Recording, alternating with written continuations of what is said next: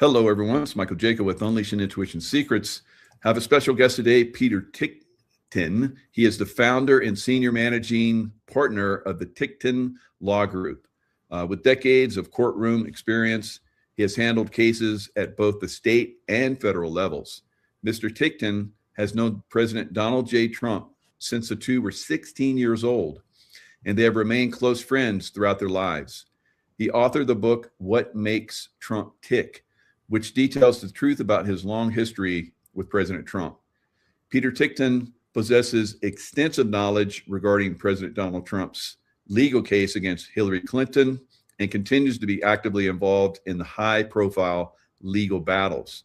His work includes a defamation case against the Boston Globe, a voter fraud matter involving Tina Peters, and efforts to seek justice for the January 6th community.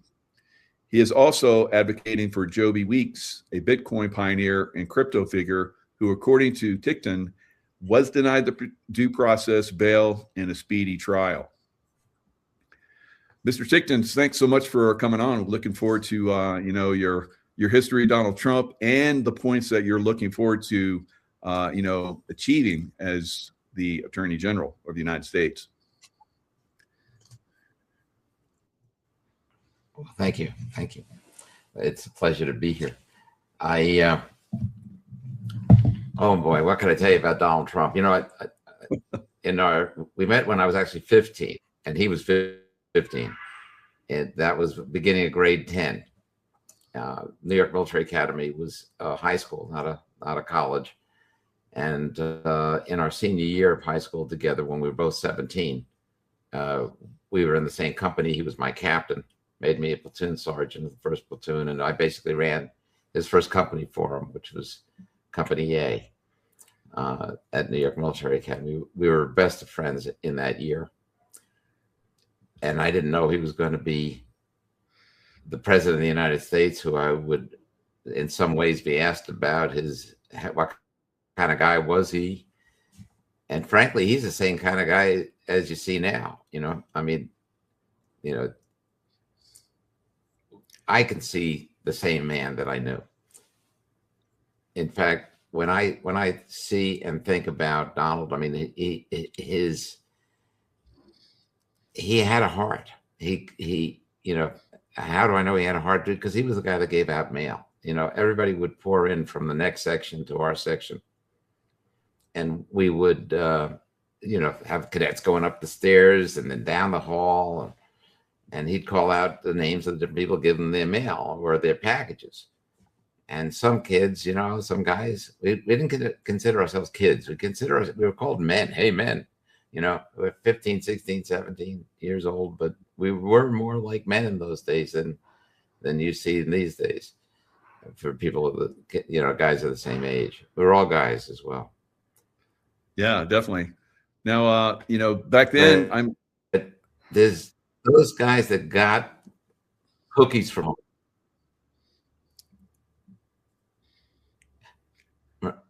And there were those that never heard from home. And, they may have been there from a foreign country and the parents just basically sent them off. And that's the end of it. No relationship, no rapport, no love. Wow. And he always knew who was who. And he always had that little thing to say that kind of made it all okay. It's hard to explain how anybody can make something like that okay, but that's the kind of guy he was. And he always had your back through thick and thin, but never, other captains of other companies, they thought nothing of kneeing somebody in, places people shouldn't be kneed, especially standing in formation. Other captains would run their companies based on fear. They'd make everybody afraid of them. Donald Trump never, ever, ever would do anything like that. He was a really respected and well-liked because, in fact, loved by the other cadets in the school because of that. So that's what I can tell you about Donald Trump. Beautiful. Yeah, that's we don't hear very many people talking about Donald Trump from that era. Because, great. People ask about any dirt, don't have anything bad. Yeah, It's nothing. I mean, I'd have to lie to make up something, untoward. I mean, in a whole year, he never exploded, never screamed at another cadet, never smacked one, never. Unlike almost anybody else that would have been in his position, always cool, calm, deliberate, even at that age. Even at that age. But you asked me the second question is, what would I do? Is it, as AG, okay? Because that's really the big question here is, why did I throw my hat in the ring? I'm Donald Trump's age. I'm 4.5 months older than Donald. So why at this age, with this success that I've had in law and other business that I've done, why in the world would I want to be the Attorney General of the United States? And frankly, I don't. It's not something I aspire to be. Mm-hmm. It's just that I don't know anybody else that would fix this the way it needs to be fixed. We have a situation where we're over policed and we have too many prosecutors, and and this isn't Donald Trump that's basically the cause of. I don't mean Donald Trump. This isn't the prior administrations that's the cause of this. This happened because we legalized, or I should say decriminalized, a lot of drugs, including marijuana, which I don't have an opinion as to whether that's a good thing or a bad thing. Generally, I guess if I gave an opinion, it would be a good thing. But in so doing, we reduce the amount of crimes that we have. So what do we mean by that? 1998, the number of drug crimes that we had, it was 32% of all crime were drugs, mainly marijuana. And it's either possession or trafficking, importing, whatever. When it got decriminalized, we lost probably about 25% of all the crime in America. And there just aren't enough bank robberies to go around. So what are all these extra prosecutors needing to do? What are all these extra police needing to do?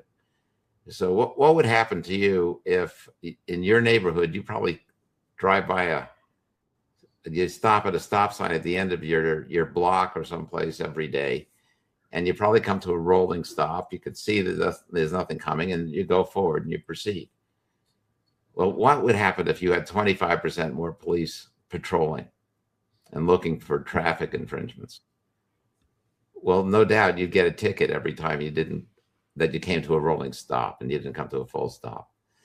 That's what's been going on in the law. That's what's been going on in our federal government, in our DOJ, and why so many basically innocent, or let's just say almost innocent, but pretty people that might have had minor little infractions are now charged with major crimes, where they go after them with a vengeance, where they require that they plead guilty, or else they're going to, will charge you with something that's 10 times worse.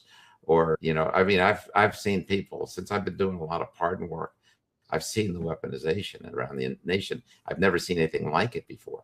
The number of people that call me, that tell me about what happened to them and where they are. I had one, and it's not unusual, but, I think about this one fellow who had 2 very young children at home.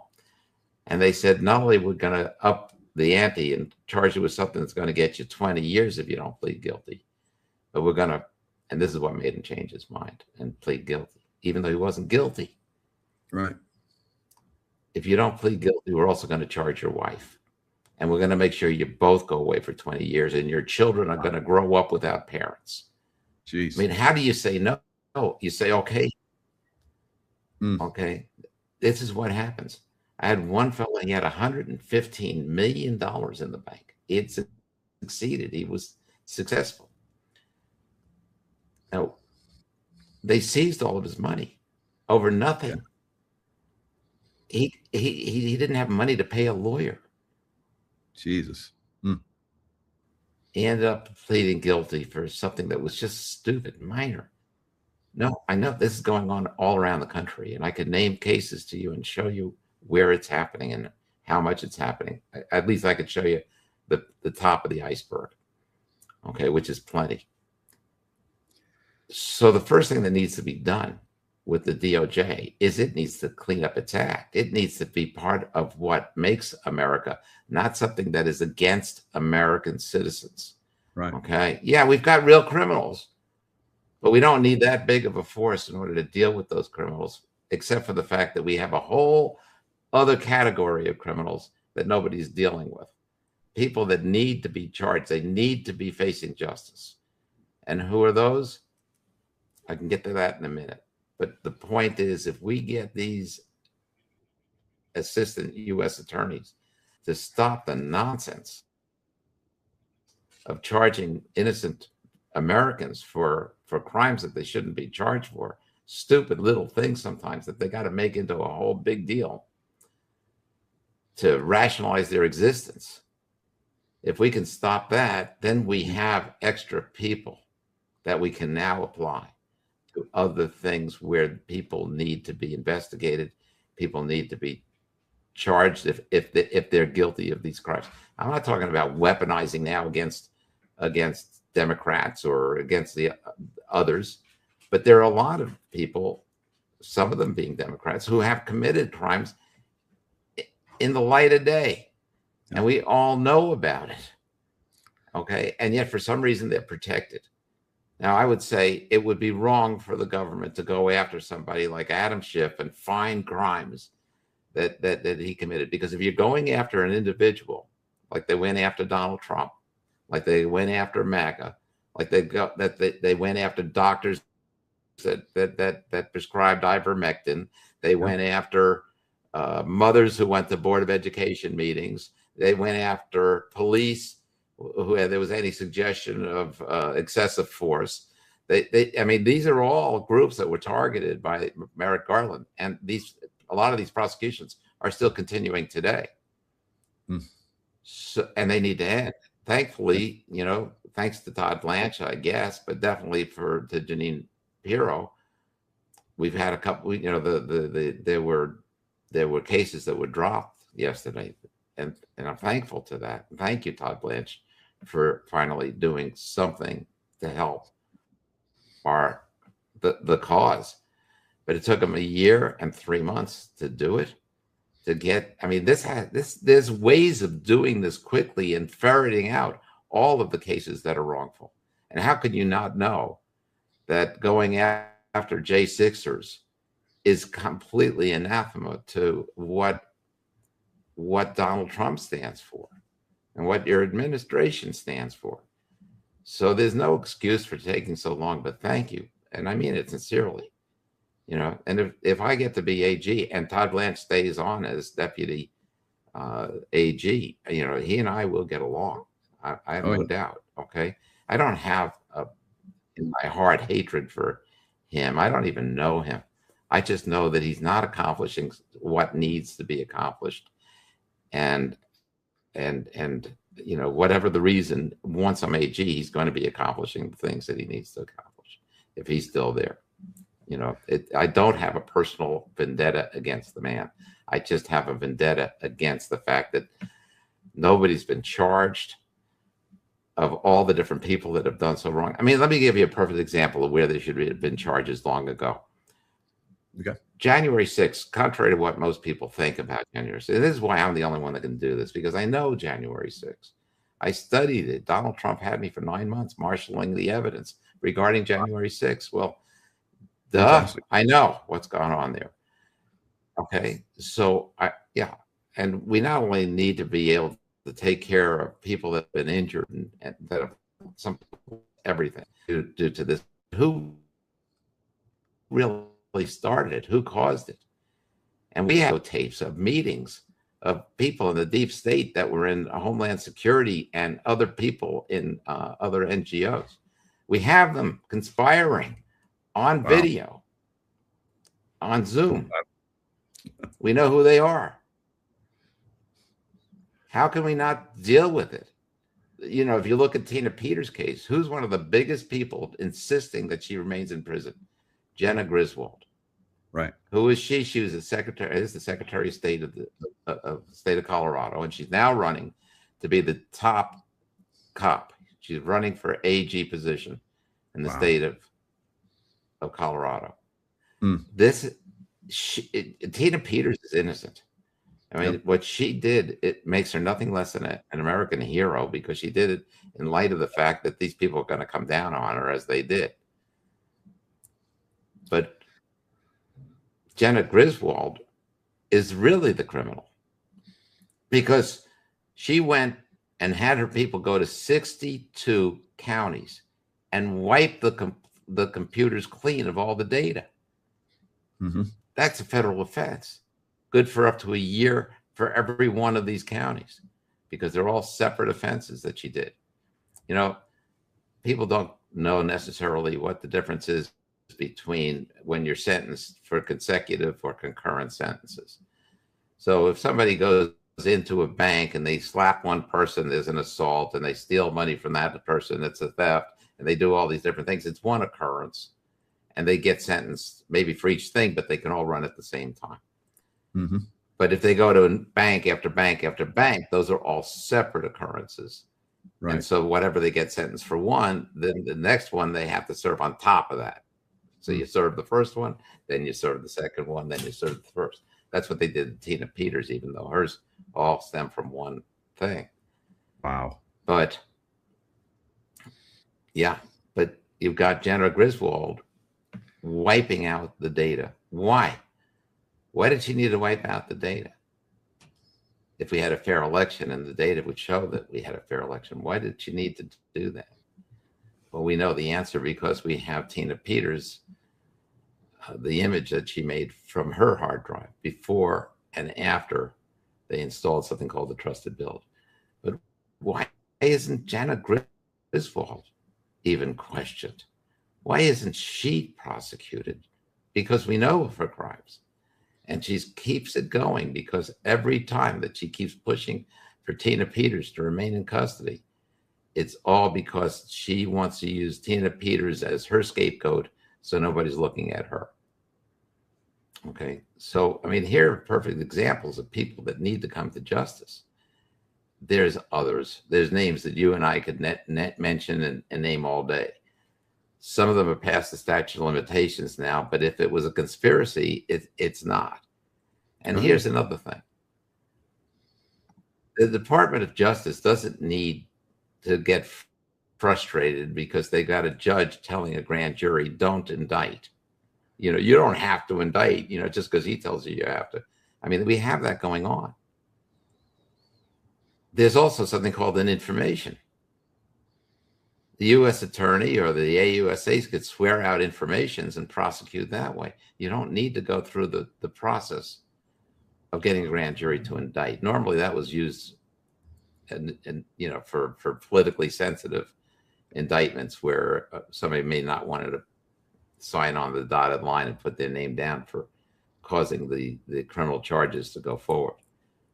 But if, you know, there's so many things that are being run incorrectly at the Department of Justice, because we've got J6, we've got the weaponization that's occurring now, still, even after Merrick Garland left office, still they're going after rich MAGA people, still they're going after these different people. I mean, look, if a doctor steals from Medicare and makes false reports at Medicare, fine. He's committing a criminal offense. He knows what he's doing, and he's taking his risk, and he deserves to meet justice. I'm not saying that everybody's innocent, but you know, they go after these PPP people, and you know, the fact of the matter is, it's because they themselves don't even understand. I've got a case in the Southern District of Mississippi right now, where I've got two guys that are anything but criminals. They've lived their whole lives honest as could be. You know, once you're under the magnifying glass of the DOJ, you know, they'll find anything and everything. They found nothing. They never cheated on their taxes. They never, you know, they own 40 hotels, nice hotels. Wow. And they're wealthy. And You know, somebody at the DOJ who doesn't like other people to be wealthy basically went after these people because they followed the money of the PPP loans. So here's the way that works, okay? If you apply for forgiveness of the PPP loan, you're allowed to be forgiven for the amount that you use for payroll, the amount you use for a couple of other things like buying PPP equipment at the time, and for paying the rent or your mortgage. Those are the payments that you could subtract. And everybody took that PPP money, they put it into their general account, their operating accounts, and they spent that money out of that account. They also spent that money on themselves. They spent the money on buying a new car, whatever they were spending the money on. And as long as your eligible expenses that you paid for exceed the amount you borrowed, you're not guilty of getting 100% forgiveness on the loan. But instead, they follow the money. They look at where did the money that they track from the PPP go. You bought a car with that. So they think you're guilty because they're stupid. We have so many people that don't know math. I'd say, for the people that come to my office for jobs, including lawyers, we ask a math question. And they don't know what 25 times 10 is. Okay, I'm talking about 25, 1 out of 5. They can't tell you. I don't know, 2,500, 25,000. Honest to God, they don't know. So, I guess there's people in the Department of Justice that don't know either. We got to figure out who these people are and make sure they're not ruining people's lives. And this is the first part I would do. As I said, stop the weaponization against the American people immediately. And we do that by doing basically a survey, or you might call it an audit. But there are ways to do this and do it really fast, because everything that needs to be done here needs to be done now. It should have been done a year ago, or a year and 3 months ago. And here we are. And if it doesn't get done fast, it's not going to happen in time. Plus, we've got the election fraud. So what I'm not a man who lives in fear, but if I were in fear of anything, what would be my biggest fear? My biggest concern is the election fraud that's coming up in the midterms. Yes.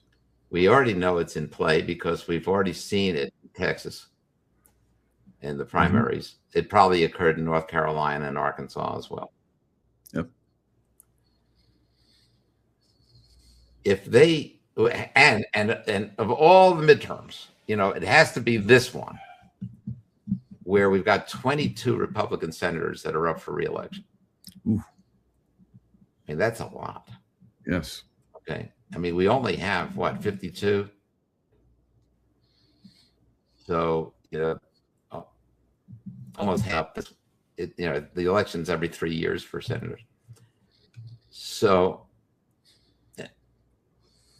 there's 35 races altogether for the Senate, because it would be 33, but there are 2 appointees. So that's why there are so many. So if the machines can dictate the results of the election, which they can.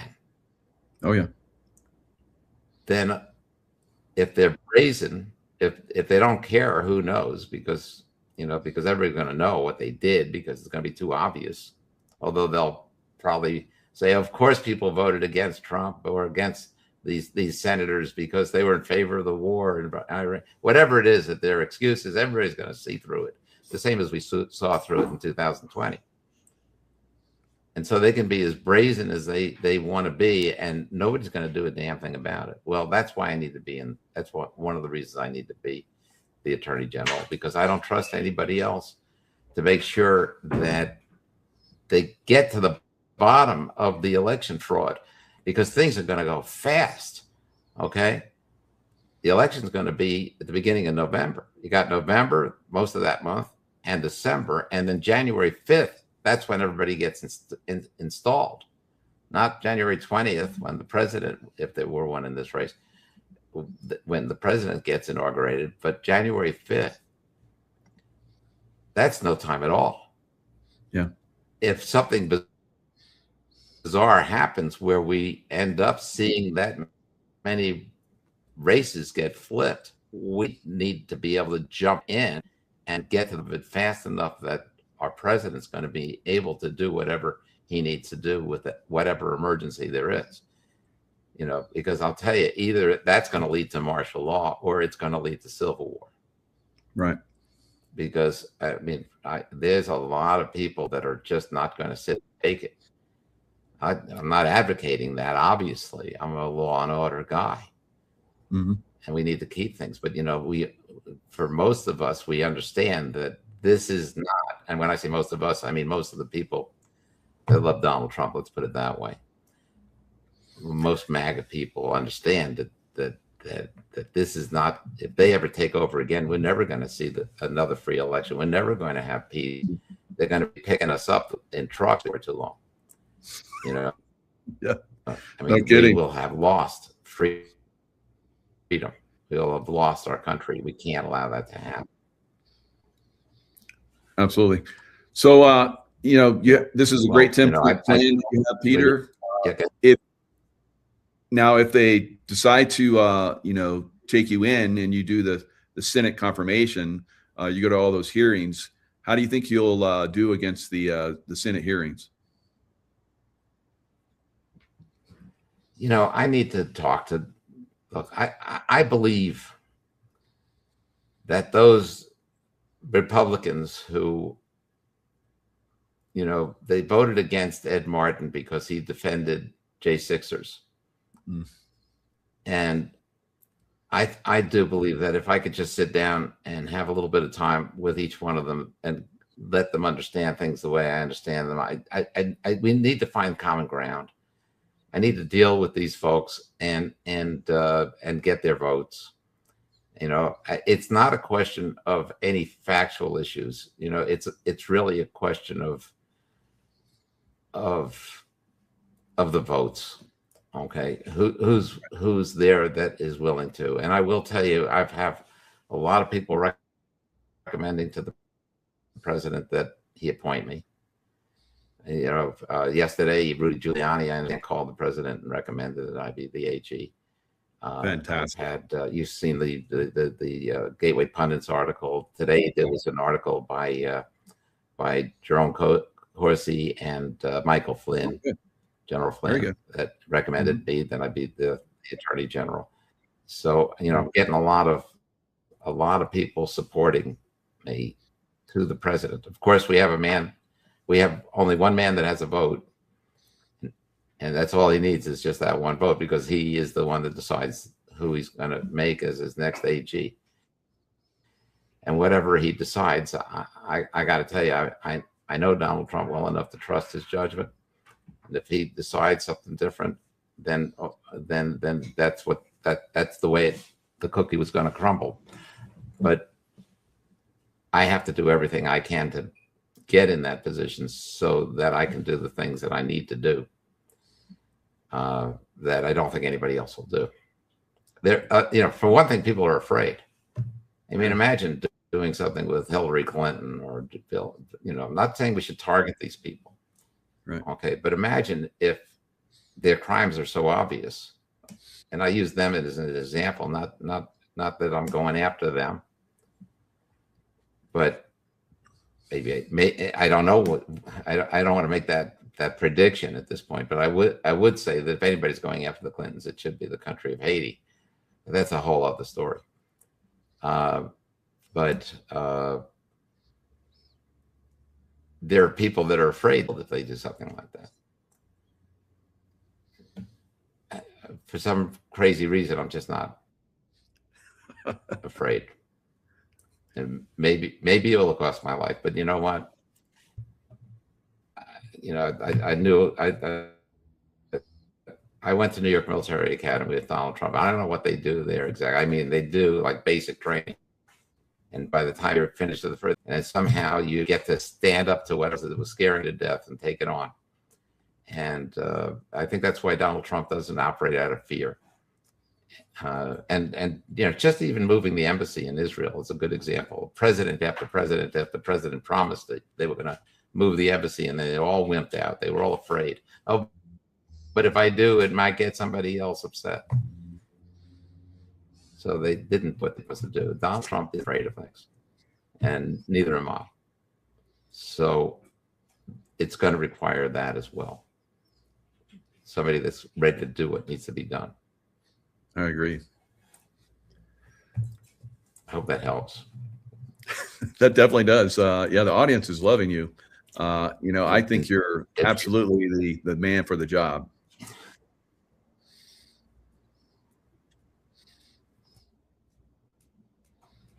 Well, thank you. I appreciate that. I mean, as I said at the beginning, I want this job like I need another whole minute. Okay. And look, I got my practice. I'm going strong. I'm trying cases. I'm winning. I'm on a roll right now. I don't want to challenge the gods on this one. I don't want to start losing. But the fact of the matter is, I'm winning my cases. I know what I'm doing. And to leave it now to do something else is going to cost me dearly. Mm-hmm. But what good is money if we lose our country?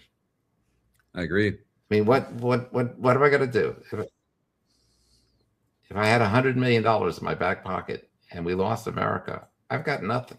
You've got nothing. We all have nothing. Good point. So I say, well, that is the point. Do you think Donald Trump is in there voluntarily right now? He knows that he has to be there because otherwise we would have lost America already. And if any, God help us if anything happens to that man, because he's the only one that could bring us out of this war that we're in. And I don't mean the war in Iran. I mean the one with China, the one with WEF, the World Economic Forum. All these areas where there's so many crimes made against the United States that nobody's even looking at. What happened about Dr. Fauci? And what is he?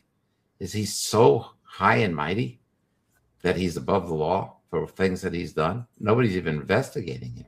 Nobody cares. What about the fact that so many people died in nursing homes? Yeah. I mean, isn't that at least criminal negligence? I mean, you just let all these people lead them to their deaths. And this is not just talking about around the United States, different things that had occurred. Who are these forces that be that want to make us wear masks and be, sent to our rooms? Stay in your apartments, stay in your house, don't come out. What happened to us then? Is the Department of Justice saying, oh, well, that's not really us, we don't care, as though there's no crimes? I know there's many things that need to be looked into and taken care of, and it needs to be done with what we lawyers call alacrity, fast, speed. Yes. Because we're not in permanently. Donald Trump needs to accomplish as much as he could possibly accomplish now, not taking our sweet time. So I hope that helps explain. Yeah, I mean, all of your points are absolutely amazing. It's what all of us have been waiting for. You are the one we've been waiting for. So I hope that President Donald Trump appoints you to that position, and then you get confirmed by the Senate, and you get quickly into that position and you start doing the work that this country needs. Wow, I've never seen anybody more qualified than you, Mr. Tickton. Fantastic. Well, thank you. Thank you. Absolutely. I'm going to be called on it. I'll be open as I am now. Okay, because that's just my nature. I'm not going to. You'll just get the truth, and I may break some rules. About can't talk about certain things. I mean, obviously, there's certain things that you're not going to be able to talk about. like how I'm going to get Tina Peters out of prison, but I promise you this, she's coming out if I get this position. Very good, sir. Very good. And I think you're the one that can do it. I really do. And I think you will do it. I pray to God that you get in there, sir. All right. So thanks so much for coming on. You're a very busy man. And I hope that you're going to get a call from President Trump, and he wants you to move up to the top position, AG. We're all of us going to be praying for you. And, you know, we want you to get in there because we know our country needs it. And if a strong man like yourself doesn't get in that position, then yeah, our country is doomed, I think. So good luck, sir. Yeah, it is vital. You're right. And thank you. Thank you for having me on. I appreciate it. Thank you, sir. Hello, everybody. It's Michael Jacob with Unleashing Intuition Secrets. We have Patty Greer back with us, C60 Evo. And we're going to be talking about crop circles today. Patty and I have talked about these crop circles in the past, and we're going to bring it back up again. It's a great time to do it. Intuition, and what helps intuition? C60 Evo. Right. And, you know, we like to start the show with a little C60 Evo. I know it's still not too late for you, I guess. It's a little late, but I'm in the mood. All right. Very good. Cheers, everyone. Cheers. Please join us if you have some. Makes your mouth perky. And why do we do this at the top of the show, Michael? Why do we take the Evo? Is it kind of cheating? It is kind of cheating because it's basically going to clear out our pineal gland and help us to be more intuitive and clear out the neurons so the neurons can fire better. So I like it. It does. It makes us kind of mentally frisky. Yeah, very good. Yeah, I mean, we do it at the top of a lot of shows because it just helps. It's kind of like doing it before a race. Why not? They can test your blood all they want, and they're still not going to know, how do you get such an advantage? It's the Evo and the spoon. It's like so easy.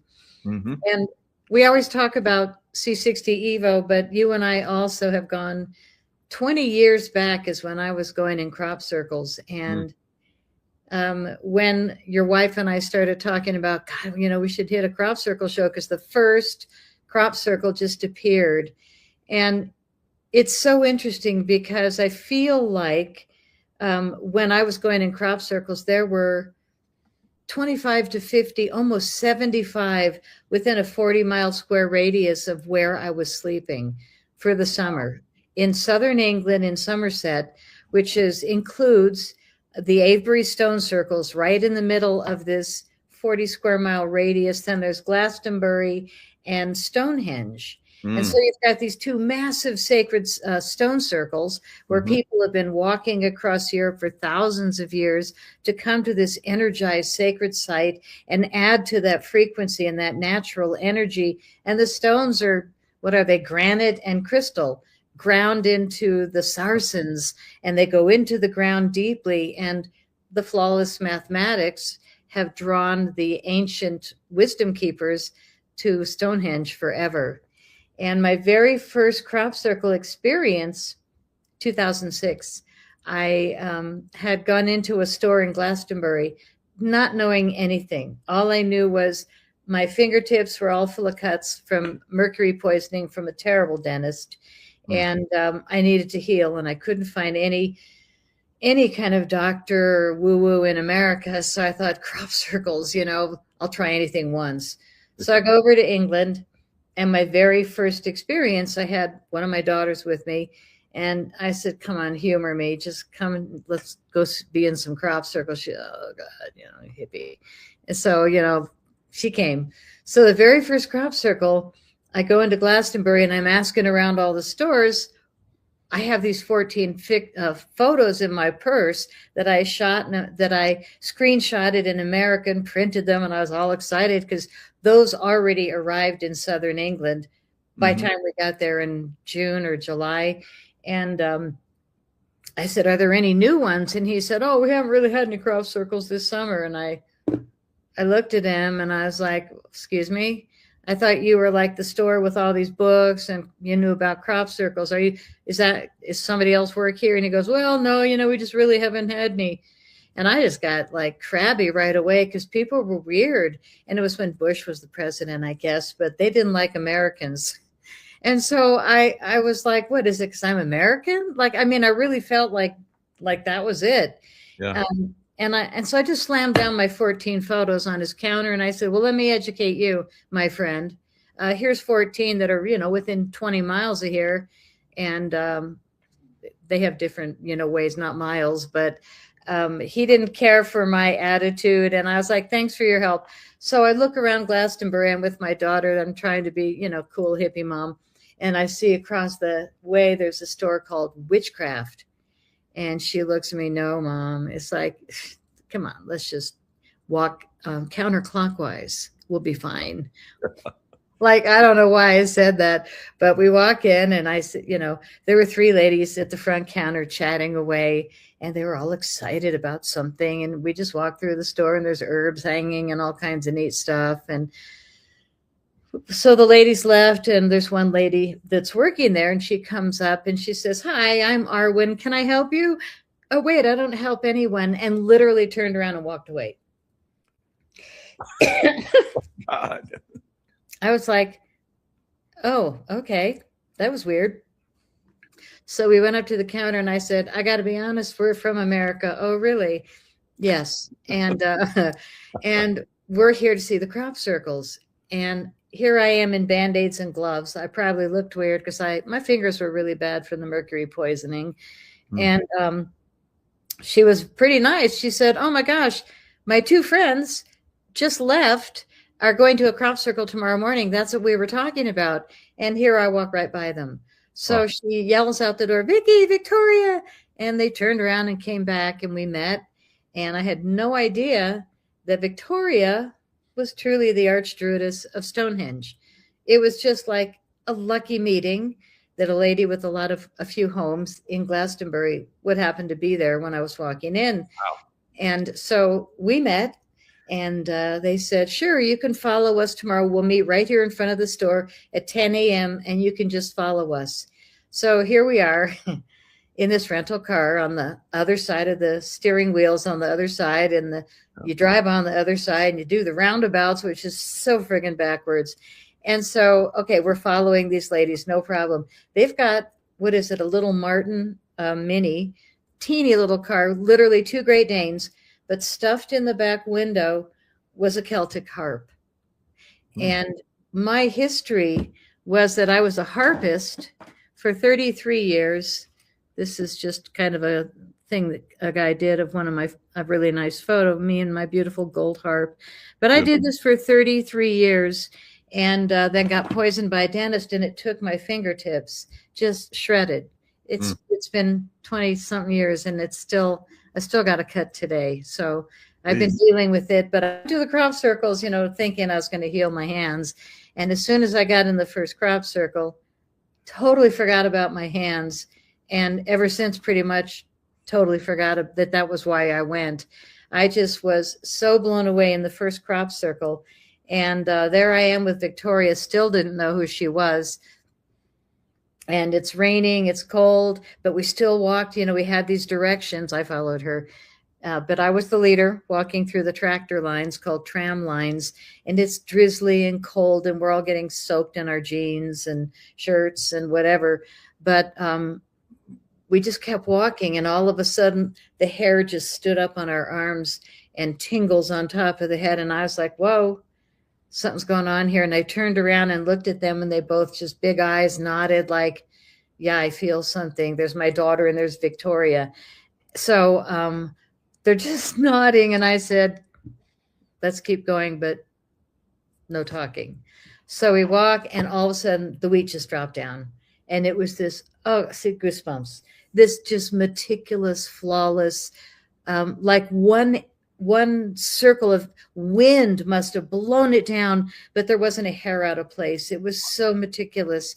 And all of us just we're like welcomed in. It feels almost like water. It pulls you in.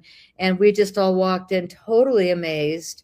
And it wasn't a circle. It was kind of a strange formation shape, but it was absolutely flawless except this one little area in the middle. And it was chopped up and cut up. It looked like somebody took a hacksaw and just wrecked it. Or an animal, but what, it landed from space, or it jumped into the way, 30, 40 feet. It was just right there, a mess in the middle, and otherwise really immaculate. So my daughter's like, yeah, I'm cold. I got to go, and back to the car. I'll just sit in ours. And so I was like, okay, the other lady was there with the 2 dogs. She didn't want to come in. So I see my daughter, walking through this huge field, acres, and I'm just watching her because I'm protective. And Victoria and I are in our corners, walking quietly. And all of a sudden I turn around and we're both holding a pendulum and running a pendulum in our corner. And I turned around and we looked at each other and went, okay, nice to meet you. Let's talk. What did you get? And I said, I get it's a real crop circle and somebody hacked this up. I don't know how, but that's what I got. She said the same. And all of a sudden I hear this yelling man, and I look over and there's this very large man in a white shirt is all I remember, yelling at my daughter. And she just came out of the crop circle. And of course I'm like, oh crap, I got to stop this experience and, go rescue her. So I'm wailing through the crop circle, and Victoria came behind me. And she wasn't wailing, wasn't her kid. But man, by the time I got there, I was so glad I was late because my daughter was so much smarter than me. The man is, sure enough, a big fat farmer. And he's got a strap and a bag on the back of him, like a big carry bag. And he was yelling, get off my property if you think, and I could shoot you. And I mean, he was just really yelling at her. And she, as I come up and I'm panting, says, lo siento, señor, no hablo inglés. And I went, brilliant. No hablo inglés también. I had to speak in English. And I'm like, oh God, Victoria, here comes the queen of whatever, don't speak. So she speaks Spanish also. And the 3 of us kibitzed in Spanish. And the farmer, he turns around, he's crabby and walked away. And on his back was a hacksaw in his bag. And I looked at Victoria, we just nodded. And that was my first crop circle. And otherwise it was the most magnificent 100+ crop circles I went in, where I just felt like I didn't even touch the ground walking in. Each one was different. All of them, most all of them, the hair stood up, which means a definite electromagnetic frequency raise. Most every single one I was in was real. And then all of a sudden, everything changed when ufology was, I'm just going to say, infiltrated. So was the English, I'm sorry to say, spiritual government, crop circle thing. And the farmers had to no longer let us in. And all the UFO things back here in America got completely filled up with fakers, liars, actors, and the whole field died in a short period of time. And it's so weird. It's why I hesitated even talking about crop circles today, because the 10th scientist was just found deceased that's been talking about free energy. And, that's going on now. And I lived through the UFO community. In my opinion, all the greats passed away within a short period of time. And I got wounded a few times. And they tried to take me out a few times. And that's what ties me to this product that brought you and I together for another reason, is that this is the only reason I believe I'm still alive, is this dang molecule that won the Nobel Prize. I started taking it after I got poisoned by uranium. And also, I had something else happen, which I barely want to mention. But also mercury poisoning. Weapon at the airport. Getting dropped. Directed energy weapon so many times, it's crazy. You've been hit? Oh yeah. Many times? There's a lot of us, multiple times. You probably heard of Dr. Ardis. I've sat down with him, and he was talking about all the stuff that he's been revealing, and I was like, it just popped in my mind, the intuitive thing, just out on a limb with a question. Have you ever been hit by direct energy weapons? I don't even know, because I had been. I wanted to see if he had been hit by them, how he had dealt with it. And he said, oh yeah, I've been hit several times as well. And normally what I do is I go to the bathroom and I like run water and it grounds me. And I was like, yeah, I do the same thing. That's interesting. Yeah. I was told the same thing. I got a hot tub and I just soaked. There you go. Yeah. Very good. Very good. Yep. Wow. Yeah, so, I'm glad you survived, because like you said, there was a lot of people that were truthfully revealing, and they just hacked them out, viciously. You've been pretty quiet. You don't go too deep down the rabbit holes anymore. That's the unfortunate thing. But, at some point we will be able to do that. Who knows when that's going to actually happen, but we can kind of talk around subjects to a certain extent at this point. Well, what I wanted to do is just bring back the magic a little bit today. Yeah. Do you have that link to the 3 video clips? Because I decided to share little chunks of my final film, Crop Circle Diaries. And I'm old, I'm willing, but this is the very first crop circle that came this year. Mm-hmm. And I'm glad I prefaced it with, all of a sudden the farmers had to go quiet. Literally, I was told in 2016, we can't let you on the property anymore, or we'll lose our monthly payment from the government, our stipend. Wow. And, that's the farmers. So they had to mow out some of the great crop circles. Unbelievable. Oh, this one I'm sitting on. They had to mow out this one. The doorway. That's a beautiful one. Mm. Yeah, it was green, not blue, and not a pillow. But yeah, I have all these beautiful pillows of crop circles because I still like to see them on a regular basis. This is the only one that we've seen so far this year, and it came the day before Easter. Now, it seems like such a blatant, clear, beautiful message of the cross, Jesus, Christianity, and then the world wrapped around it, northeast, southwest, all the directions, earth, air, water, fire, all the directions within the cross. I mean, what a beautiful statement the day before Easter.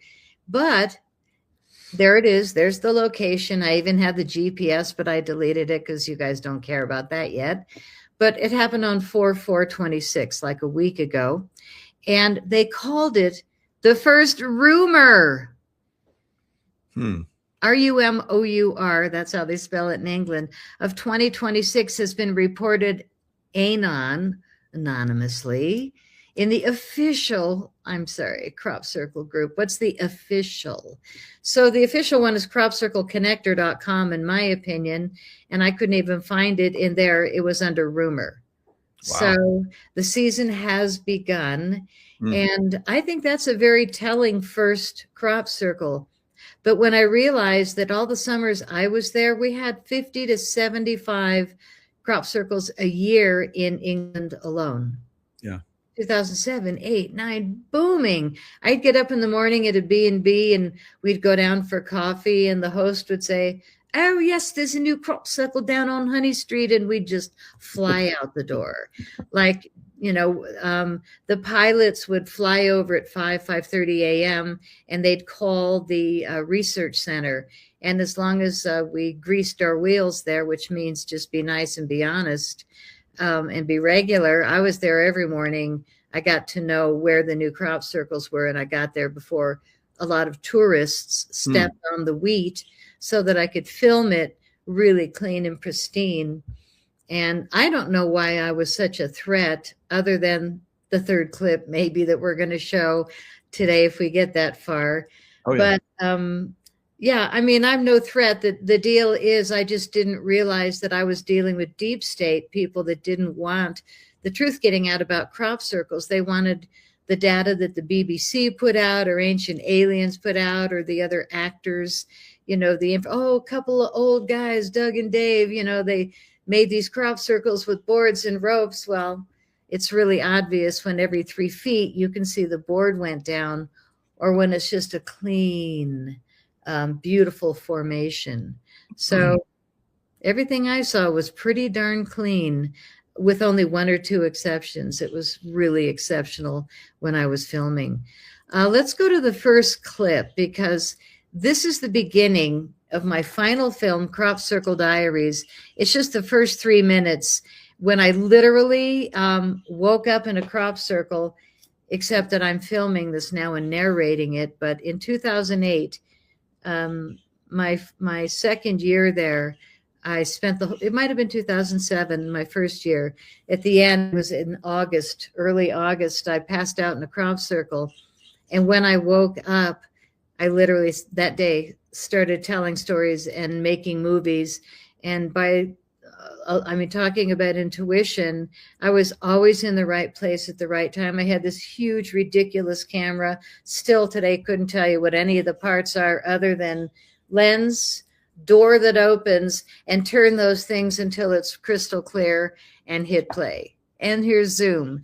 I mean, that was it. I was not trained, and maybe you can tell, but the footage was because I was there in the epicenter in more than 100 crop circles over 10 years. So I was just raw. I was so green. I had no idea that telling the truth was a problem. But in 2013, they made it a problem, whoever they were. And they slashed across my website this statement: telling the truth in times of universal deceit is a revolutionary act. And then it was, it was a bizarre message down below. It said George Orwell, but they kind of teased it up a little, so it wasn't exactly his statement. But, they were trying to scare me in 2013. I was so green, I still didn't get it. I was like, oh, what kind of a dumb idiots, hack my website, And then there were 200 stores on Amazon selling my stuff, and I got 5 copyright claims for my original music. I'm sorry, nope, that's me playing the harp, and that's a song that I wrote, but I got 5 copyright claims that you can't clean up. Back then, it was what everybody's crying about now. Oh, suppression is so bad. Yeah, you should have seen what I went through. Oh, kidding. Wow, they just made something up, and that's the way they do on Amazon, CIA-controlled Amazon. So sad. Well, I'm grateful to still be here. Knock, knock. Yes, and I really trust my intuition a whole lot more. But this chapter, I would never give back. Being in a crop circle was one of the most spectacular times of my life. And I just kept doing it and doing it all day long. And if somebody would knock at my B&B door at 5 and say, Patty, you're not going to believe it, there's another crop circle over in Woundaway. It was just, oh God, I am beyond tired. Okay, give me a minute to put some clothes on. And I'd go. It was just like, kind of like a sickness. You just felt like there's no way I can walk another foot, but I have to. And it was so rewarding. So this is literally what it feels like inside a crop circle.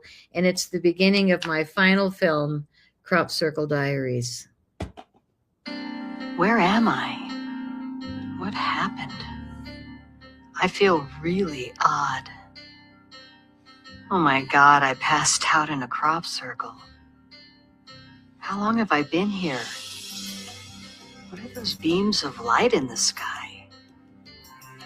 I've never seen them before. Feels like they're watching me. Feels kind of good. The beams of light moved around the field into every nook and cranny. They were moving carefully all over the field like they were doing a job or something. So what is this pattern I'm sitting in? What's the crop circle message? On the ground, all I see are triangles and cubes. But the electromagnetic energy is definitely enhanced. I've got goosebumps all over my body from head to toe. The top of my head is tingling. I feel dizzy, looking around like I'm spinning in a vortex, a tornado of blended, enhanced frequencies. I understand. This must be crop circle magic.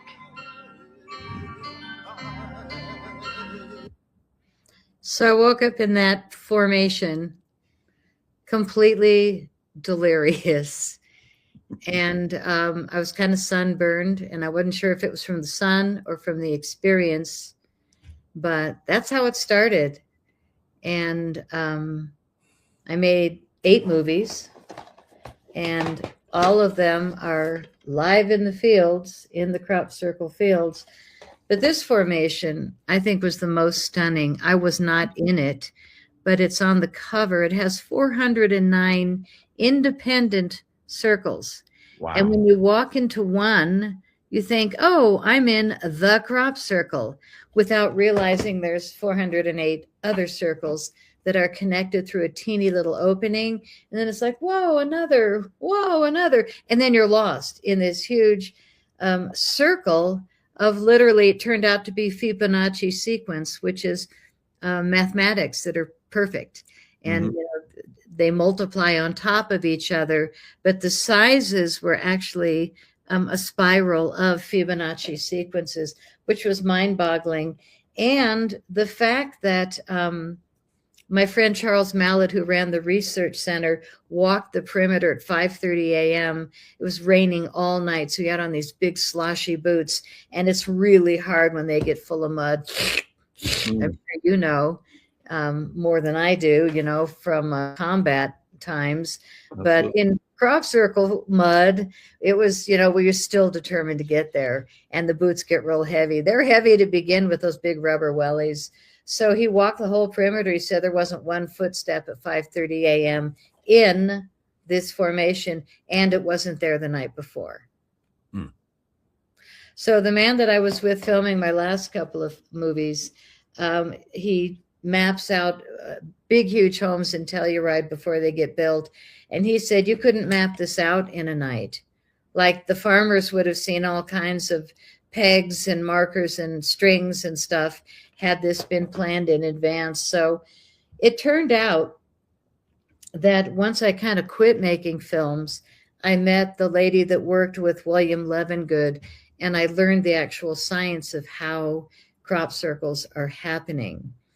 And there was one formation that somebody filmed. His name was John Waby or John Whaley. They couldn't decide. But he came into the bar restaurant one day, excited because he had this small little mini camera, and he filmed balls of light making a crop circle. Wow. And he was over the moon about it. And a couple of my friends were there because it was back during those days. And I think it was 1996.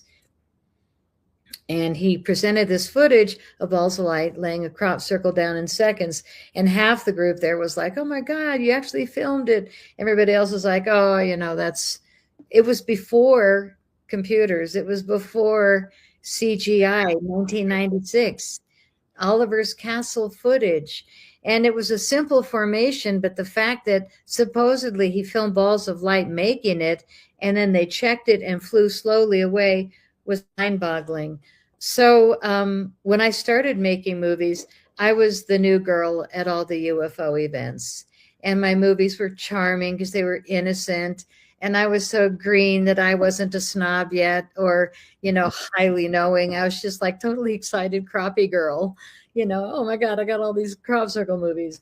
And so everybody gave me permission to other UFO footages, all the old guys. So I didn't have to pay. You even had Stephen Greer. You're not related, but you had Stephen Greer at one point work with you, right? No. You just took a picture with him? I just took a picture. Okay. Mike and I, the guy that was helping me film my last 2 years, we went into the center of a formation that I was ready to film. And there's this group, oh God, and a guy standing there teaching them, and they're passing all these crystals, and it was Stephen. So I was like, I want the center, get out. I'm making a movie, get out. It was kind of funny, but I didn't say a word other than just my feeling like, crap, there's a group of people then I saw Stephen and he saw me, and it was really a surprise to me where he said, "Ladies and gentlemen, this is Patty Greer, the blah, blah, blah, the famous filmmaker." And he introduced me and raved about my movies. And I was just like, oh, wow, that's nice. And some of the people that paid $4,000 or $5,000 going, you know, I could feel them growling like, you know, this is our time.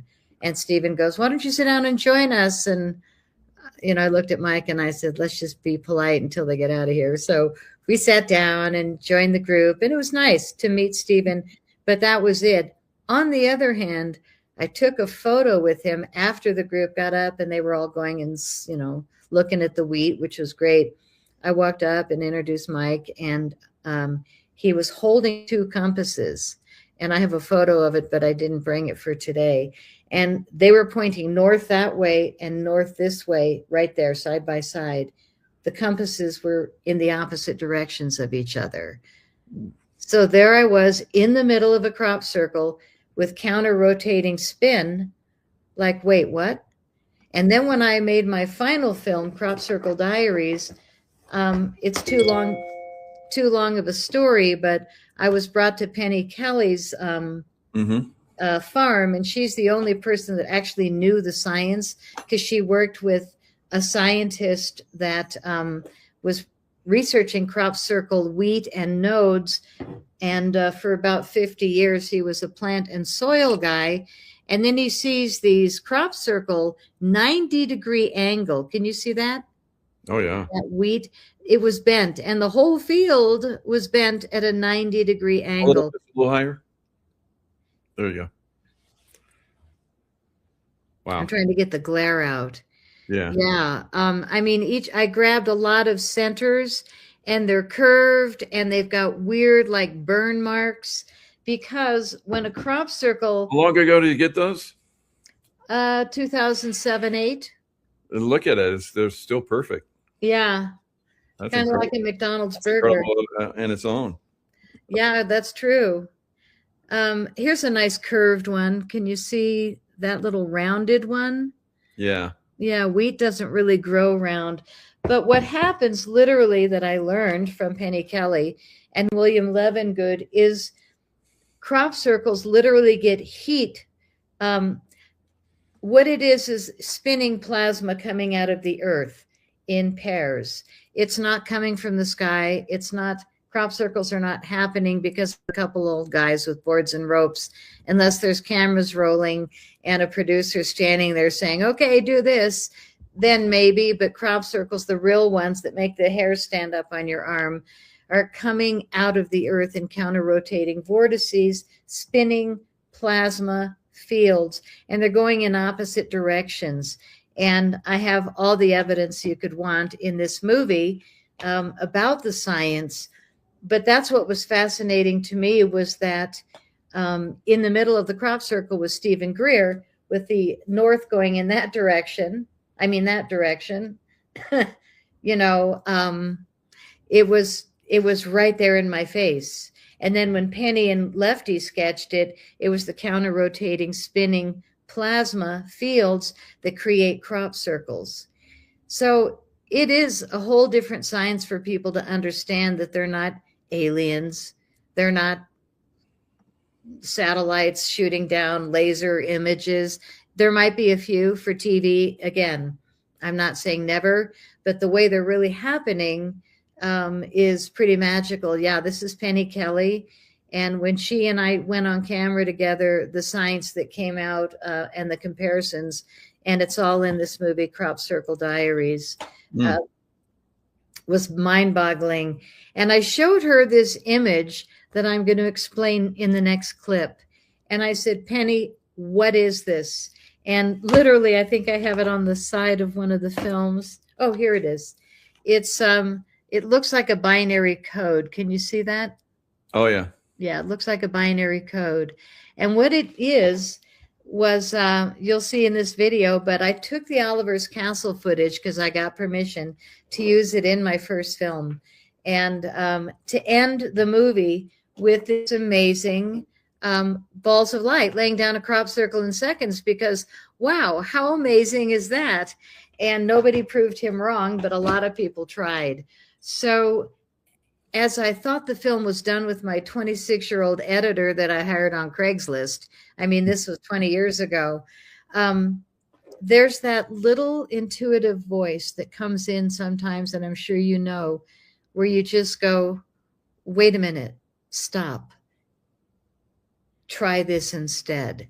And that's what happened when I finished, I thought, my first movie, The Wake Up Call. Anybody listening? With this gorgeous crop circle on the cover. And we thought the movie was done. And all of a sudden, I'm walking out of the editing room, which was my house. And the little hairs started standing up on my arms and on the top of my head.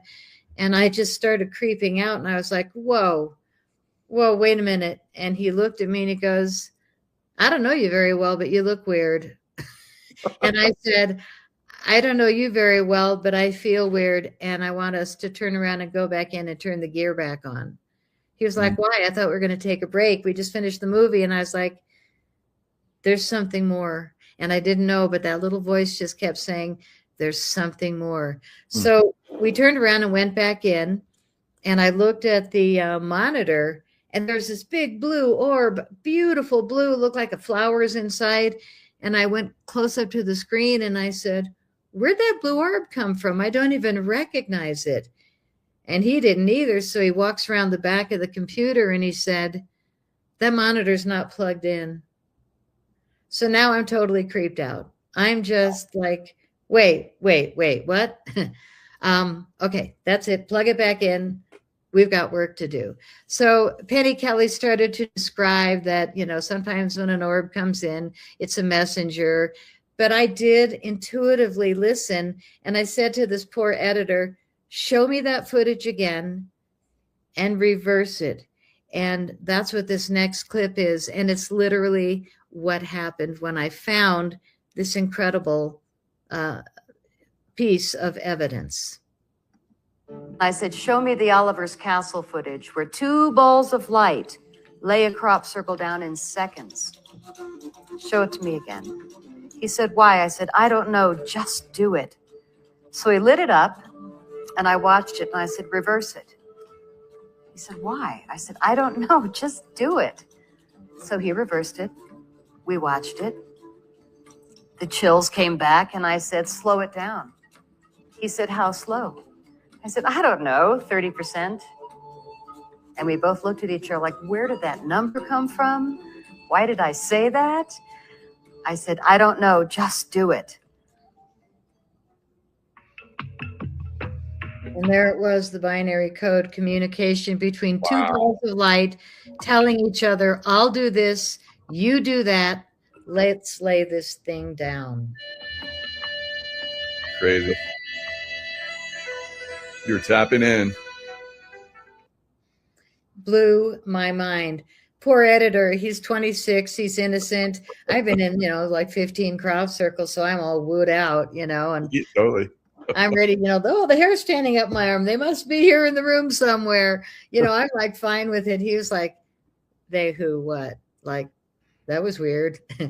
Anyway, I did discover that communication. And when I showed it to Penny Kelly, I had an 8x10 glossy because that was quite a find. And it was also evidence to me that I knew nothing, but I knew that what I found there was those balls of light communicating in an instant. And then the field went down in an instant. And it was perfection. This one and that one did different things. And together, the spinning, counter-rotating vortices created that crop circle in seconds. I mean, that's how they're all happening. And for people to be in such denial is only because there's actors that are paid a lot of money to dissuade the reality of what's going on. And I have been suppressed like no tomorrow. So I make very little effort.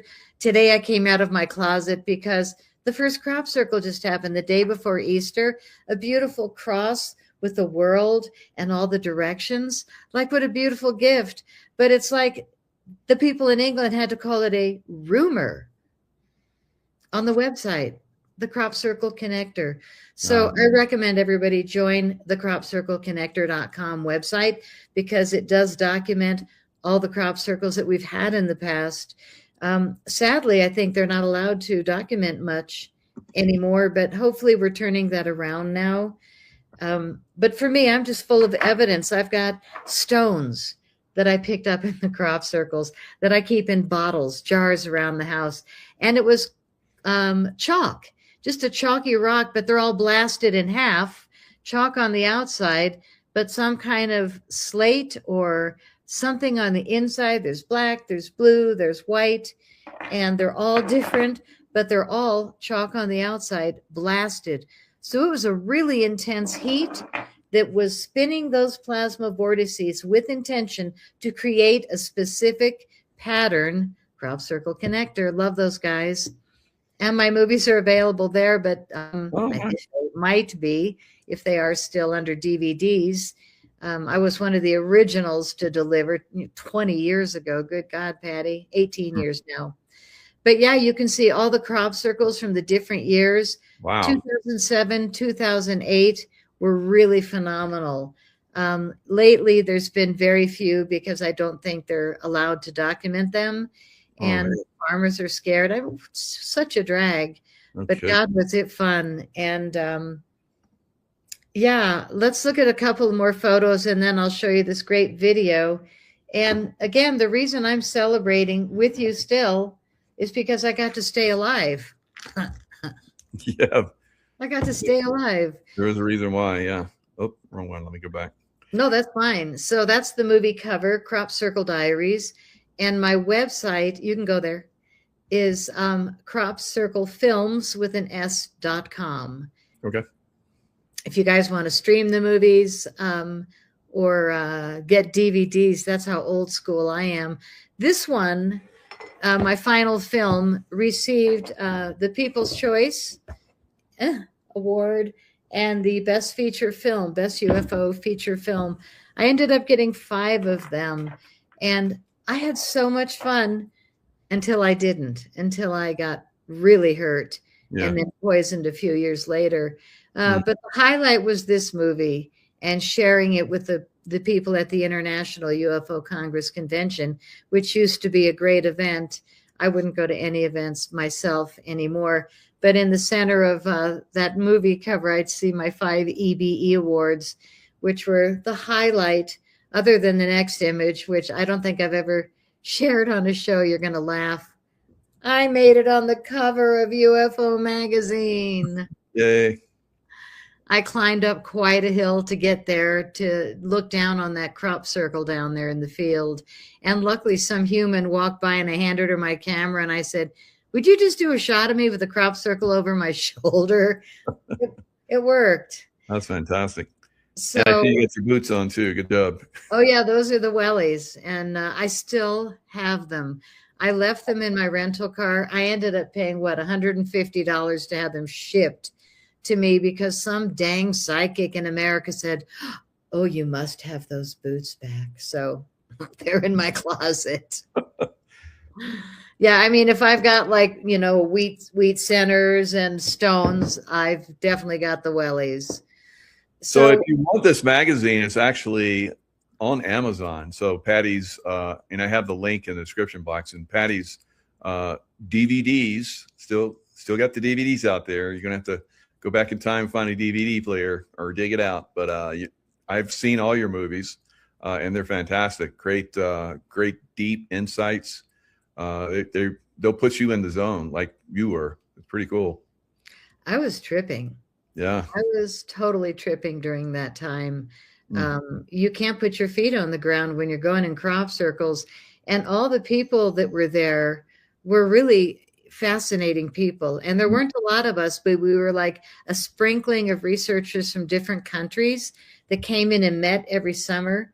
And we'd all wander in the crop circles and drive our cars and try and find them. It was like a treasure hunt. It was just so fun. But I always had a camera and I was fearless. And whenever the weather was bad and I'd go to the airport to fly these little microlight planes, the pilot, the first time I flew, the pilot goes, "Door on or door off?" And I was like, "What does that mean?" And he goes, "Well, the professional photographers don't want a door on their side of the plane." And I was like, Okay, and how high are we flying? Oh, 2,000 to 3,000 feet. And I was like, okay. Were you strapped in? I said, where's the halter? He goes, oh, no, it's just a little seat belt. It's literally like a man's belt.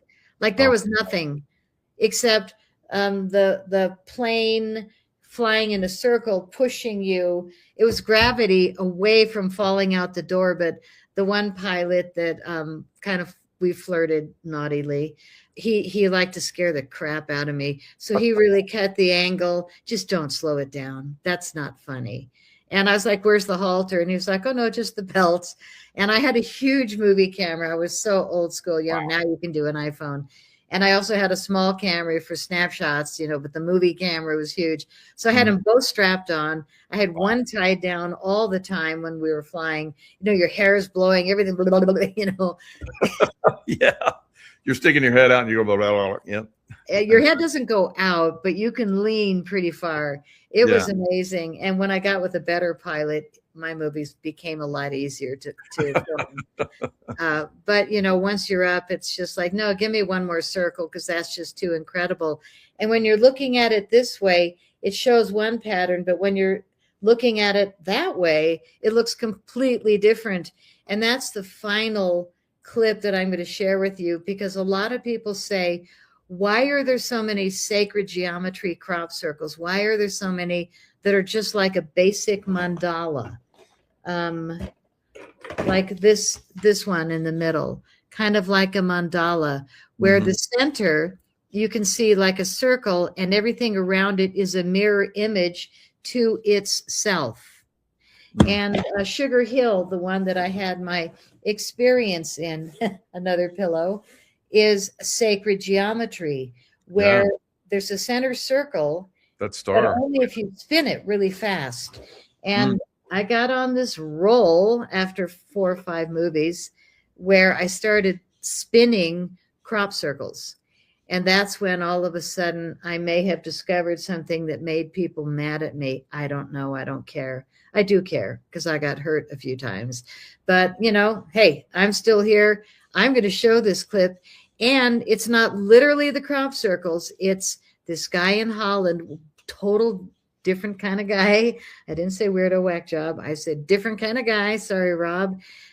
He ended up saying, no, you can't share it, you know, but he let it go. And he let it go in the beginning when he gave it to me. But he took crop circles and made them in black and white. And then he started to spin them. But when we talked about counter rotating spin, I realized that he started spinning a lot of crop circles and then counter rotating the center. So now you've got literally how crop circles are happening with the spinning plasma vortex. And when he started spinning a whole bunch of different ones, it was like propulsion. It was a whole different pattern than what you thought you were seeing. So this next group is real crop circle patterns, but they're in black and white and they're being spun. This blows my mind. What you're seeing now It's my is heart. a counter-rotating spin. Why would we do this?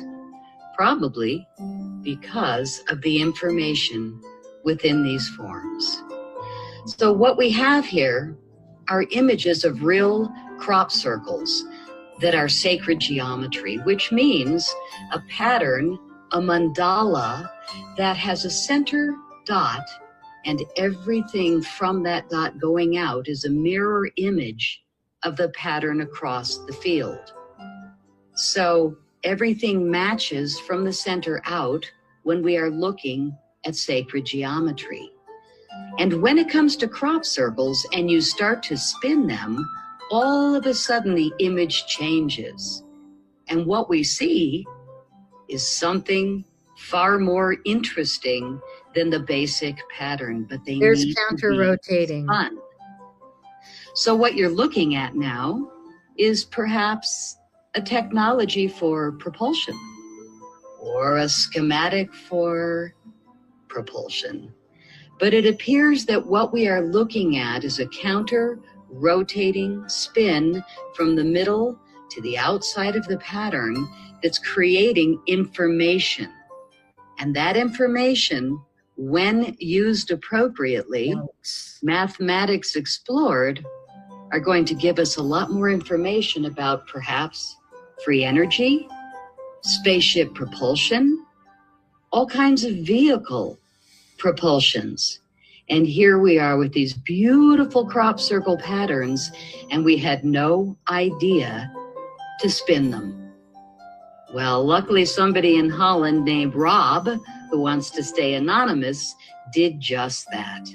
And he did an incredible job, which gave my mind, who had been in most of these crop circles I'm looking at, or at least many of them, a whole new way to look at the sacred geometry of crop circles.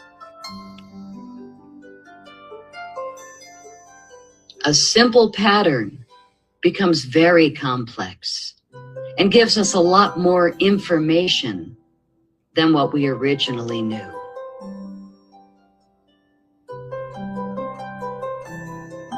Familiar?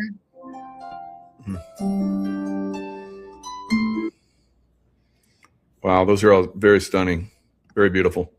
And it's something that you don't see when you look at it. Yeah. So what an interesting explanation, because crop circles show up in pictograms, like a picture of a hummingbird or an octopus, or they come in a binary code, which gives us a message. Mm-hmm. And like the message at the turn of the century that said, beware the bearers of false gifts and their broken promises, in binary code. And it was an alien face and a disc. Mm-hmm. I have that here. And beware the bearers of false gifts and their broken promises. Much pain, but still time. Right after 9/11. Believe there is good out there. We oppose deception. Wow. Closing.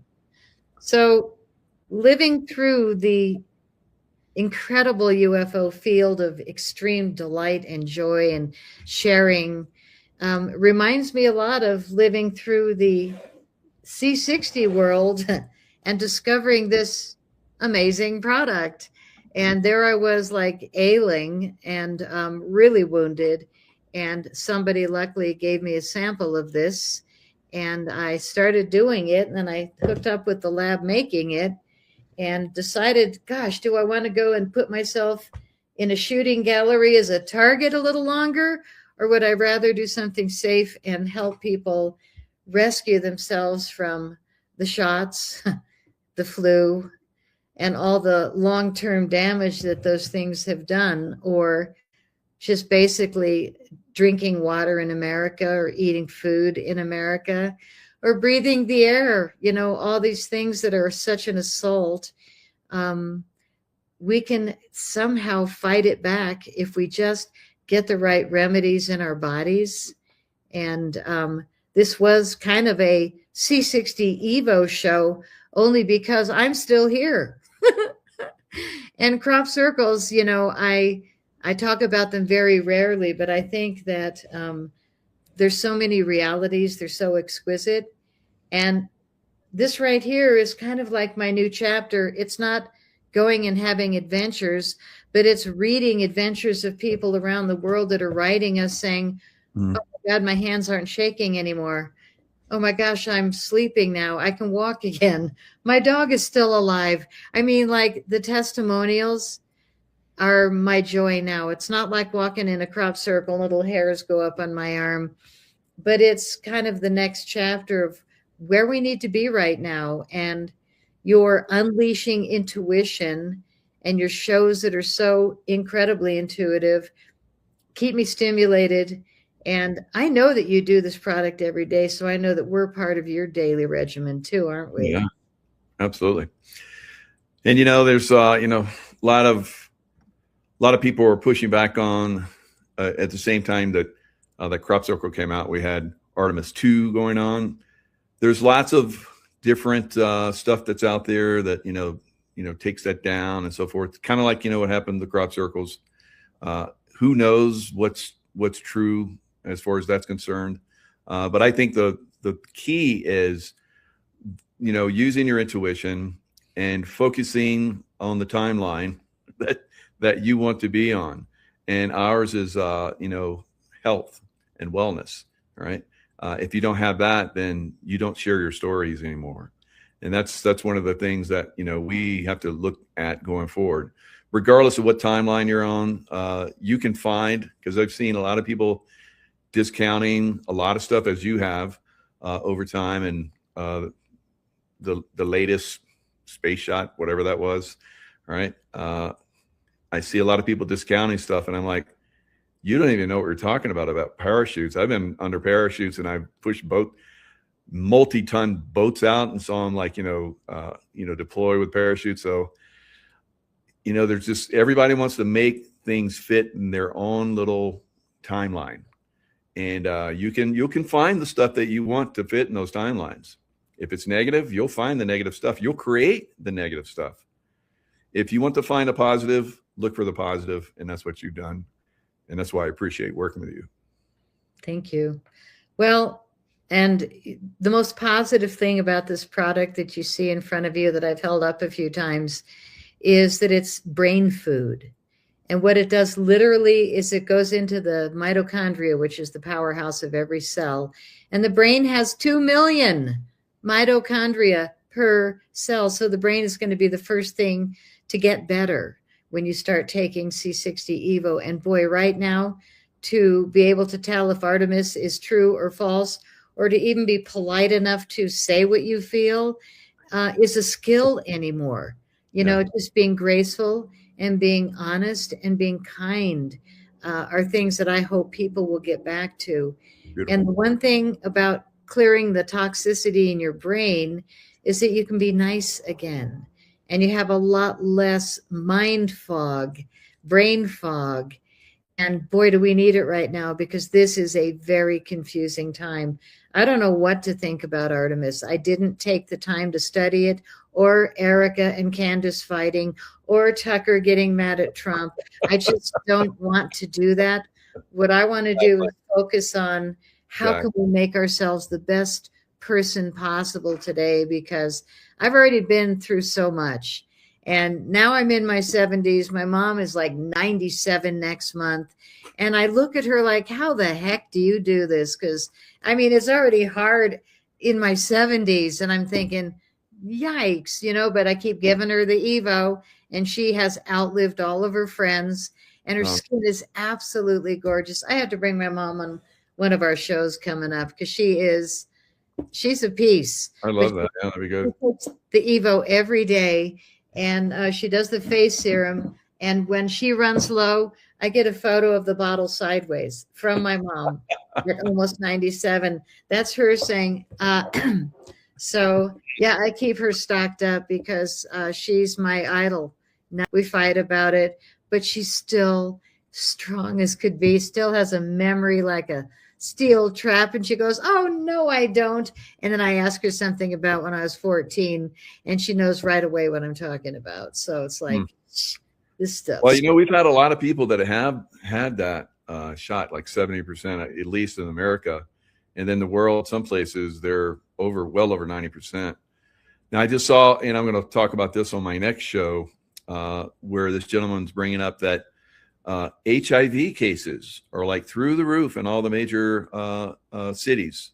And it started back in 2022 through 2024. And now it's really accelerating. So that sounds like a time frame where people are getting those shots. So what you're sharing right now has kept a lot of people alive that have gotten those shots, and like your mother, and she's going strong like you're talking about. So that's something to consider. Yeah. Well, it is also been proven, peer-reviewed report, that it's 125 times stronger than vitamin C as an antioxidant. But, in this industry of C60, carbon-60 fullerenes, our lab has been manufacturing it for 34 years with integrity. And we produced the product that has been delivered to almost all the peer-reviewed tests. But I hear companies that are working out of a basement, I'm sure, buying their products from Costco, oil, and their C60 from China, industrial grade, good price. And they're selling it with the recommendations that we do. And they talk about the peer-reviewed study, the rats live 90% longer. Well, I'm sorry, that was ESS60 from our lab, not the stuff from China, dude. So we're seeing a lot of spamming on when you shop for C60 Evo.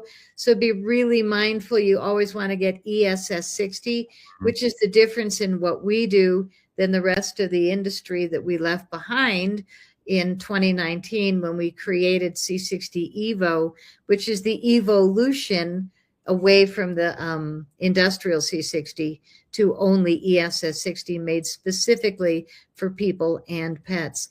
So these are the top items right here that we sell more of than anything.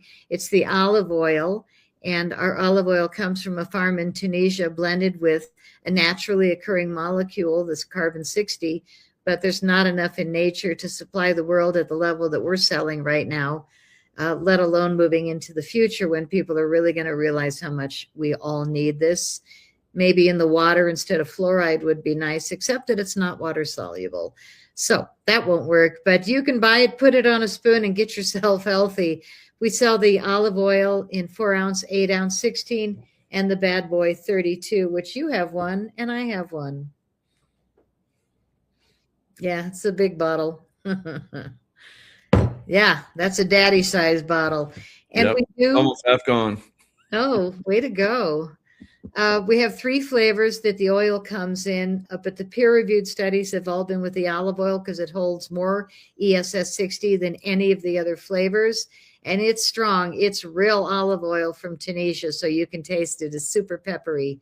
And then there's the avocado oil, wonderful, nutty, great on a spoon. You can pour it on a salad, but then you got to lick your plate if you want to get all the oil up. And then there's the MCT coconut oil, fabulous in my morning coffee. Absolutely. Really, really good, literally half as strong because it only holds half the amount of the molecule that the olive oil does in the suspension. And believe me, we've left them for weeks at a time. And in the MCT, a lot of the ESS60 falls to the bottom, whereas the olive oil, it blends in.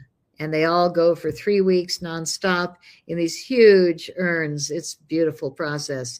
So the sampler set is very nice because you can try all the flavors, 2-ounce, 4-ounce, 8-ounce samplers, and that's just different size bottles. And if you sign up for a monthly subscription for any product, you'll save 20% every month. So our facial serum that my mom swears by, I do too. I think you and your wife use this also, don't you? The advanced facial serum. Oh yeah, definitely. Yeah. So that's when people say, where do I start? We recommend the Inside Out starter set.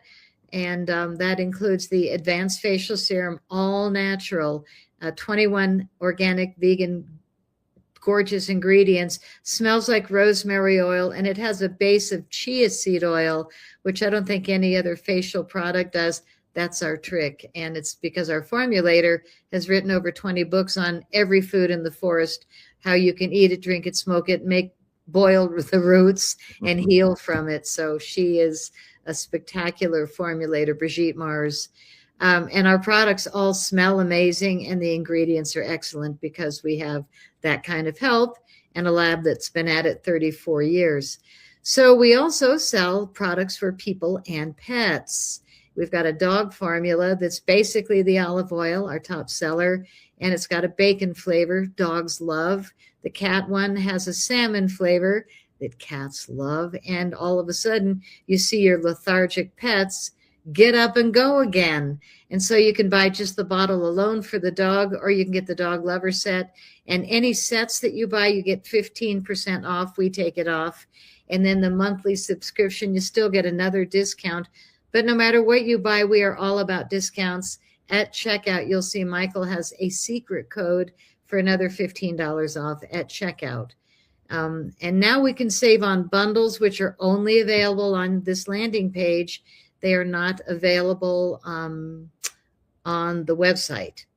So you can buy a 3-pack and save 15%, which is 3 bottles, or a 6-pack and save 20%, or you can get the biggest discount is a dozen quantity, and the dozen quantity is 25% off.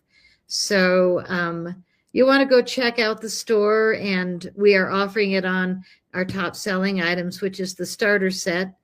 1 or 2 is that discount. And just take a look at c60evo.com/unleashing intuition. And if you go to the bottom of the page, I think you'll see the case deals. Nope, you got to go to the website store for that. But the cases, you'll save 25% when you buy 12 bottles at a time. And that's a great discount. But don't forget to use the coupon code for Michael at checkout to get a little more discount. So that's the store with every product individual, or the cases. We sell a lot of cases because people are concerned, stocking up food, stocking up water. You should be stocking up C60 Evo. And the reasons are for energy, flexibility, endurance, and better sleep at night. It's amazing that it delivers all of that. But again, I recommend take it before noon. Unless you drink too much at night, take it at night and you'll feel better in the morning than expected. So these are the big cases. Oh my God, a 32-ounce case. Imagine that is a heavy, heavy box coming to you. Yeah, I just opened the glass bottles because we just went glass, and they are heavy and they are wrapped like you got to fight your way into them. It was some work getting the products open yesterday, but what a treat, because now they're all in glass bottles, all the edible oil. Yeah, good. So that's amazing. And, just like we talked about, there's, with the crop circles and UFO stuff, they just came out and just ravaged all that information. The crop circle stuff, like you talked about, it seems like it was kind of interrelating with the UFO, vehicles that they were finding, and trying to figure out how, the propulsion systems worked and so forth. It's Bob Lazar. There's a new movie out about him and his discovery of the, propulsion systems and so forth, and how they went after him, tried to kill him. Fortunately, because he came out and talked a lot, probably that may have helped you as well, because you talked a lot. And that's what I do. I know this helped me stay alive. So, but you have to be, you have to tread carefully. So the real technology of how we're moving and can move in space or through portals or whatever, however we're moving around, is being restricted from us at this point. I think we're going to see in the future that it's going to be revealed. But in the meantime, we kind of tiptoe around this stuff still. The crazy stuff, like even, you guys with your incredible technology and medical help and health and wellness. We even have, fraud in that as well, like you were talking about. I was using some of that fraud at one time, and I was like, when is this stuff going to start to work? And I've spent a lot of money on this. Everybody says this is the greatest stuff. And I know there was other influencers like me. I didn't start to share until I met you guys, but I was using the fraud stuff, and nothing was happening. And I know Nino was using it, and he was actually promoting it for a while. And I was like, oh my God, Nino. So now he's doing the good stuff, thankfully. And he's finally come around. So, more and more people are sharing this. And it's thanks to you, because you talk to those guys to, let's share this with the public. And they're like, we're scientists, get out of here. And they're like, no, really. Yeah. And then they okay, let's try it. Why not? And so here we are. So thank you for that. Oh, yeah. Well, I mean, it's funny. There are a bunch of guys at the lab. And when I said, okay, now the oil is amazing. I've been rubbing it on my face. And now my 50,000 miles of Harley skin is starting to soften. I think we need a face serum. And they're like, yeah, that's not going to happen. And then I finally won the war, and we did a face serum, and they all started using it. And their wives are like, ooh, you smell so good. So they're like, okay. And then they actually created another face serum and a hair serum with peptides. So our product line is pretty vast. Head to toe improvements. We even have lip balms. Like that's how much I won, because they're just like, okay, you're right. But the most recent product, maybe one of my faves, is the Rich Body Cream with tangerine. That is Oh my fabulous. gosh, it smells so good. And we actually have been sold out for 3 months. So we just got it back in. And a lot of people are buying 3 packs of that. So stock up on C60 Evo. And again, the landing page is our name and his secret name, c60evo.com/unleashing intuition. And you'll find his shop and his secret code and all of our discounts. And you deserve it. That's all I can say. You got to take care of your own health because nobody else is gonna.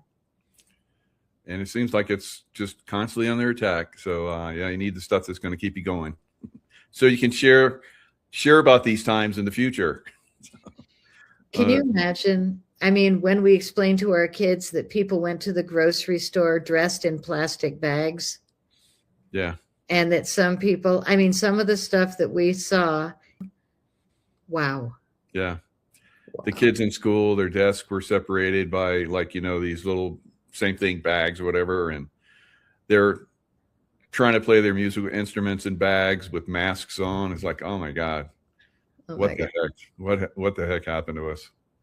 Yeah, I think probably the lowest we went though was the social engineering of getting boys to think they're girls at 6 years old. That's been a really hard, sad thing. And I live in Colorado where it's really heavily promoted. And we actually, I shouldn't get into off the subject. I should stay just positive and happy, but our state is not. We have to inform, otherwise then we go back down those dark roads. So. Oh man. Yeah. Colorado's dark right now. And that's why my kids are gone in an RV touring America to see if we can find many more beautiful places. And couldn't be happier for them. But meanwhile, I'm sitting here with all the new cell towers going, oh man, this is so stupid that I'm here. So. Well, I hope it turns around. And if it doesn't, I hope you find a great place. Kind of what we did. We got the heck out of California, and at least we still get to see the beautiful part of California from the Nevada side. But yeah, it's a mess. And you've got the snow now and I don't. And I'm in snow country, Colorado. But this year they decided not to give us snow or rain. They gave us drought instead. So I'm looking forward to this summer. All the wildfire warnings. It's like at 2:00 on Saturday, be mindful. There's going to be terrible wind at 2:00 on Saturday. Okay. Well, we won't go into that subject either. We did the last show. We just got to keep our marbles straight. Yeah. And all I can say is do yourself a good one. Get a bottle of Evo. Take care of your brain. Feed your mitochondria. And don't let people screw with you. And now I'm going to confess my new shirt, which I feel kind of weird walking around my neighborhood. But then I go, I'm either going to make friends or they're not going to have a clue what my shirt says. I love it. There you go. Yeah, I feel a little bit naughty. Like I wore it around the hood the other day and I was like, but I always go out when everybody's eating dinner, do my walk when everybody's like in, so I can wear my FAFO shirt and be proud. Hey, God, what do you think? I'm what your does girl. That shirt mean? Oh. Yeah, I love the ones on your website, but they had the swords, and I just thought, Patty, draw the line. Those aren't wings; those are swords. Well, there's wings and then swords. So Archangel Michael with the swords. It's really good. Yeah, we got to carry the message gently, but I'm kind of wearing it like a flag today, and who knows where I'm going to go tonight now that I'm all evoed up. Yeah, definitely. So which goddess was that? They had the sword. Was that Diana?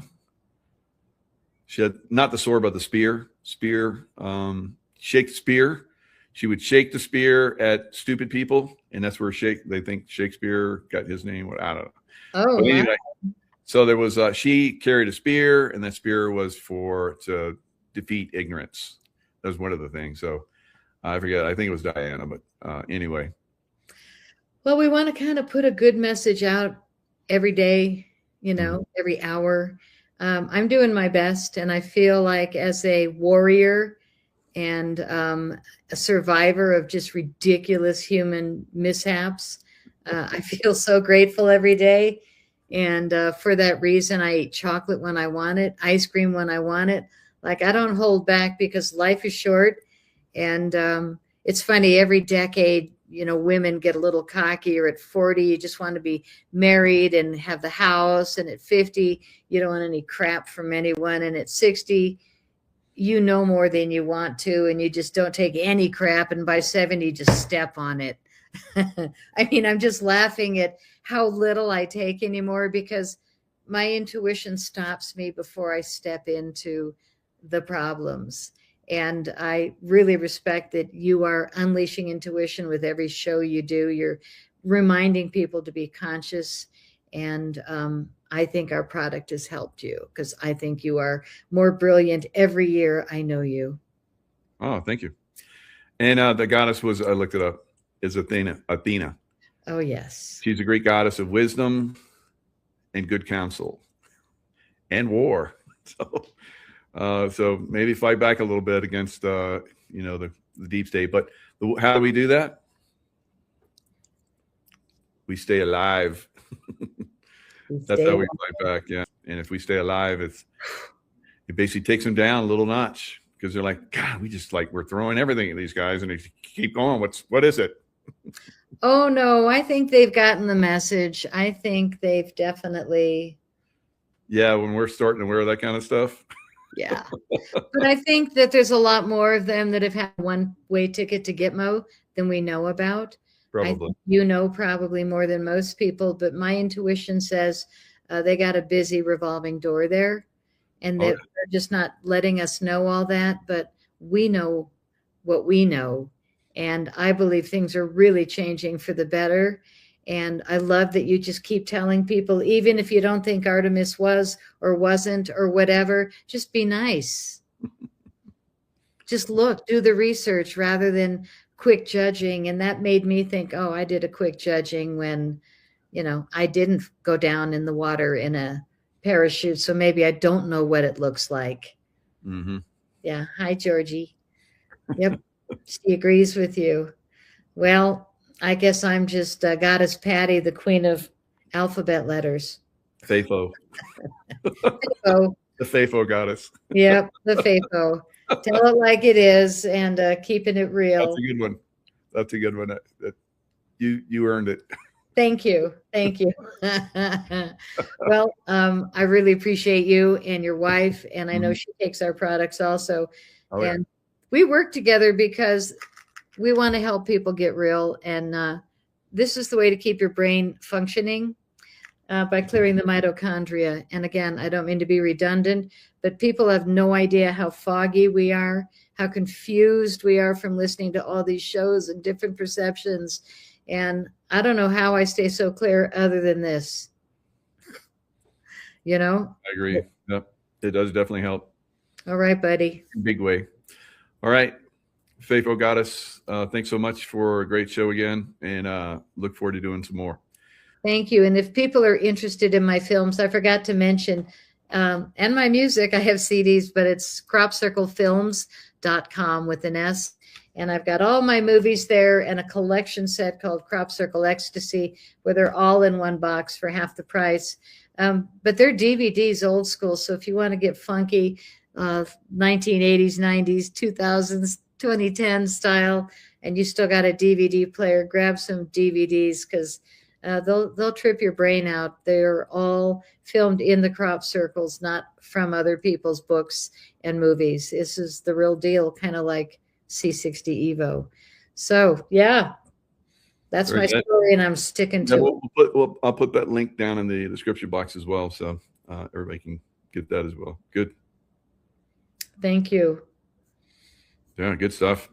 Good stuff. All right, thanks, Patty.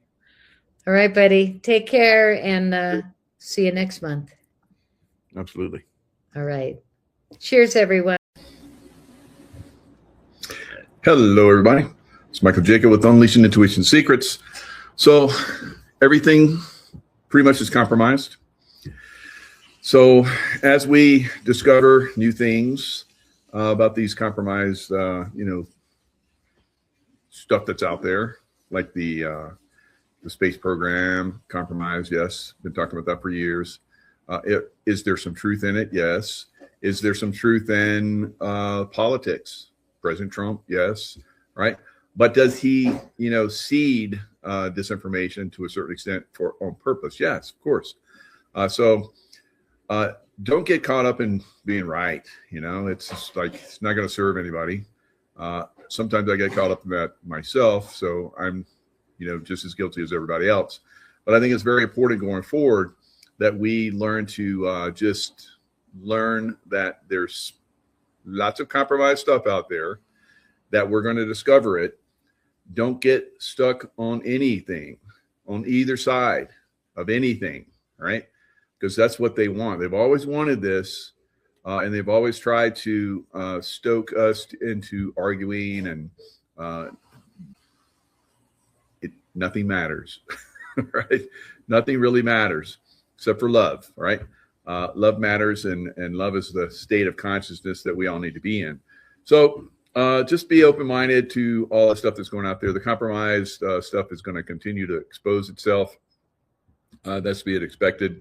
Don't get stuck on something and start to get angry with other people that think differently from you. So, and like I said, sometimes I get stuck on that as well.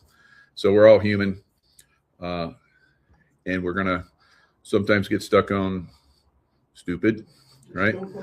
Everybody does at some point, sometime. Just move forward, right? Don't get stuck. Don't get stuck. Don't get stuck on stupid. All right. So let's look at what's going on in the world. U.S. enforces blockade on Iranian ports. Now, this again is where I'm seeing people getting, former influencers. I say former because I think they're stuck on stupid. They're not seeing a bigger picture, and they're arguing to be right.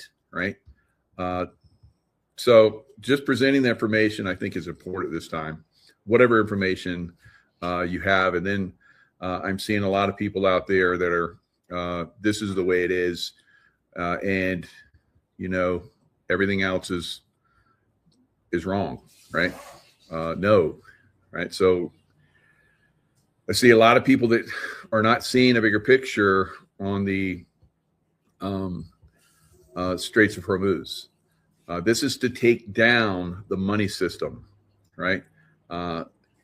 If you think it's something else, that's fine. If you see other aspects of it, that's fine. But if you attack, I think President Trump at this point, you're on the wrong side of this, and history will show that. So don't get stuck. Don't get stuck on stuff. And I don't know everything. I've been saying that it was going to be a ground war. Is it going to happen? From my experience, from what I'm seeing, it's going to happen, but maybe it won't. So that would be great if it doesn't. So just stay flexible, stay open-minded to all the different things that are happening.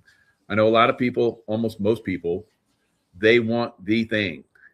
They want the thing so that their mind can just be quiet and quit looking, because they don't like that. They want the thing, right? Most people want the thing. And if they don't get the thing, then they get angry, right? And they want to attack everybody that's not giving them the thing, all right? So you're not going to get the thing. But I can tell you the thing is that President Trump is taking down the economic system, right? And I think that's one of the things that, we're going to see going forward. And then we're coming after the political types. And the political types are, I think it's already starting. We're going to talk about that. Swalwell and Gonzalez just resigned. Why did they resign? Because Congress is pushing through a bill that would cut off retirement to those people that are kicked out of Congress. How about that? So both these guys just resigned, which I think is unprecedented. I've never seen anything like that in history of the political sphere. Sure, there's been some people that have resigned. I can't think of them. They're probably back there in time somewhere. Everything, all the evidence started to pile up on them. Swalwell was going to be governor of California. And he resigned from, running for governor of California because all the accusations started coming to him. And then we saw the accusations starting to come at Gonzalez, congressman from Texas, and Republican. So it's not just Democrats, guys. It's both parties. Both parties are very corrupt. And I think we're seeing the start of the takedown of the political system. It's just fantastic. All right, so let's look at this. Trump yanks troops from Spain. All right, so I've been saying for years that we're going to leave NATO. So now we're moving that position. Now, of course, people would have been arguing that's no way that we're ever going to leave NATO. I think that at this point, you have to start to realize that this is going to happen. As far as the naval blockade is concerned, what's the end game? Is it to force Iran back to the negotiating table? Is it to open up the straits so that gas prices ultimately come down? Maybe everything. I mean, both of those things, certainly, and more. We can't let a country blackmail or extort. So is it Iran that is blackmailing and extorting the world? No, it's the city of London, right? The city of London basically took over almost 100 years ago, Iran, right? So this is something in China. And China is going to be a problem. So China, Iran, Europe, they're all problems. They all have to be taken down.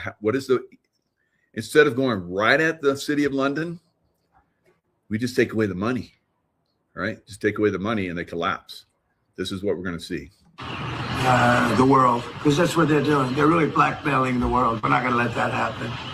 And the amazing thing is, we don't, can you believe this? We don't use this trade. We don't need this trade. We have our own oil, gas, much more than we need. All right. So not only do we have pretty much all the oil that we need, right? But we're also exporting on a massive scale now. We're the world's exporter of oil now.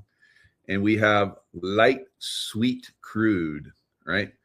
Light sweet crude is the most easily refined crude there is. There's different categories. WTI, West Texas Intermediate crude is light sweet crude, and it's very desirable, right? I don't know how many countries have that. I don't think Venezuela is light sweet crude, but they have a lot of crude. I don't know that the Middle East oil is all light sweet crude, but it is highly desirable. And I'll come back to this, but let's look at this other chart of all of the ships that are coming in right now to get American oil, right? So right here, empty oil tankers headed to the U.S., right? So on a massive scale, we have tankers coming to the U.S. 68 of them can carry 2 million barrels each. So at least 121 empty oil tankers are making their way to the United States of America right now. Holy smokes, we are the world's gas station now, all right? China can send their ships to the U.S. China can send their ships to Venezuela. Empty oil carrying ships from many nations are all headed to the U.S. to load up. Harris Faulkner, 68 of those, 28 at 2 million barrels apiece. President Trump has urged countries squeezed by Iran's disruption of the Strait of Hormuz to turn to America energy supplies instead. So we are the new Middle East oil provider, guys. Pretty cool, right? So maybe there was a method to the madness. I believe so. So again, we don't know the big picture here. There's still a lot of people out there that are criticizing President Trump throughout the social media. What used to be big time influencers are basically falling apart and going to the wayside now, right? And all those people that are attacking President Trump, it will be shown to be on the wrong side of this. Now, can they go back to the other side? I don't know. I'm not going to follow most of them at this point. You know, the Tucker Carlsons, Alex Jones, they're done. I'm done with them, right? So will they still have followers? Sure, right? Will they still, you know, and other people, Candace Owens and all these others, will they still have followers? Sure, you know, not moi though, not moi, right? No more, no mas. So it's moving on. Many of us are moving on to bigger and better, and one of those things is bigger and better is to get out of NATO, right? And we're going to talk about that. Have more oil and gas than Saudi Arabia. Think of this. We produce more Saudi Arabia and add Russia to it. Substantially more. And by next year, we'll have double that amount. So we don't need it, but the world needs it. Wow, that's incredible, right? So right now, we have what Russia and Saudi Arabia puts out. Russia's number 2, Saudi Arabia's number 3.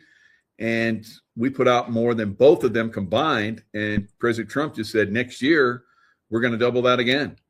Wow. So, yeah, we're the new exporter of oil for the world.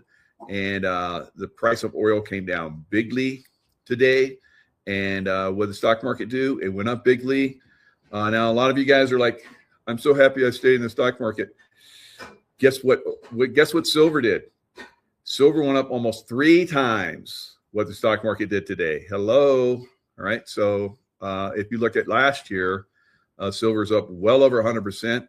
The stock market was up, you know, not even double digits. Right. So you've been talking about going into silver. It's past time. Right. But it's not too late. I still think that silver is going to go up massively and soon. Almost breached $80 today. And once it breaches $80, maybe there's a little bit of pullback. That's the way silver works, right? So, and then maybe it takes off. Maybe it just keeps going and going and going like it did when it went over $100, right? So $100, we're going to look back at $100 and go, boy, that was cheap. Now, I've been jumping up and down. This is time to get into silver. I've been loading up on silver at this price. And I remember jumping up and down with Dr. Kirk Elliott back when it was 17. All right. So, wow. Probably within another month or two, we're probably going to see 10x from $17, right? And that's just the beginning. So we're going to go up another probably 4 or 5 times. And then it'll be time to move over to gold. But you can stay in silver if you want to. Probably go up to, I don't know, $500,000 at some point. But that's further down the road. It's up to you guys. All right. And many ships are heading to our country right now as we speak to load up with the best. Really, I guess you could say, somebody said the best and sweetest. I don't know exactly what sweet is, but when it relates to oil, it's a good thing. But they're coming to our country right now. There are many boats coming to our country. Now, it could very well be this is going to be settled before then. We've been called this morning by the right people, the appropriate people, and they want to work a deal. All right. So this would be why some of these countries are going to start to flip to the U.S. side. It's because they see there's going to be protection by the U.S. against the City of London controllers, the Pilgrim Society, and so forth. We're going to see things start to flip towards the United States, and of course, other countries are going to take up this banner as well and flip the deep state out, right? And at that point, the deep state is going to get super desperate and maybe do their, because I had Juan on, I asked him, is it time for Project Bluebeam? Because they're, disclosing all this stuff. And he said, not yet, right? So it's somewhere down the road. They would like to work a deal. A deal would be good, right? They want to work a deal. They're getting desperate to work a deal because they have to work a deal because guess what? We've just figured out. All right. So this is Trish Reagan. I've been saying that she's on the right side of this. When she was at Fox, she was always great reporter. they pushed her into the late night so people couldn't see her. And then eventually they kicked her out, right? Just like Megyn Kelly. Megyn Kelly is just corrupt. She's showing herself. She showed herself at Fox. Remember when she did that interview with Trump and she attacked him, and he's like, Megyn Kelly. So, you know, the intel that Trump has is pretty substantial. So whatever that was. All right. So, and then she went to CNN and they kicked her out, and then she started her own show, and a lot of us supported her because, okay, so we're like, okay, she sees the way now. And now we see that she was just another infiltrator, the Pilgrim Society, right? We have to get rid of these people, guys. We have to stop following them, right? We have to shun them, stop following them. Completely shut off their entire economy. The Iranian economy is entirely dependent on its oil exports. And sure, it's actually gone kind of well for the last 6 weeks because the price of oil has gone up. And basically, all of that oil has been going to China. And now China can't get its oil, so it's not too happy either. So it's putting pressure on Iran. I mean, not quite like we are, but it's putting pressure as well. And so if all of the oil is stopped leaving Iran and its ports, then it's got nothing. I mean, I think one of the reasons the president hesitated to do that was because he knew that it would affect overall prices, right? When you take off 20% of the world's supply, which is what the Strait of Hormuz is actually accounting for. We don't need the oil. We have plenty of oil here, of course. But when you take 20% of the world's supply off, what happens to the price of oil? It goes up. And so he didn't want the price of oil to go way up all of a sudden because, well, that's bad for everyone. Don't forget, it's a commodity. So even though we have plenty of it here, when you take off 20% of the world's supply, yeah, it's going to go up. So Iran actually benefited from that. Think about that. Because the oil prices were going up. They were still shipping their oil. They were getting their ships out going to China. And now the president said, yep, that's not going to happen anymore. We're not going to allow for that anymore at all. And so we're shutting it down, and we're going in, and all of your little Iranian ports, including Karg Island, are getting shut down. You're not going to get 1 ounce of oil out of that country as long as we have anything to say about it. And hey, Europe, it would be nice if you would step up to the plate too. And this is him over the weekend. He's demanding NATO send warships to take on Iran or lose. All right. So demanding that NATO get involved. So NATO, he's been demanding that for a while now, and NATO is showing its true colors, right? And some countries like Spain and Italy are not only, not getting involved, but they're going the opposite direction and actually restricting the U.S. from using bases in their countries. It's incredible. So we're going to move our bases out of those countries. Support for good because he wants them involved, period, full stop. And this is why the UK is figuring out it doesn't really have a choice here. It wants to salvage the relationship it has. It knows that it needs the US. The UK, the city of London, the controllers of the world for hundreds of years, right? It doesn't have a choice anymore. Right, they're being squeezed finally for the first time since they have been controlling the world for hundreds of years. As for NATO, but there are other actors that are a little bit more like petulant children, like Spain, that don't want to step up to the plate. But then again, they never do, right? Spain, I mean, they were told last year, you're going to have to contribute like 5% of GDP to NATO. And they're like, are you kidding? They have no interest in it. So we shouldn't be surprised. So 5%, contribute 5%. U.S. has been, for the longest time doing 99%. We, the taxpayers, this is going to stop. But then again, why should we be spending hundreds of millions of dollars on those bases if we can't even use them? I mean, literally, we can't even use them. We tried to. We wanted to. And they wouldn't. And France, think about France not even allowing us use of their airspace. France is going to have to come around too.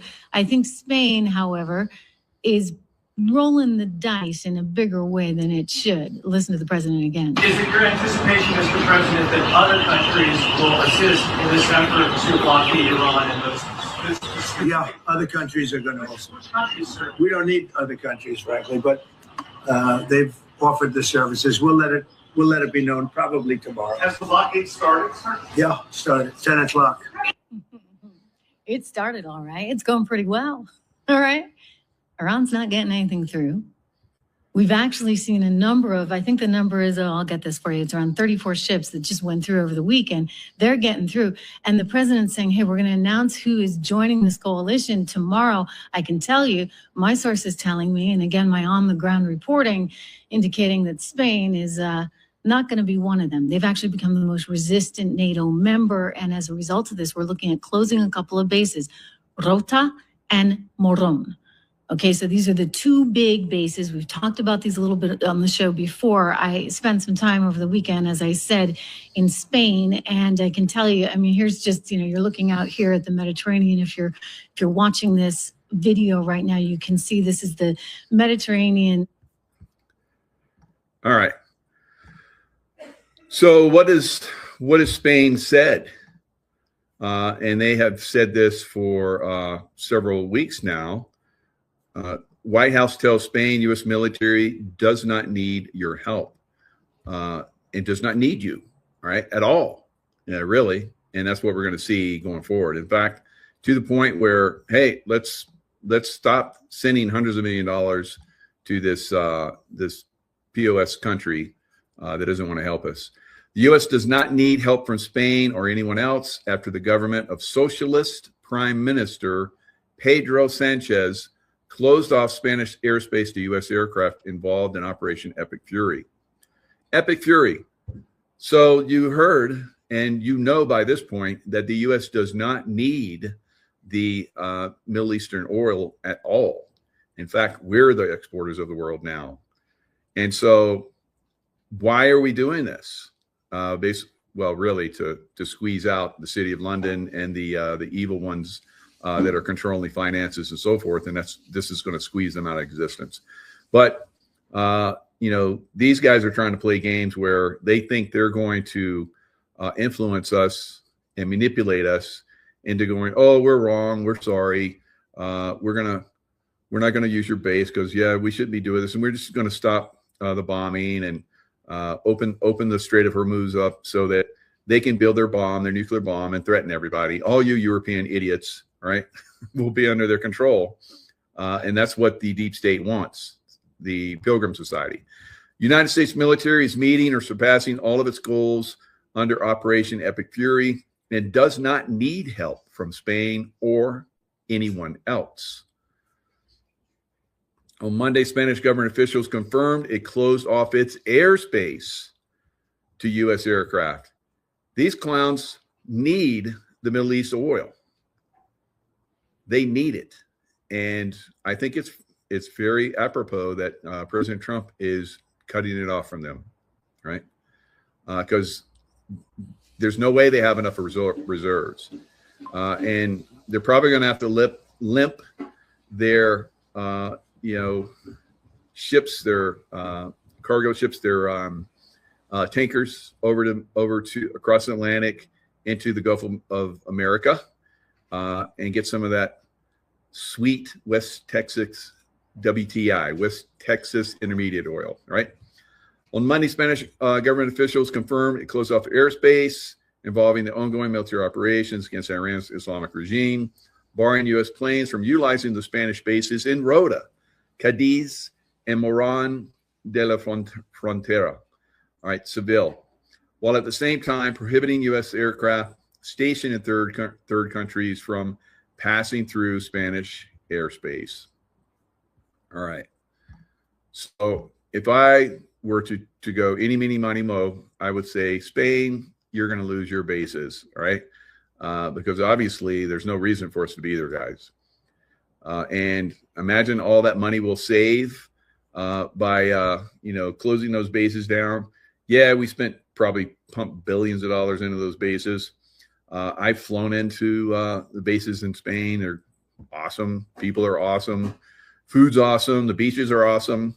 But, you know, there's other beaches, right? And there's other awesome places. So obviously Spain is no mas, right? No mas. So let's get out of there. Let's get out of there. Let's get out of there now. And the sooner the better. All right. So who else? Italy has barred the U.S. of its air bases by U.S. military aircraft involved in operations against Iran, requiring prior authorization for such actions. Again, these are air bases that we have built over time. Sigonella in Sicily. They won't let us use that base. Major base that's Italy is like a hop, skip, and a jump. Really just a hop over to the Middle East to carry out missions. That would save a lot of fuel, wouldn't it? And it would save a lot of time that the pilots have to be, you know, flying those aircraft so they get some more crew rest, because they got to get their crew rest. Boy, those spoiled pilots. I remember being in Panama during the Panama invasion. We're sleeping under lights on 24/7 in this big hangar and on cots next to each other. Boy, it was tough to get some sleep. And they had like a blackout, quiet, had air conditioning. We were like in a hot, you know, jungle, you know, but the pilots had to get their crew rest. So, you know, God love them. They're great. Love the pilots. So I'm not going to beat them up too much, but you know, I could tell you stories of how they've kind of screwed us over on some stuff because they had to get their crew rest, right? Real world stuff where they thought it was just a training event. So they're up, we're going to shut down. We're going to do crew rest. It was like, and then they got, they didn't even get spanked. They just got talked to. It's like, geez, if we'd done something like that, we'd have been hammered. Right. So pretty funny. Kind of and kind of not. But anyway, those pilots, it would save them a lot of time in the air. Because again, they need their crew rest, and they got to get it. Really, I mean, they're flying, you know, $100 million aircraft or more. Some of them are flying $500 million aircraft with all the technology that's on it, and they have you know, a lot of people depend on them. So yeah, let's give them their crew rest, right? So Italy is gone bad, right? Italy, we need to pull our bases out of Italy too, guys. Right. So Donald Trump hits Meloni with the Iran nuclear warning. Blow Italy up in minutes, he says.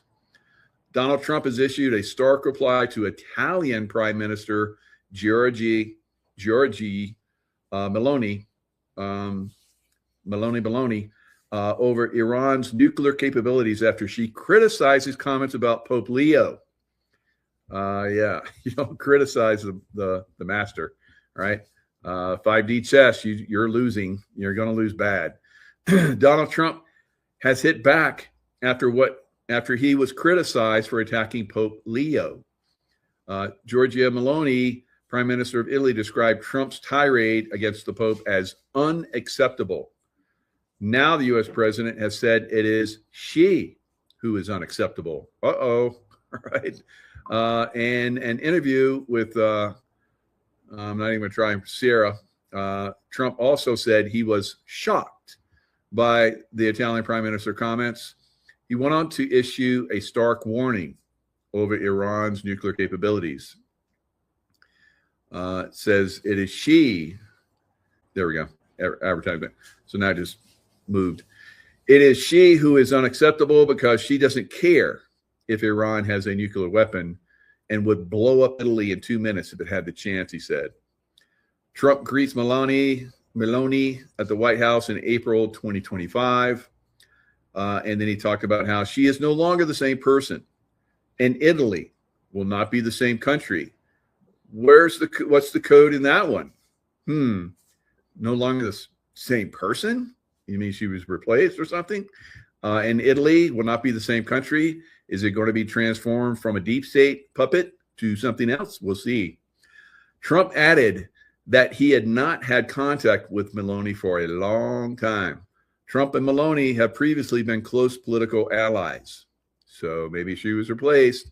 Pope Leo is weak on crime and terrible for foreign policy, the president wrote in his Truth Social post about the Pope, adding, I don't want a Pope who thinks it's okay for Iran to have a nuclear weapon. I agree.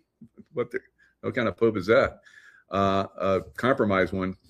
Trump refused to apologize to Pope Leo on Monday and sought to explain away a now deleted social media post depicting himself as Jesus by saying he had thought the image was of him as a doctor. Right? Let's look at that. I think it's pretty cool. It's pretty cool looking. It's funny, and it's kind of cool actually, because he's helping a military. Looks like maybe this military guy is passing over, and President Trump is there for him, and there he goes up into the heavens, and then everybody's like, oh. So he thought he was a healer here, or at least that's his words. But President Trump he pushes buttons. He pushes buttons, guys. We know that, right? So don't get all butthurt if he's pushing a button that you don't agree with. Is part of a process, part of a bigger process of taking down a very, very evil and corrupt system. All right. So now let's look at the political realm. If we haven't looked at it enough overseas, let's look at it here in America, right? In America, we're seeing I believe, the start, which will begin to accelerate the collapse of the deep state politicians, right? A federal judge has officially approved a class action lawsuit against Nancy Pelosi. Over 500 J6 patriots are now united, sounds like class action lawsuit, seeking $350 million in damages for what they claim was a coordinated setup. According to the lawsuit, Pelosi orchestrated the entire event, luring peaceful protesters into the Capitol, then labeling them violent insurrectionists to push a narrative. If she's found guilty or liable, it could bankrupt her, right? How many millions? I think she's got about that many millions. So why not? Let's go ahead and bankrupt her. She stole that money from us anyway. This is no longer conspiracy theory. This is exposure. Isn't that interesting? She stole that money from us and we may get it back. Wow. This is the unraveling. Stay tuned. The storm is far from over. Now, I've been seeing a lot of these posts. We're just getting started here. Holy crap. Judge James Boasberg just got slapped down by the U.S. Appeals Court. Boasberg is hereby banned from trying to hold Trump officials in contempt after they deported illegal aliens under the Alien Enemies Act. He lost. All right, so going on to Fauci, the FBI has reportedly quietly executed a search warrant of the home of Dr. Anthony Fauci, as well as several. All right, watch this illegal alien. This was put out by President Trump. An illegal alien criminal from Haiti who was released into our country by the worst president in history, of course, crooked Joe Biden, and the radical Democrats in Congress at a gas station in Florida. The video of her brutal slaying is one of the most vicious things you will ever see.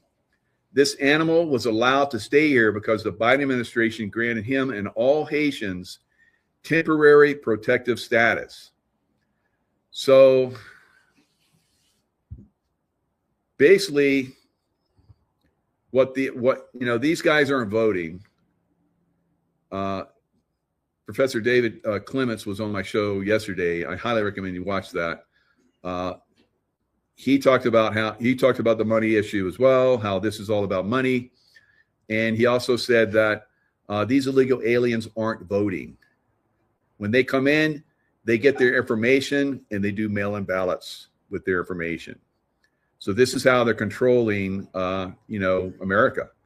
So that's why they want these illegal aliens that are violent criminals to stay, because they want that vote. All right. Now watch this. This is pretty horrific, or maybe not. Maybe you don't. Maybe you want to just turn away at this point. All right. That's a hammer he just used on her. And now watch. So you see, he's in his hand is a hammer.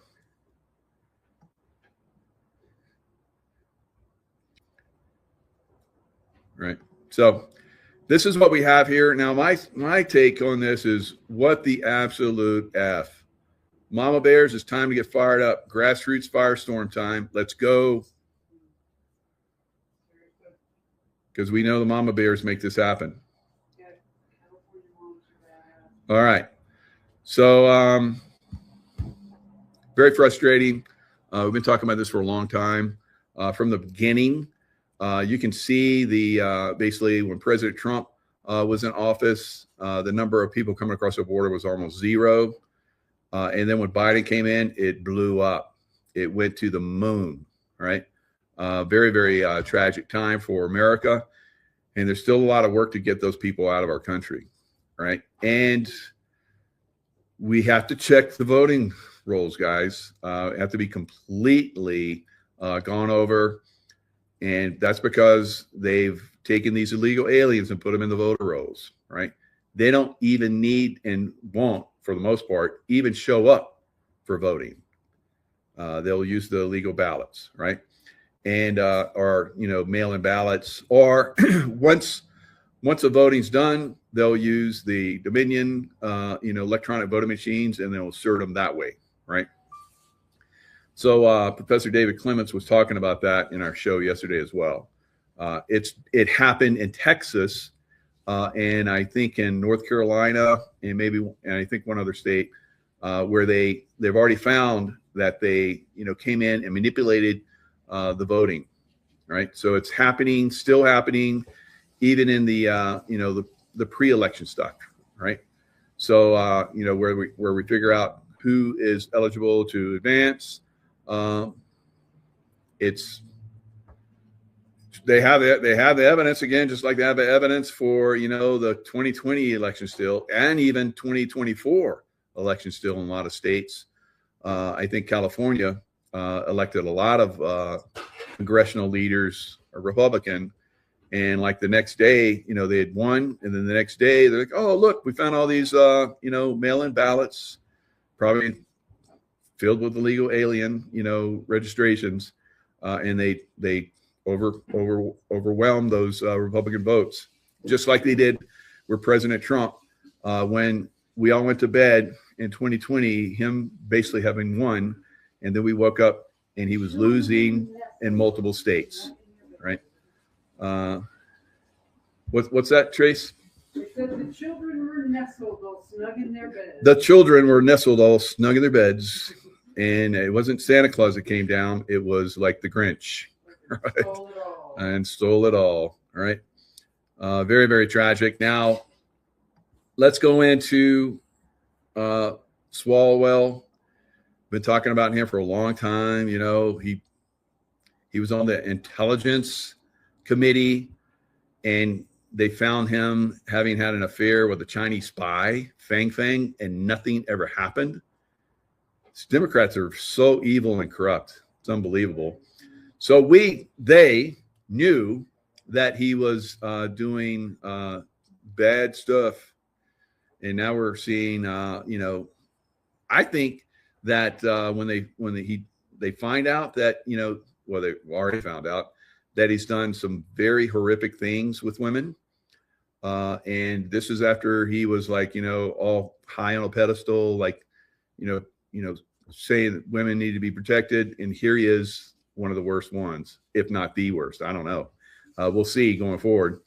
So I think because what they're passing is, and let me pull this up so you guys can see. So all of this stuff will make more sense why you're going to probably see a lot of people resigning going forward.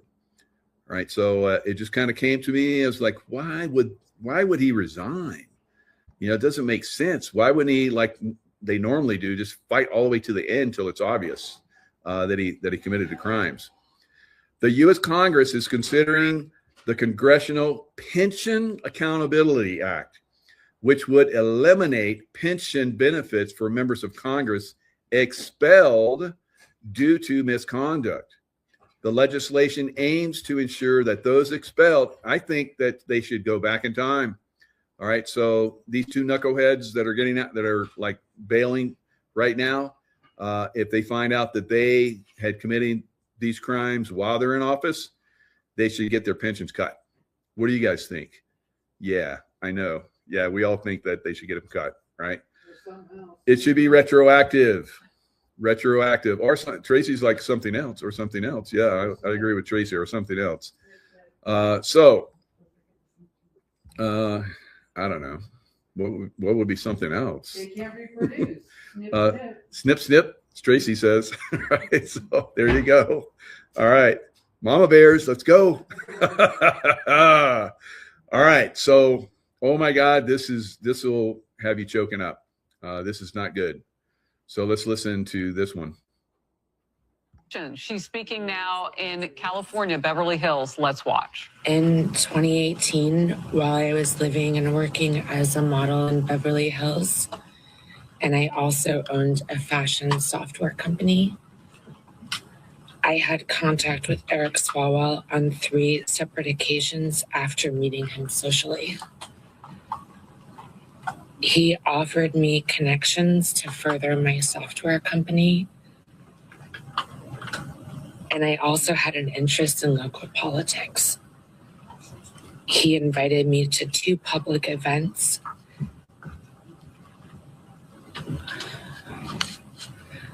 I knew he was married at the time and that his wife was pregnant. He was my friend. On the 3rd occasion, I believe he drugged my drink. I only had 1 glass of wine.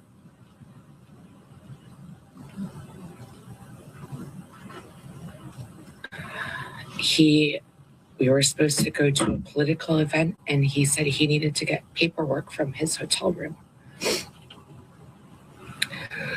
When I arrived at his hotel room, I was already incapacitated, and I couldn't move my arms or my body. All right, so this is very sad. When I was security manager in casinos, a couple of casinos here in Lake Tahoe, we had, I remember this had happened on several occasions, but one in particular really stands out in my mind, where we saw this one guy. So we would help people, men and women, that were obviously very intoxicated. We'd help them. Security would escort them to their rooms, or get them a cab or something like that. That's part of what we did. Of course, the whole time we have security cameras on the whole situation. So we were informed that there was some suspicious activity in one of the bars, and so we security went there. I went there as well, because when we would get a notification like that from our eyes in the sky, the guys that are basically monitoring the whole casino, which is really good. That's one of the reasons why you want to go to a casino. We would recover stolen items and all kinds of crazy stuff. So the guys that are on the surveillance do a really good job in the casino. So hats off to them. But they called and they said there was something suspicious, and that keyed me up. So I went immediately to this bar, and I saw this guy escorting this woman out that was obviously very intoxicated, and her friends were like following, and they were kind of, seemed like they were, at first when I saw them, it's like, okay, they're all escorting her out, and so we're like watching the situation. And then one of her friends finally came up to one of us and said, "That's not her boyfriend. He was taking her to his room." And we're like, hey, and then we intervene. It's not a crime. We couldn't prove that he'd Mickey'd her drink, but at least we got her away from him and got her to her friends, and her friends got her out of there. But this happens, guys, a lot.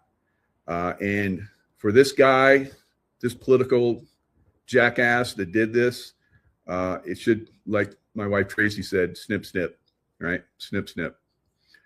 All right. So now we've got incredible, problems in the political realm. I'm bringing up Virginia Abigail Spanberger as one that's a massive problem in the political realm. She's the governor of Virginia, and she's going back on all the stuff that she said she would never do. One of the things that she just signed into law was a bill to circumvent the Electoral College and have Virginia become a member of a compact between states that are looking to give their Electoral College votes to the presidential candidate that wins the popular vote instead of the candidate that voters from the state choose. Now, this is the enemy within, guys. Abigail Spanberger is the enemy within, and she's in the seat of the governorship of Virginia, right? Most Virginians are in an outrage about this, and she's done several other things. They are talking about redistricting Virginia. That would be very much like California. There would be no more Republicans or GOP. All right, they're just going to push them all out. So there's a big outrage about that. Is the worst of any state at this point, and I think that we're seeing the states that are real problems, and I think there will be, instead of like President Trump doing an executive order that goes into each state, I think it will just be specific states where the military will have to go in and take charge, guys. Right. So Virginia was probably going to be one of those at this point. New York, Illinois, the left coast. All right. All those states. So we're not going to see every state, of course. We have states that do the right thing, constitutional law and good, stuff. Utah's another problem. Hawaii's another problem. Their governors. Pretty much in Utah, I don't think the governor was even elected, right? So there's, and in Hawaii, he assumed office before the votes were even counted, right? So there's real problems in our states. The military will absolutely have to go into some of these states, just like we saw during the Civil War, where Abraham Lincoln, with the writ of, habeas corpus, he had to suspend it because there were states that were violating it. And like David talked about yesterday with me, it's one of those things that, President Lincoln said, well, all the states are, totally illegal and everything they're doing, in regards to, slavery and all kind of other stuff. I have to go this route to like overwhelm them. So this is what we're seeing with Trump, I think. And a lot of these things where, some people are saying he's, outside of his bounds and all kind of crazy stuff.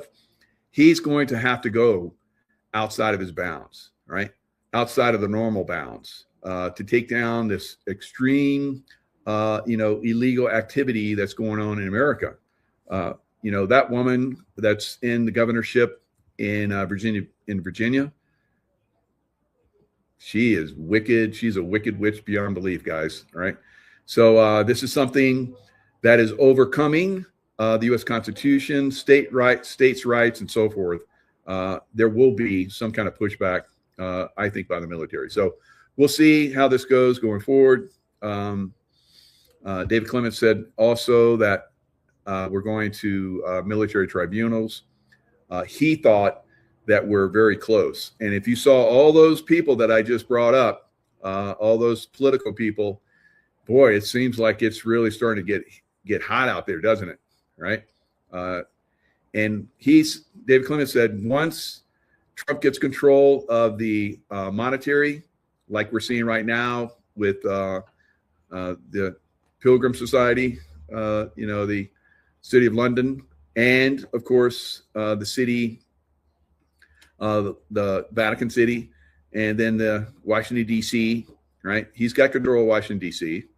And now he's pushing back on those other two city states. Right, he wants to take them down, and he's going to. Right, we're moving that direction, and so all of these.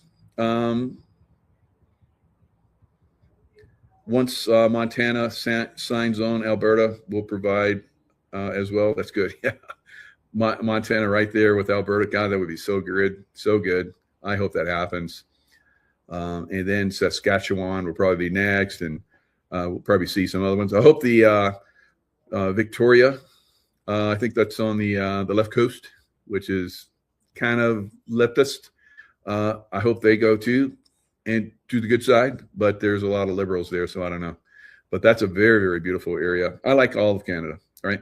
So hopefully we'll see that. And Trump has teased that, Canada is part of the U.S. already. So maybe there's some kind of legal action that's going to happen. Who knows? We'll see. Again, it's the money.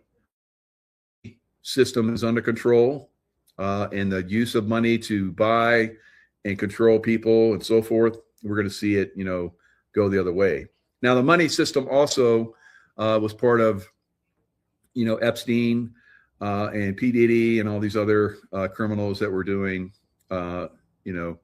manipulating people, children, women, whatever, men as well, and using them for dirt on, politicians and business leaders and so forth, and then using that against them.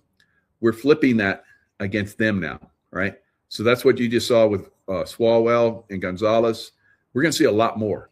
We're going to see a lot more because Epstein files, once they got released, once the Democrats demanded they get released, it's like, okay, you want them released? Okay, now it's going to get used against you, all right? It's perfect. It's perfect. All right. So Swalwell, Gonzalez announced resignations in wake of allegations, shaking up Congress. So it's not like it's, we get Swalwell's gone, so now we have an extra, Republican. No, we got Gonzalez, who's a corrupt, GOP guy. He's gone too. So this is just to show everybody it's not about a political party. It's about politics in general, right? The uniparty. It's all got to go, all of it, right? And we've been talking about that for a while too. I think that the whole political system is corrupt to a great extent. There's a few people in there that are not, but they're few and far between. All right, shaking up Congress. So here's that woman that you just saw. She's basically blowing it open. And I think her name is Lana Drewis. Emotional statement at Tuesday Beverly Hills news conference. Aligned, Eric Swalwell drugged her drink, choked, and raped her. So it goes deeper, right? So if you want to watch that video, she talks about how she was choked unconscious, I think, and then raped. So I guess he pushed the effects of the whatever intoxicant that he put on her, and that basically made it go to her brain. I don't know how that stuff works, but that maybe that's how they get it to activate even deeper. And so then now she's passed out, and he has her way with her. And there's many others. There's another 3 that have come forward, and they're in another conference call that I saw as well. So yeah, they should clip him, right? And sorry about the wife that's married to him, and I guess he's got children too. Jeez, that's wow. All right. So California, they're already talking about it. California holds special election in August to replace Swalwell. Boy, they didn't waste any time with that one, did they? Right?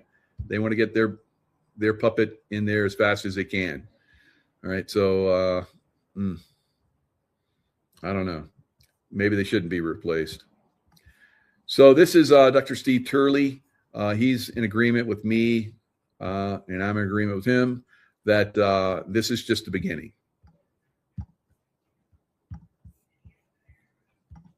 He was on the House Intelligence Committee. He was one of the loudest, most sanctimonious voices in the Democrat Party, calling for accountability from everyone else. And this week, it all came crashing down. This is so typical of the Democrat Party, calling racism, calling Nazism on the political right, when they are the ones that are the most egregious. And this is pretty much, the way communist takeovers happen. They just use, what they do, and they dime out the other side and scream and yell when they're the ones that are doing it. Repulsive Eric Swalwell is officially gone, resigned from the United States Congress in total disgrace. But as it turns out, to the horror of congressional Democrats, Swalwell is just the beginning. Because what's been quietly building behind the scenes is a scandal wave so large, so wide, that it's even now threatening to reshape the entire House of Representatives. He was committing. What are the chances that 3 or 4 women independently who never met each other would have similar experiences with one person? So either Ari. So this is high and mighty right here. What are the chances that 3 or 4 women? So what are the chances that 3 or 4 women would, come out against you, Swalwell? Well, they're here. This person committed these horrific acts, or he is the single unluckiest person in the world for these people to conspire and make up lies against him. But it's a very hard case to make, the more allegations that come in. And even the counter example. 216. I was the 216th person to sign the Epstein petition to release all of the files and finally bring justice for these victims. So we're just 2 away. 2 more members sign it, and we are on our road to justice. I was proud to do it as a former prosecutor, as somebody who has spent my time in Congress working to stand up for the rights of victims. And now I'm calling on my Republican colleagues. It's not about red tape. Yeah, so look at this high and mighty POS, right? After he drugged that poor woman. Unbelievable, guys. And there's 3 more. Who knows how many total there are? I would say there's probably a significant amount. This clown town should have his license revoked, right? He should not be able to drive around. And who's going to drive him around once it gets revoked? Probably it won't get revoked because California is corrupt. California is corrupt. They allowed this to happen for years and years. To go into our communities in a way that no other law enforcement agency does, masked, and as I said, as a terrorizing bandit that women are afraid of, then the governor should revoke your driver license and really go on offense and restrict your ability to harm people. So there you have it. It looks like Swalwell will himself be having to call Uber from now on, given that his. Yeah, what do you guys think? Is that going to happen? Think California's going to do that? I don't know. I don't think so. All right. California is not the state you want to be, like the Beverly Hillbillies, right? California is a place you ought to be. So they loaded up the truck and they moved to Beverly Hills, that is, swimming pools and movie stars. All right. So no more. No mas. Everybody's leaving California now. Well, not everybody. Some of you are staying there. God help you, right? God help you. And so this is one of the things that we're trying to overcome, this corruption. It is an extremely corrupt state. It's so corrupt that they're exposing the fraud, and the lawmakers want to pass a bill that no one can come in and expose them for doing fraud. Literally, they're trying to pass that bill.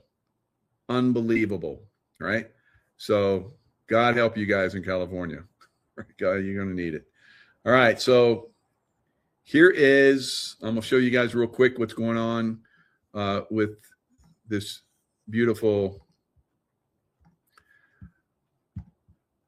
silver price, right? So silver futures are rocking and rolling again.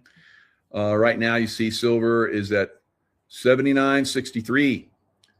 Right. So I think it's gonna push up into 80 very soon, maybe this week, 80, 85. We will see. All right, Bitcoin is dancing higher. All of the Magnificent Seven, except for Apple today, up much higher Meta is like exploding higher because they're coming out with a new AI type of software or something. And NASDAQ was a big winner today. S&P was a big winner, up 2.2. NASDAQ up 1.8, which again is a lot less than what silver is up today. So because silver trading started again, you can't see it, but it was up well over 5% today, right? So, moving in the right direction. You're going to do well if you're in silver. You probably do well if you're still in crypto and the stock market. I've been saying we're going to see an all-time high. Now, on the other side of this, just like we saw in 2008, 2009 Great Recession, we saw housing prices collapsing, and that's what's happening. Rents, housing prices are collapsing. Some places 50% already, and almost everywhere, everything's coming down. Here in Incline Village, where I'm at, I'm watching prices coming down. Not coming down fast enough for me, but they're coming down. It's going to happen.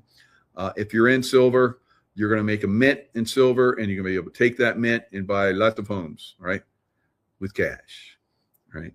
So, or maybe not. Maybe not. Maybe you'll put in some other stuff. I don't know. So it's up to you. All right. Schumann resonance. A couple nights ago, spiked massively. All right. And the next day, there were earthquakes, and we felt them here. Right. The house wasn't shaking, and we weren't making it shake. Earthquakes were making it shake. So I called out once I saw the, if you see that flower arrangement that's a little bit old now. So that flower arrangement was going, and I could see the ceiling doing this. And I got up out of my chair and it's like, Tracy, time to get out. And she was like up. Before I could make it into the living room, she was already up from downstairs, and she was ready to go, and then it stopped. So that was a good thing. But it was pretty significant.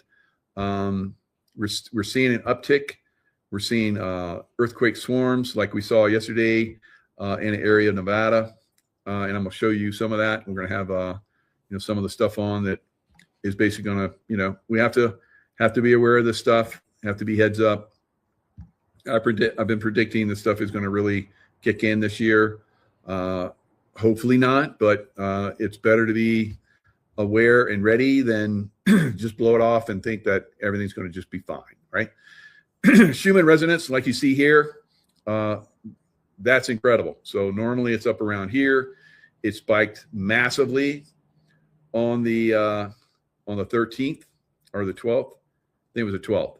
Yep, it's the 12th. And the next day, the 13th, which is yesterday, that's when we had the rock and roll, right?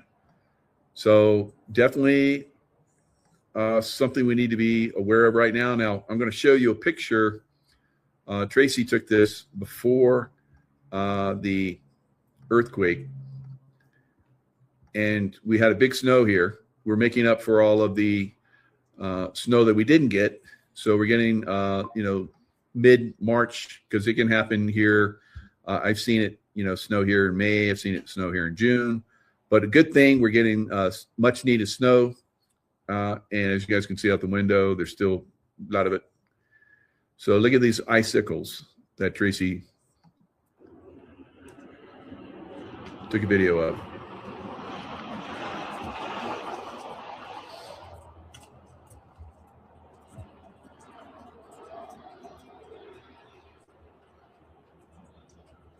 So this is on the second floor. Now, all of those ice, I have a picture of it, but I don't have it loaded. But all of those icicles, when it started shaking, they came rocking down, right? And splashed on the, I took a picture of it, but like I said, it's in my phone. I'm not going to put it up right here. Took too much time, right? We got to keep the show going. Ain't got time for this stuff. So anyway, all that stuff came rocking down, right? All those icicles were on the, the deck. So crazy times. You need to be heads up. like I said, been saying this for all this year, and whether it happens or not remains to be seen. I saw some other videos that were out where these earthquakes happen, which is not too far away from us. This is like east of Reno, and we're west of Reno, and so I don't know,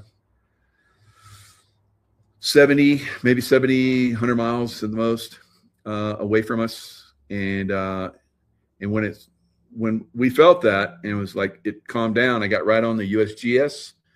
It was listed initially at 5.5, and very rare do they up the intensity.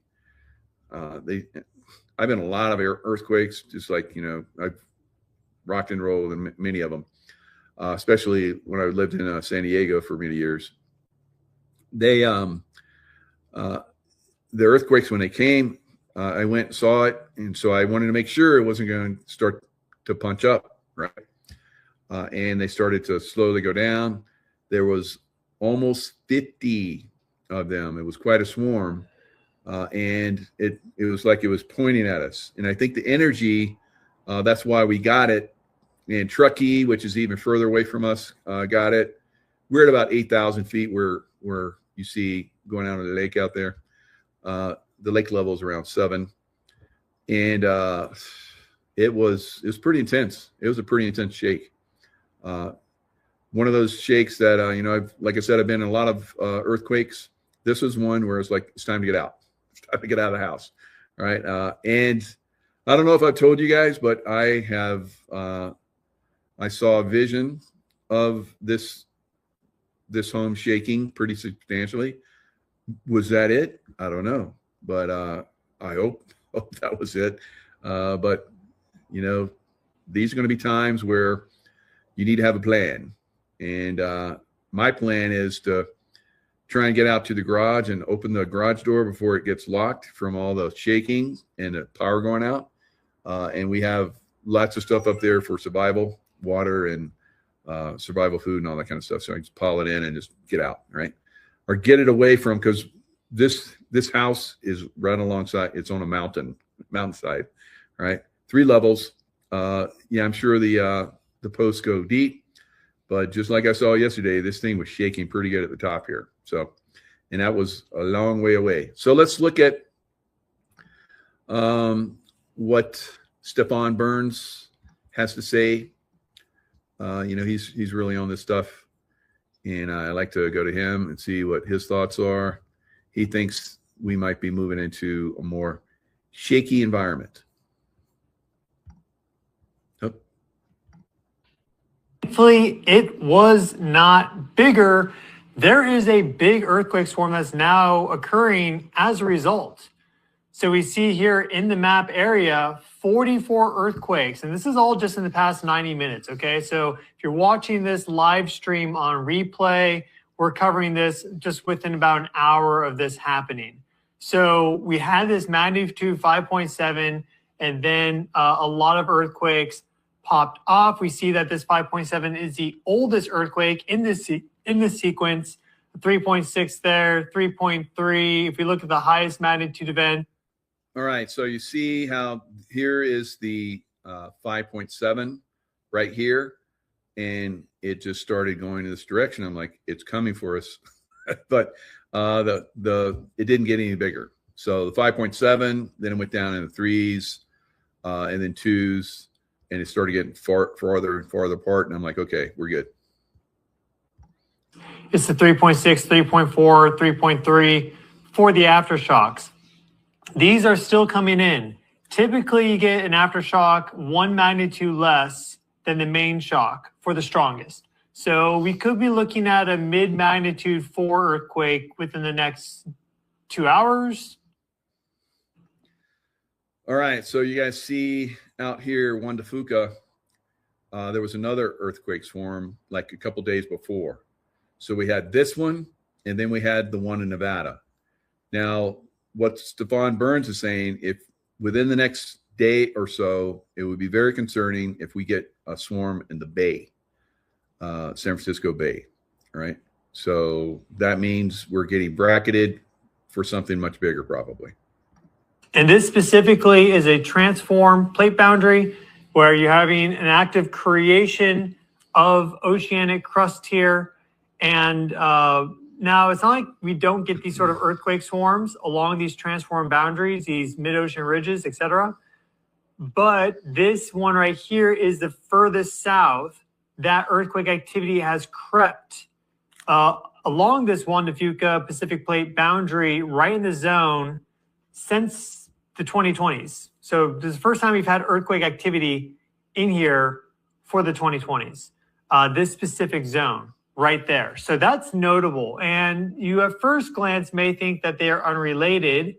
And they're not unrelated. At the most basic measure, they're connected together in time. And that may be all that it is, okay? It may just be that we're having a temporal clustering of seismicity for the continental United States and North American zone right here, right now, April 12th, April 13th, 2026. That could be it. But there are some geologic connections here. And you'd be surprised that there are connections between the Juan de Fuca Plate and Nevada. So we'll talk about that more. I'm not saying these are definitively linked in more ways than just temporally, but we will explore that idea. Is we see global seismic activity level. Let me turn myself off again.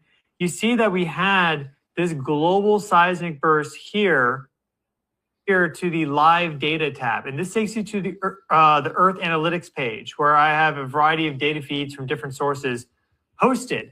And so we see Schumann resonances, we see global seismic activity level. Let me turn myself off again.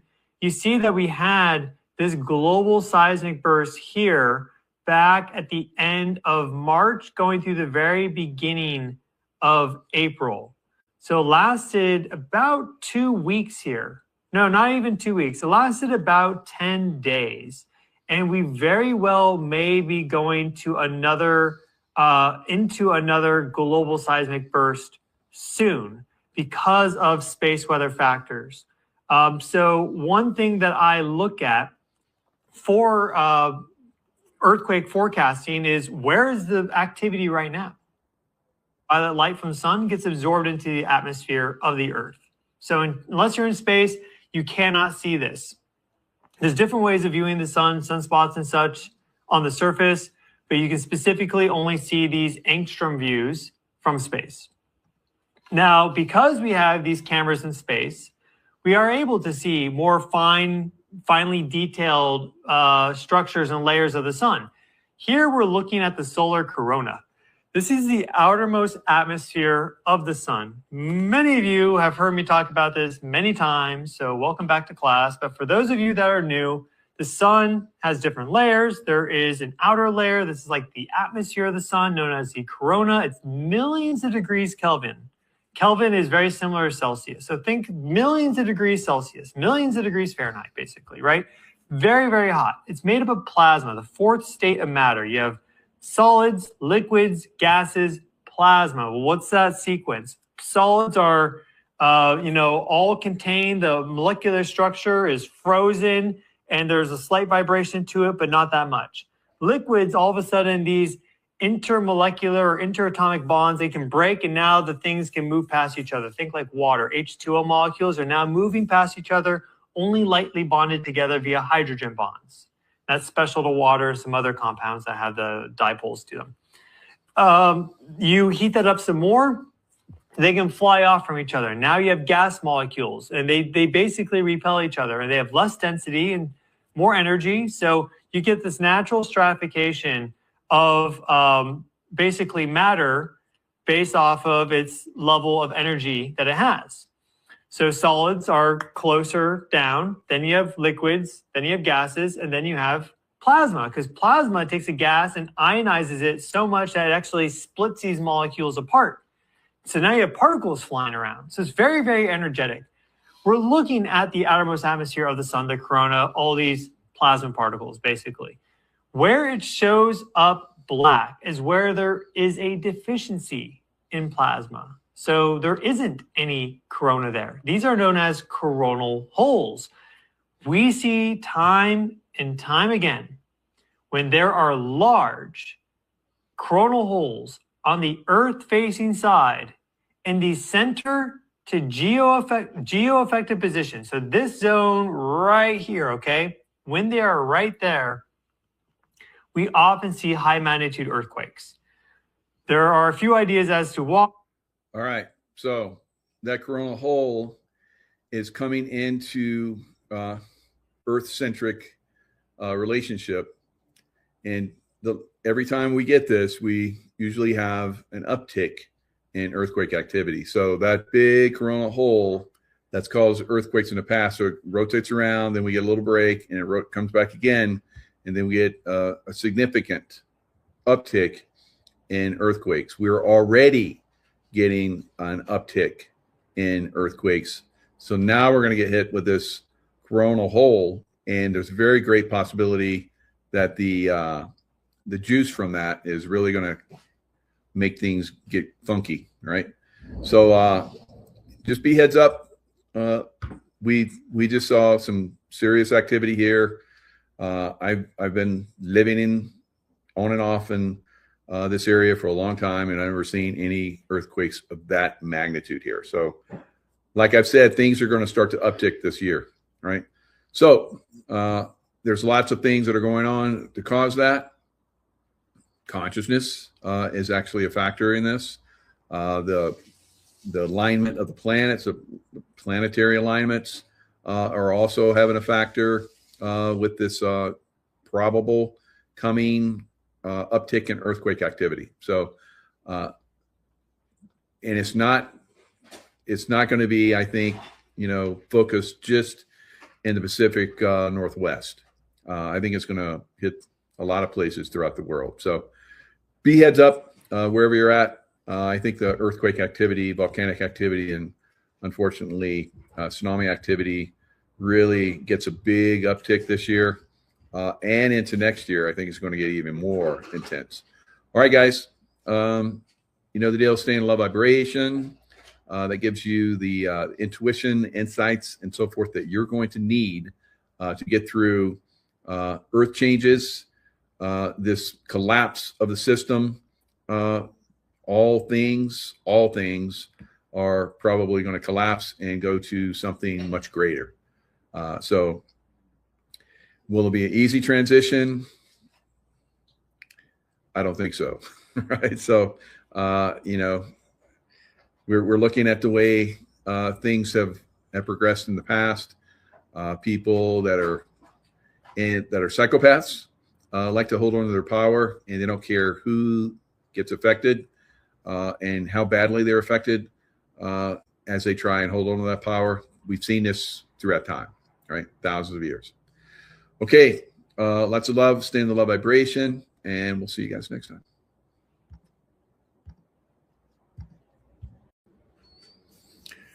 Hello, everyone. It's Michael Jacob with Unleashing Intuition Secrets.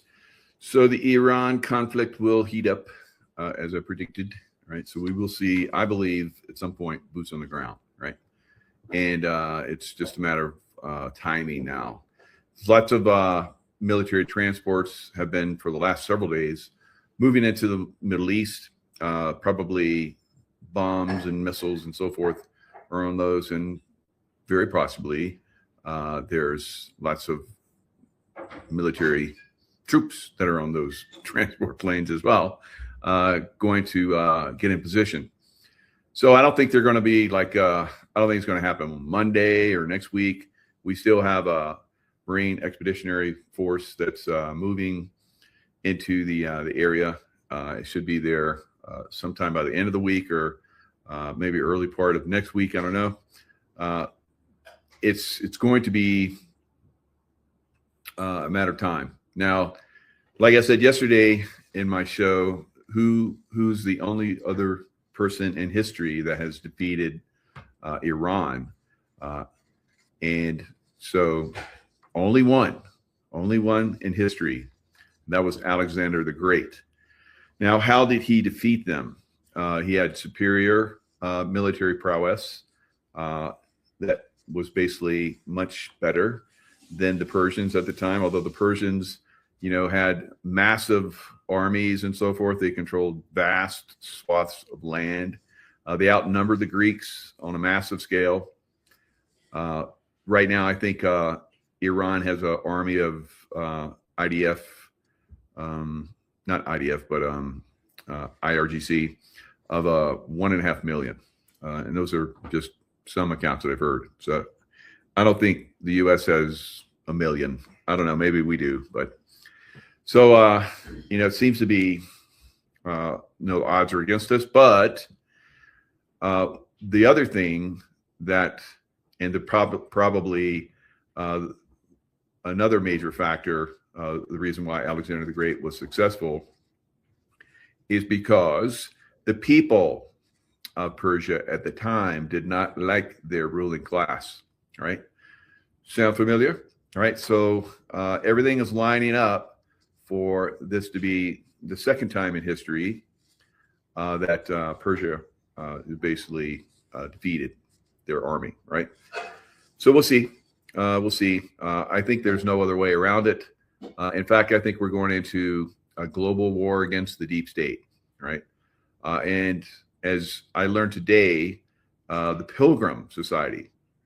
So the Pilgrim, of course, we had the Pilgrims come to America. They were good.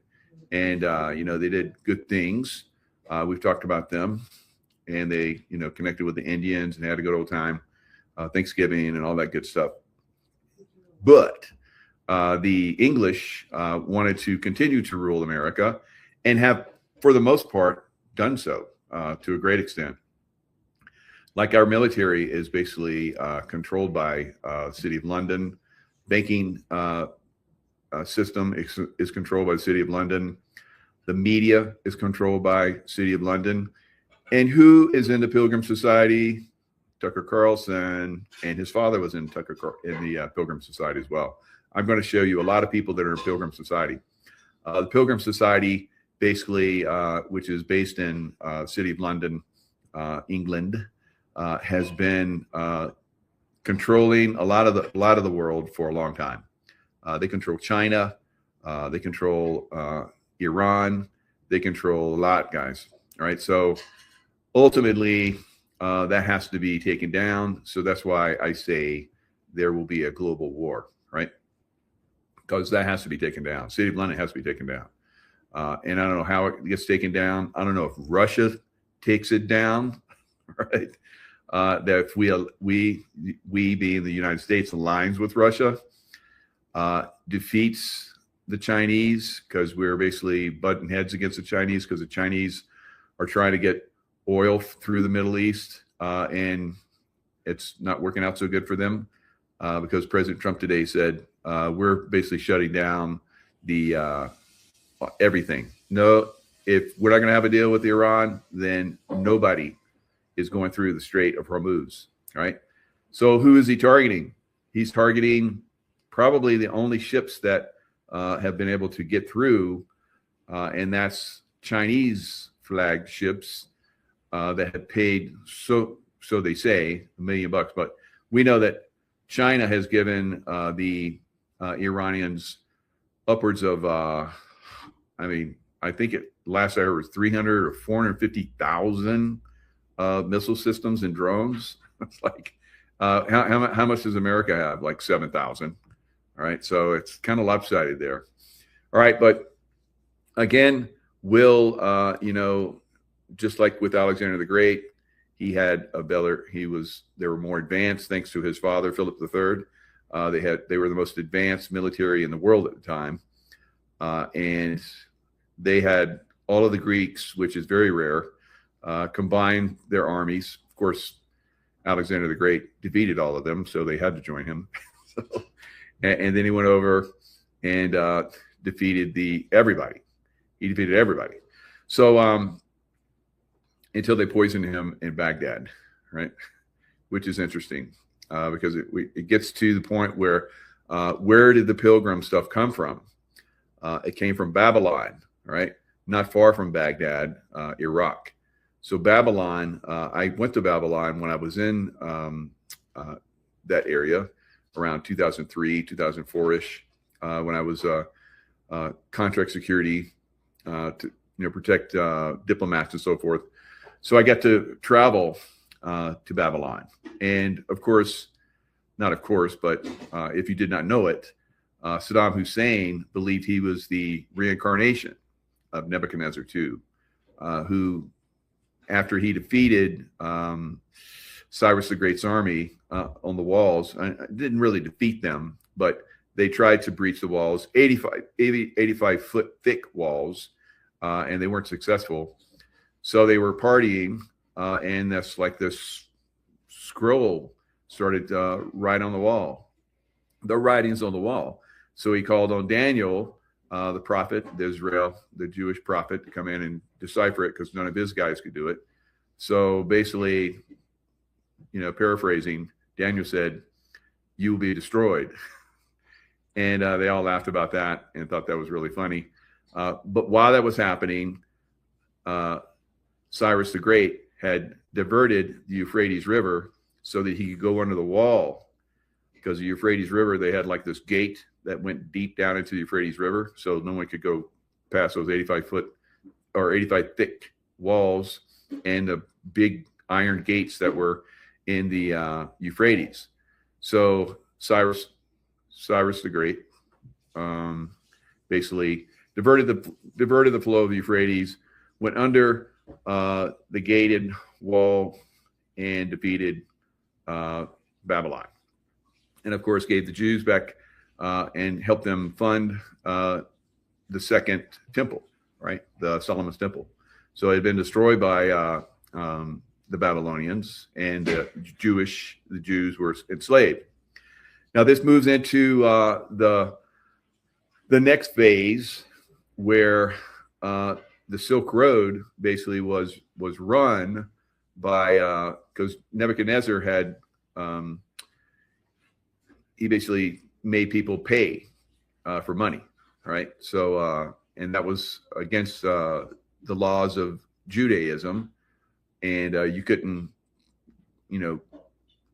charge for it was usury, so you couldn't charge for money, but Nebuchadnezzar did, and they did it for like 70 years, and then along the Silk Road, they had lots of people that were, making sure they got their fair share, taxation. The bankers made sure the bankers got money, and then there was a usury fee for borrowing money, which basically enslaved people, right? And it was never supposed to be that way. That was all the way back to Moses' time and so forth in the Bible. It was like a no-no, right? It was like demonic, Luciferian to, charge usury fees. Of course, that's what the banksters have done here in the United States. And we see how they went to England, right? From France to England, and that, City of London started doing the usury fee, and that's what we have now.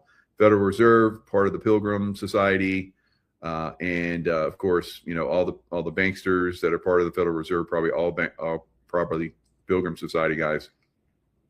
So we'll talk about some of this, and like the blue shirt, FO, you Pilgrim Society people, right?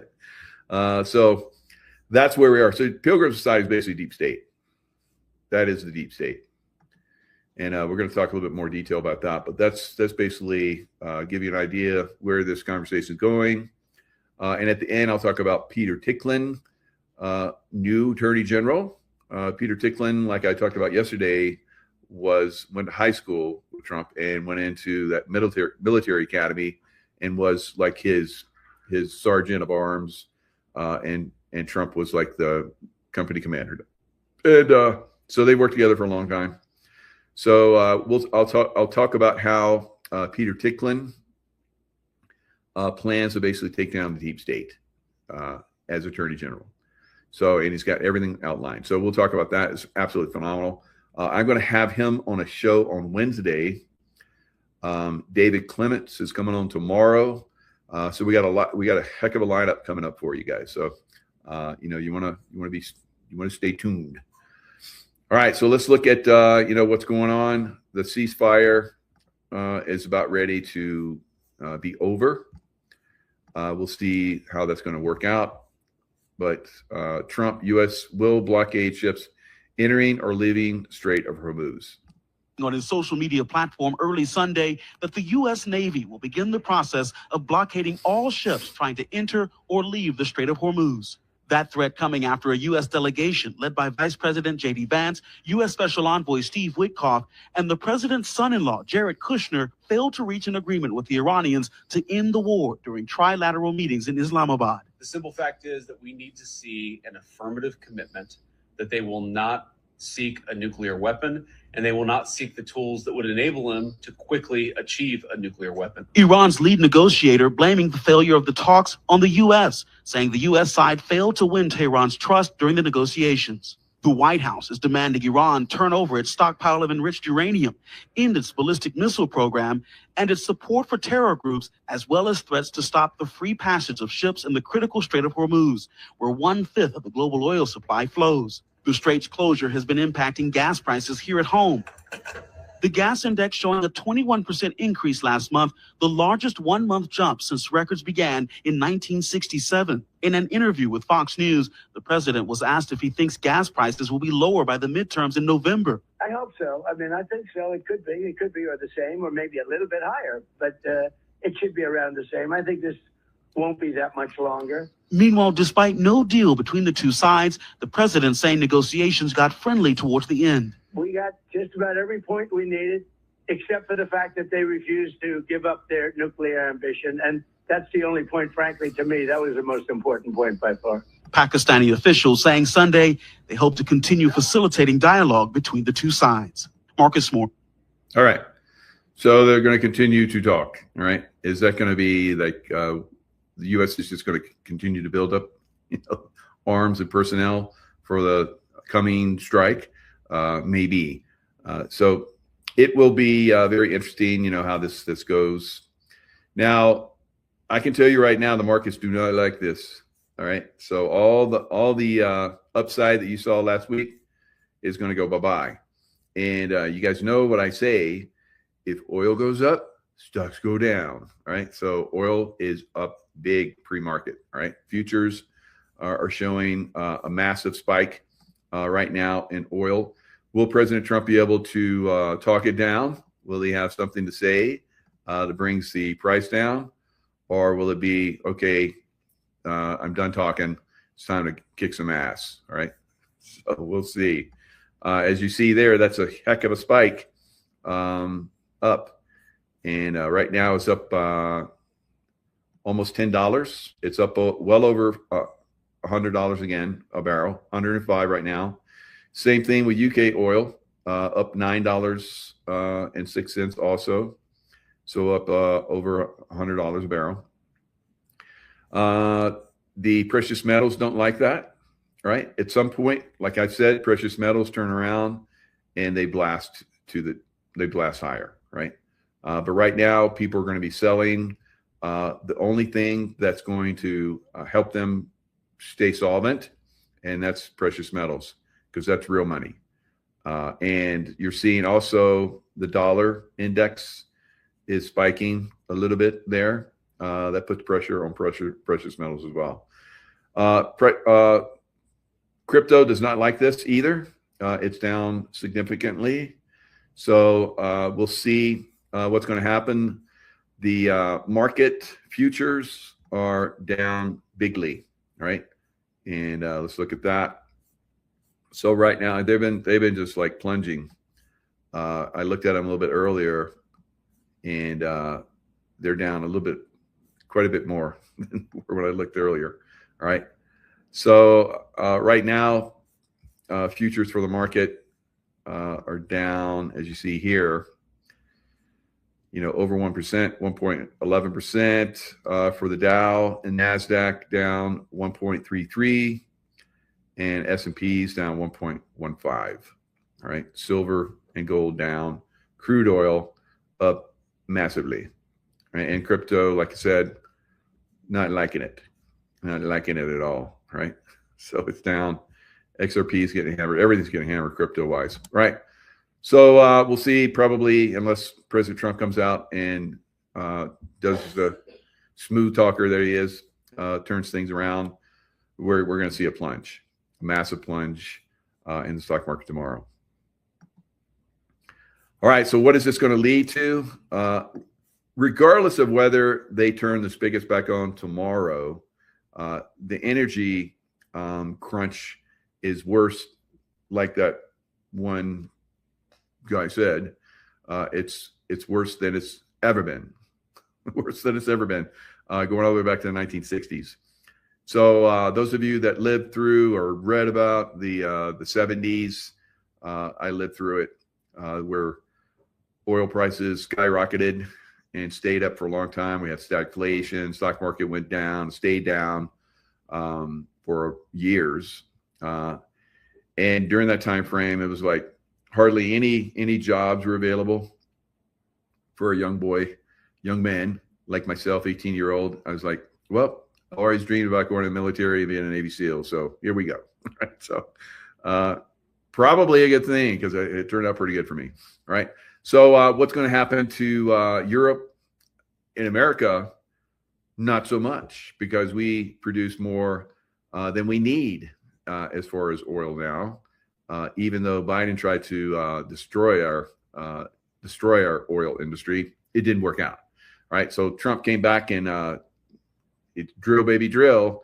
And I think at some point we'll get together with those guys up in Canada. They have all those oil reserves that Ottawa seems to be stealing from them and not giving it back to the people that, they're the ones that have it. It's their province.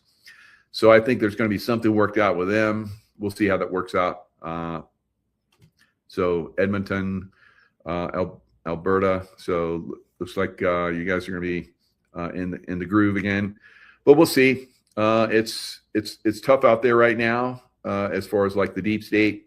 They're putting a lot of pressure on. So there's going to be some problems.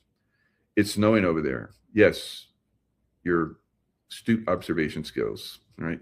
So we got several feet, as you guys can see behind me. It is still snowing. So yes, still snowing in almost mid-spring. So we needed it, so it's good. Looks like build a snowman time. Yeah, so I played in the snow a lot. I'm just going to let it sit there and build up. It's not going to be that much. It'll melt in a few days. No biggie.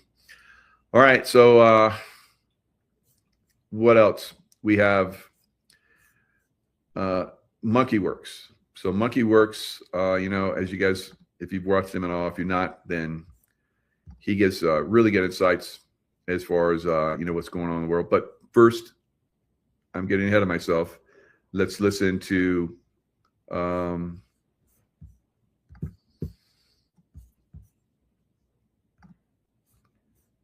Survival Lily, right?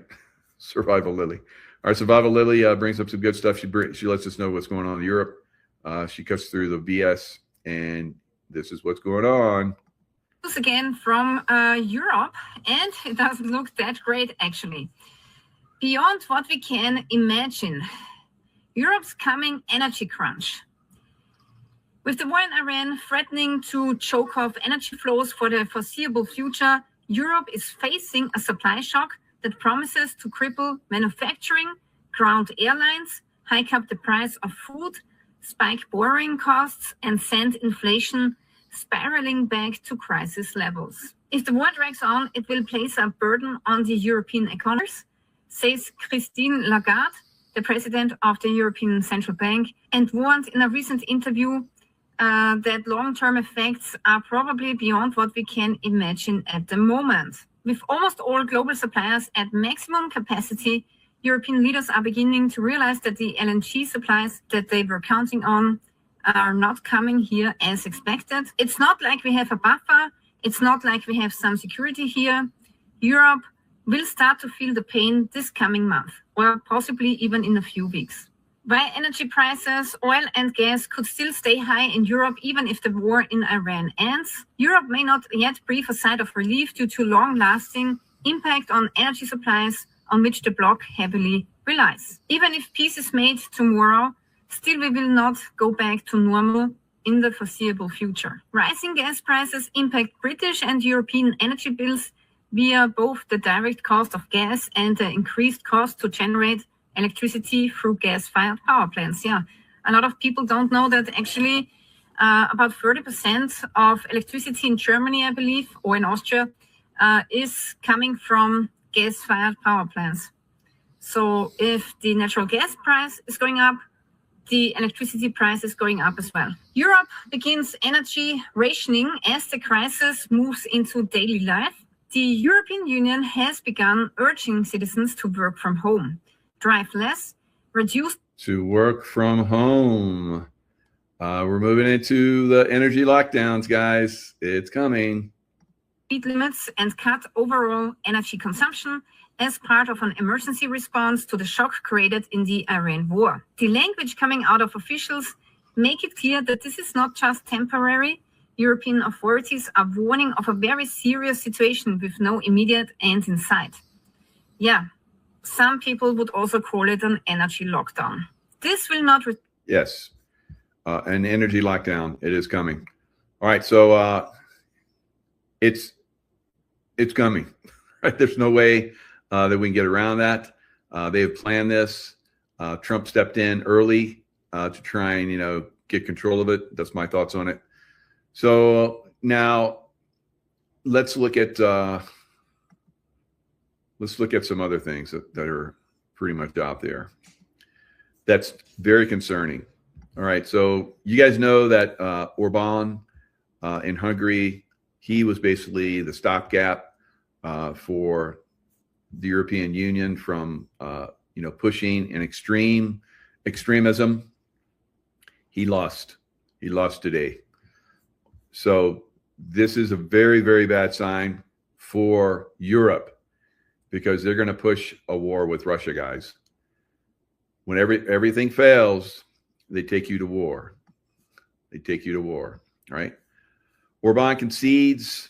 It was absolute landslide, historic Hungarian landslide. Now, did they come in and manipulate this? I believe they did. Orban was probably one of the last hopes for Europe to actually, survive, and it's gone now.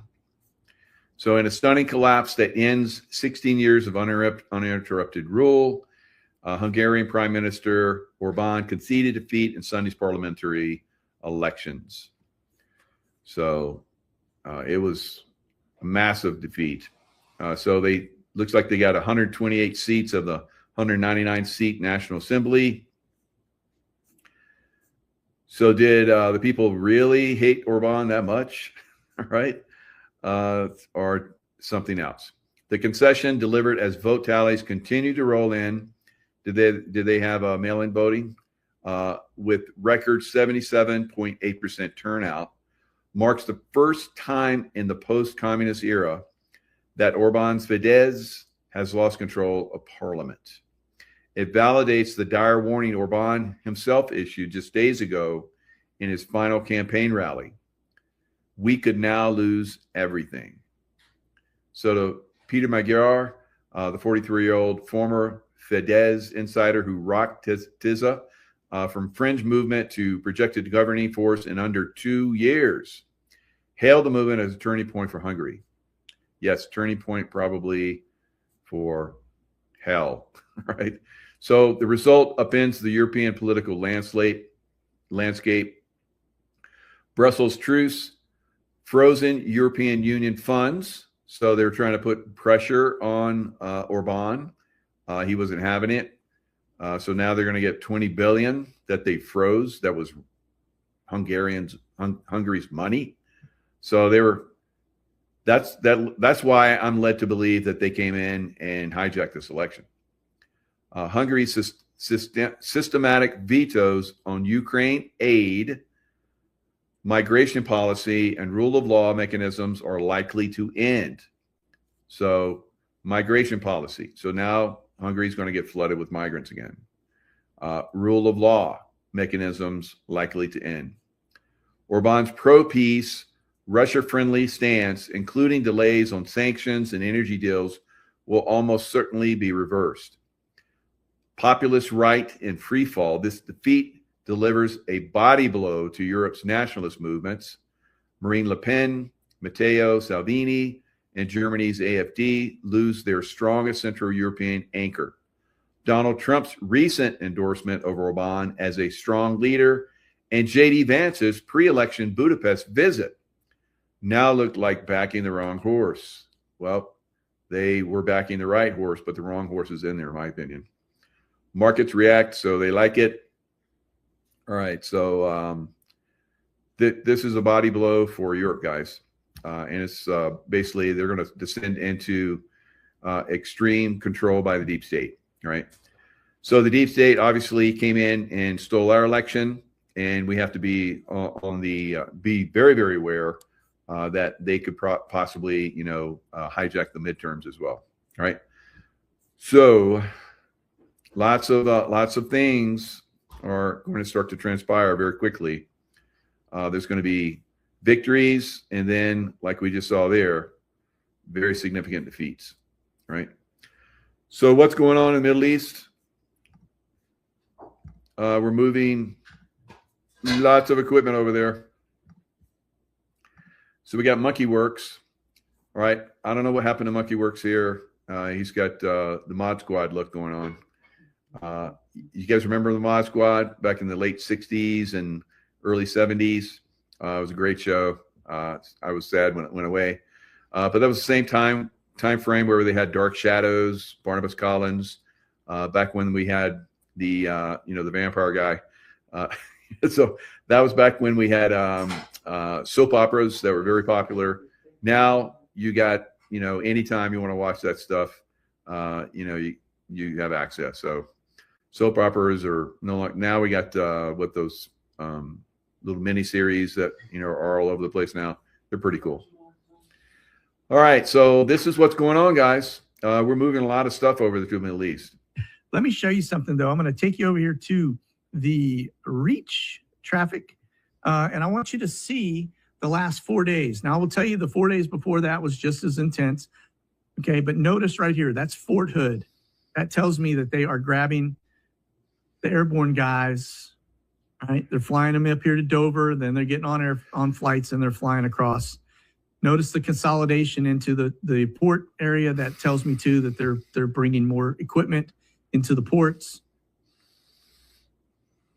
And then you'll see just a huge spaghetti chain going right into Ramstein and then down into the Middle East. And of course, it doesn't show you, I'm not showing you where they're going in the Middle East. I'm just pointing out the fact that they're headed to the Middle East. Now, this one I thought was interesting. So, but I got to move this around. And I do apologize for that, folks. But this right here, these are your camber flights, U.S. Transportation Command. The interesting thing, the last time we checked in, there was a bunch going into the Middle East. Now I see them all headed into Europe, but you'll notice that they're all kind of consolidating out of the United States. A lot of stuff coming out of Biggs, which is, that's going to be your RDs, missile defense guys. There's stuff coming out of Fort Hood, and then you see them a fair amount going across the drink. So what that tells me, just based on that, is we are backfilling into slots in Europe. Let me show you something, though. I'm going to take you over here. So backfilling slots into Europe so that those guys can go down into the Middle East, right?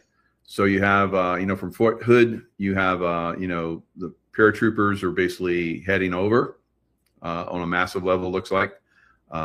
Massive numbers of flights have been going over for the last 4 days, right? So this is a buildup. And I've been calling this for a while because I've worked in the Middle East for decades, and I know these savages, like I call them, right? Now, the good thing, like I said, most of Iran is very good people like you and I, all right? Whether they're Muslim, Christian, it doesn't matter, but the sect does matter. So I've told you the Shiite are the ones that they're violent, and they lie and they steal and they kill. So they're perfect deep state puppets, right? So these are the ones we have to look after and look out for. They're the ones that are, causing the problems. Once their funding is slashed, stopped, and the ones that are in charge there in Iran, which they will go bye-bye, right? The people just need a little bit of help. I think what's going to happen is the paratroopers probably will come into different provinces. And I think there's like 27, maybe a lot more. But the ones that are pro, taking down their leadership, kind of like with Alexander the Great, this was what happened with him. He came in and once he defeated the armies, it was victory, right? Like I've seen in a lot of places when U.S. military, when I was involved with U.S. military in Panama, for one example, we were in the streets of, after we defeated Noriega's troops, they were not elected either. And the people came out and cheered us on the streets. It's like a victory parade, like something out of Europe. It was pretty cool. So we'll see that. And as we come in with our equipment and with our paratroopers, or however they get started, Marines, whatever, they will come into these provinces where the people are ready to revolt. They just need a little help, right? So I think we'll see dominoes throughout Persia, because it's got to go back to Persia. It's got to go back to Persia, right? This Iran bullshit, it's got to go bye-bye, right? So the people of Persia will be back. It'll be beautiful. I don't know who's going to lead them. I thought it might be the former Shah's son, but that remains to be seen. It's up to the people, and we shouldn't pick who's going to be the leader. No puppets on our side, right? The only thing we need to see is someone that's just not going to do evil, like the current Shiite control system. All right. So now weaponry, U.S. weaponry, is on another level.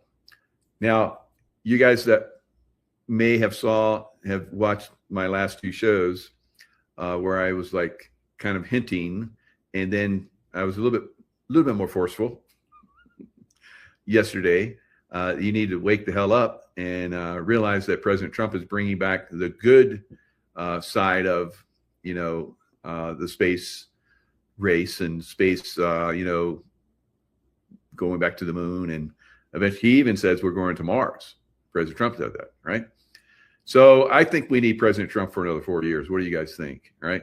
Now there's a movement of people that are ready to throw down a lot of money and make sure that laws or craziness gets changed and allows him to do another 4 years. He's probably going to need another 4 years to defeat the deep state finally. So that's what I'm starting to think is going to happen. All right, so we'll see. We'll see if he wants to do that. I mean, he's getting up in age. He's 79, and Peter Tickton, who's I hope after you listen to what I'm going to talk about as far as his points of why he wants to be Attorney General, his old buddy from high school and the military academy. I think that he would have a major impact. But again, you need time to go in and change all this stuff. Now, when we have Professor Clements on tomorrow, he will talk about how we move towards military tribunals, right?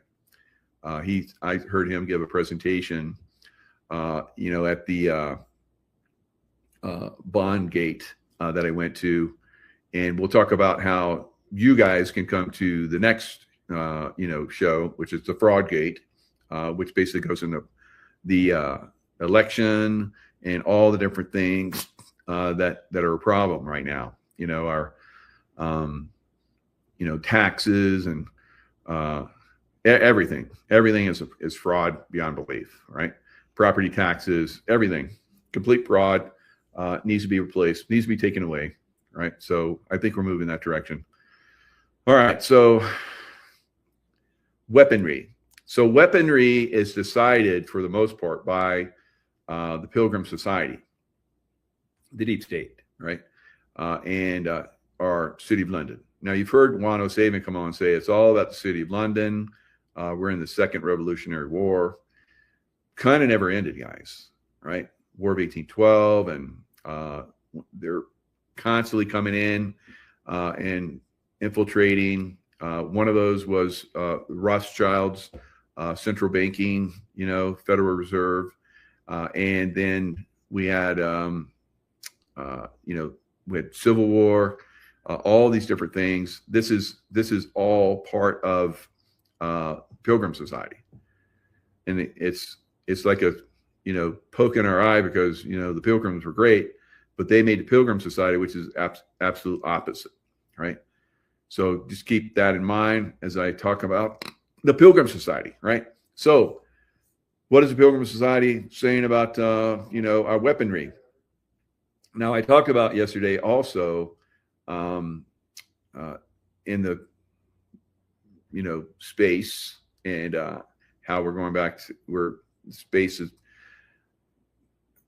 positive this time. Now, I see a lot of people seeing all kinds of negative stuff. There's always negative, guys. There's always going to be negative. And until we clean it up, right? Until we clean it up. F around and find out, right? So until we clean it up, there's going to be negative. But when we clean it up, there will be no more, right? So dimensionally, 5D, we're moving that direction. Golden age, no more wars, all right? But we have to focus on the right things. So they've come in and they've compromised us on a lot of different levels. So the Apollo missions were real. Yes, there were some anomalies and some manipulations are in there. There's manipulations everywhere, right? But for the most part, that was real. The manipulations where they hid, that the moon is hollow and there's beings that are inside the moon. Some, military secret space program guys, right? I remember training there in a secret space program. And on the outside is a created casing, right? And this casing can be organically created. Like it looks like, rock, thick rock and so forth. But that can be created. And we're going to see some of this right now. This is, I believe, some of the back engineered stuff that I was talking about Bob Lazar yesterday. Bob Lazar, S4 is, the Groom Lake, Area 51. He was part of, for 6 months, he worked on a program where he saw they were back engineering what looked like alien aircraft, right? And it's not unidentified. They know what it is. We should start calling it not UFOs, but IFOs, identified flying objects. We know if they're ours or if they're not, right? It's all BS.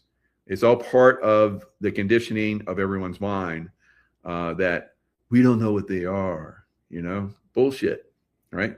And this is part of what when truth comes in, then we can collapse their system of control and manipulation.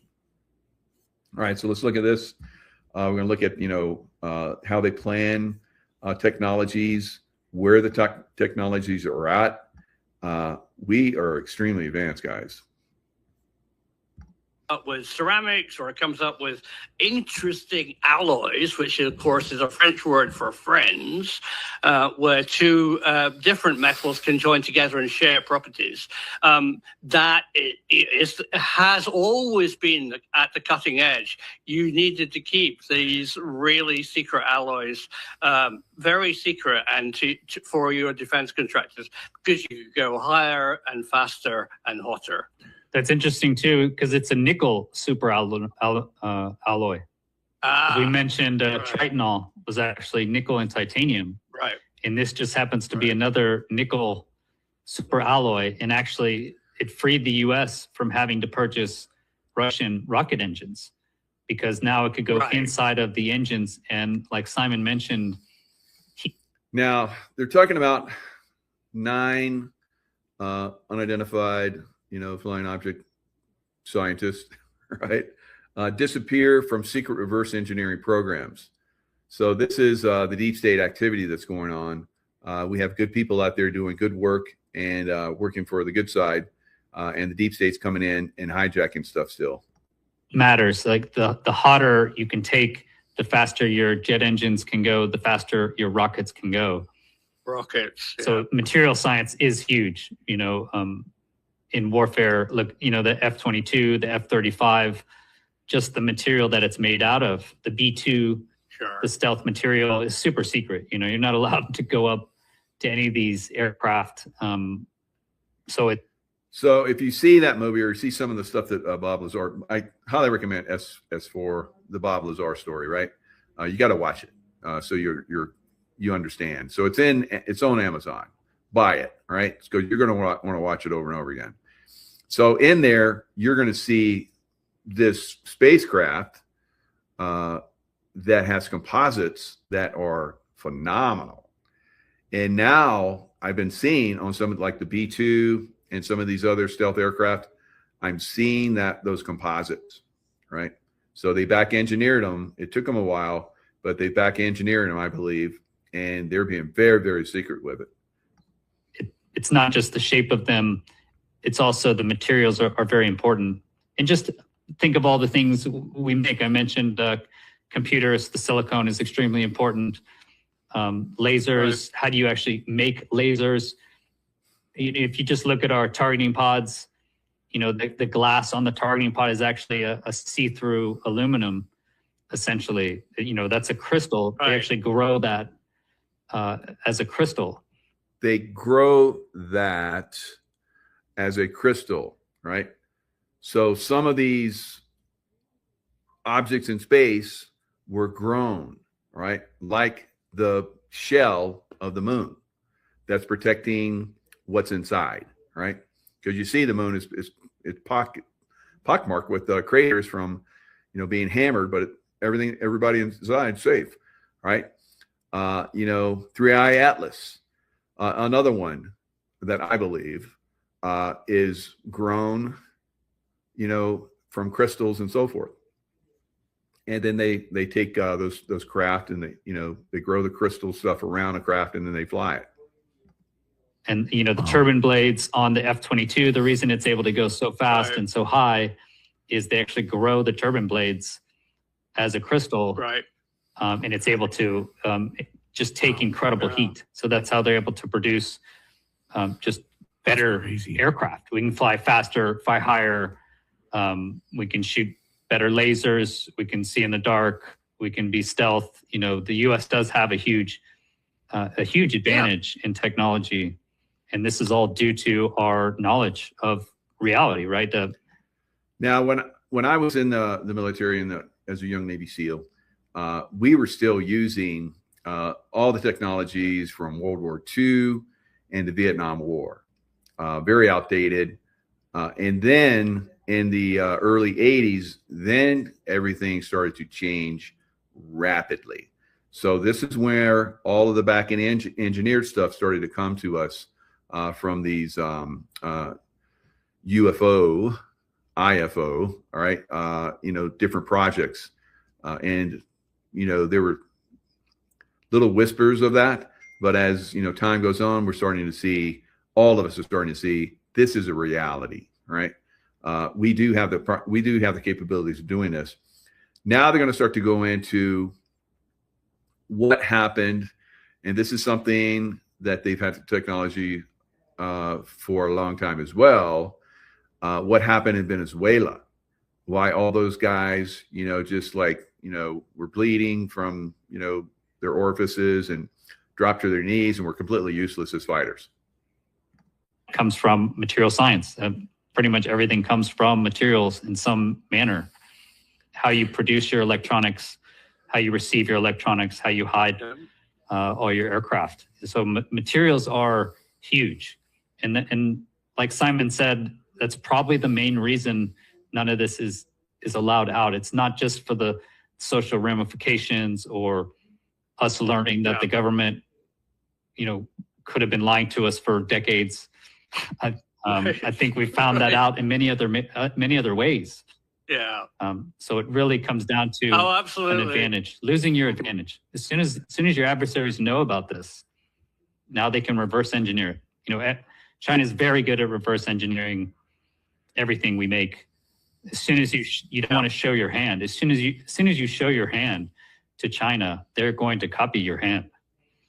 So, I think that's very interesting. And we just got word, a new report about the type of technology that we're using on the battlefield in Iran. Of course, we saw what happened, what the U.S. was using in Venezuela, but that was really like 30-year-old technology that was finally revealed, and it was revealed from the White House podium that, yes, we have these technologies.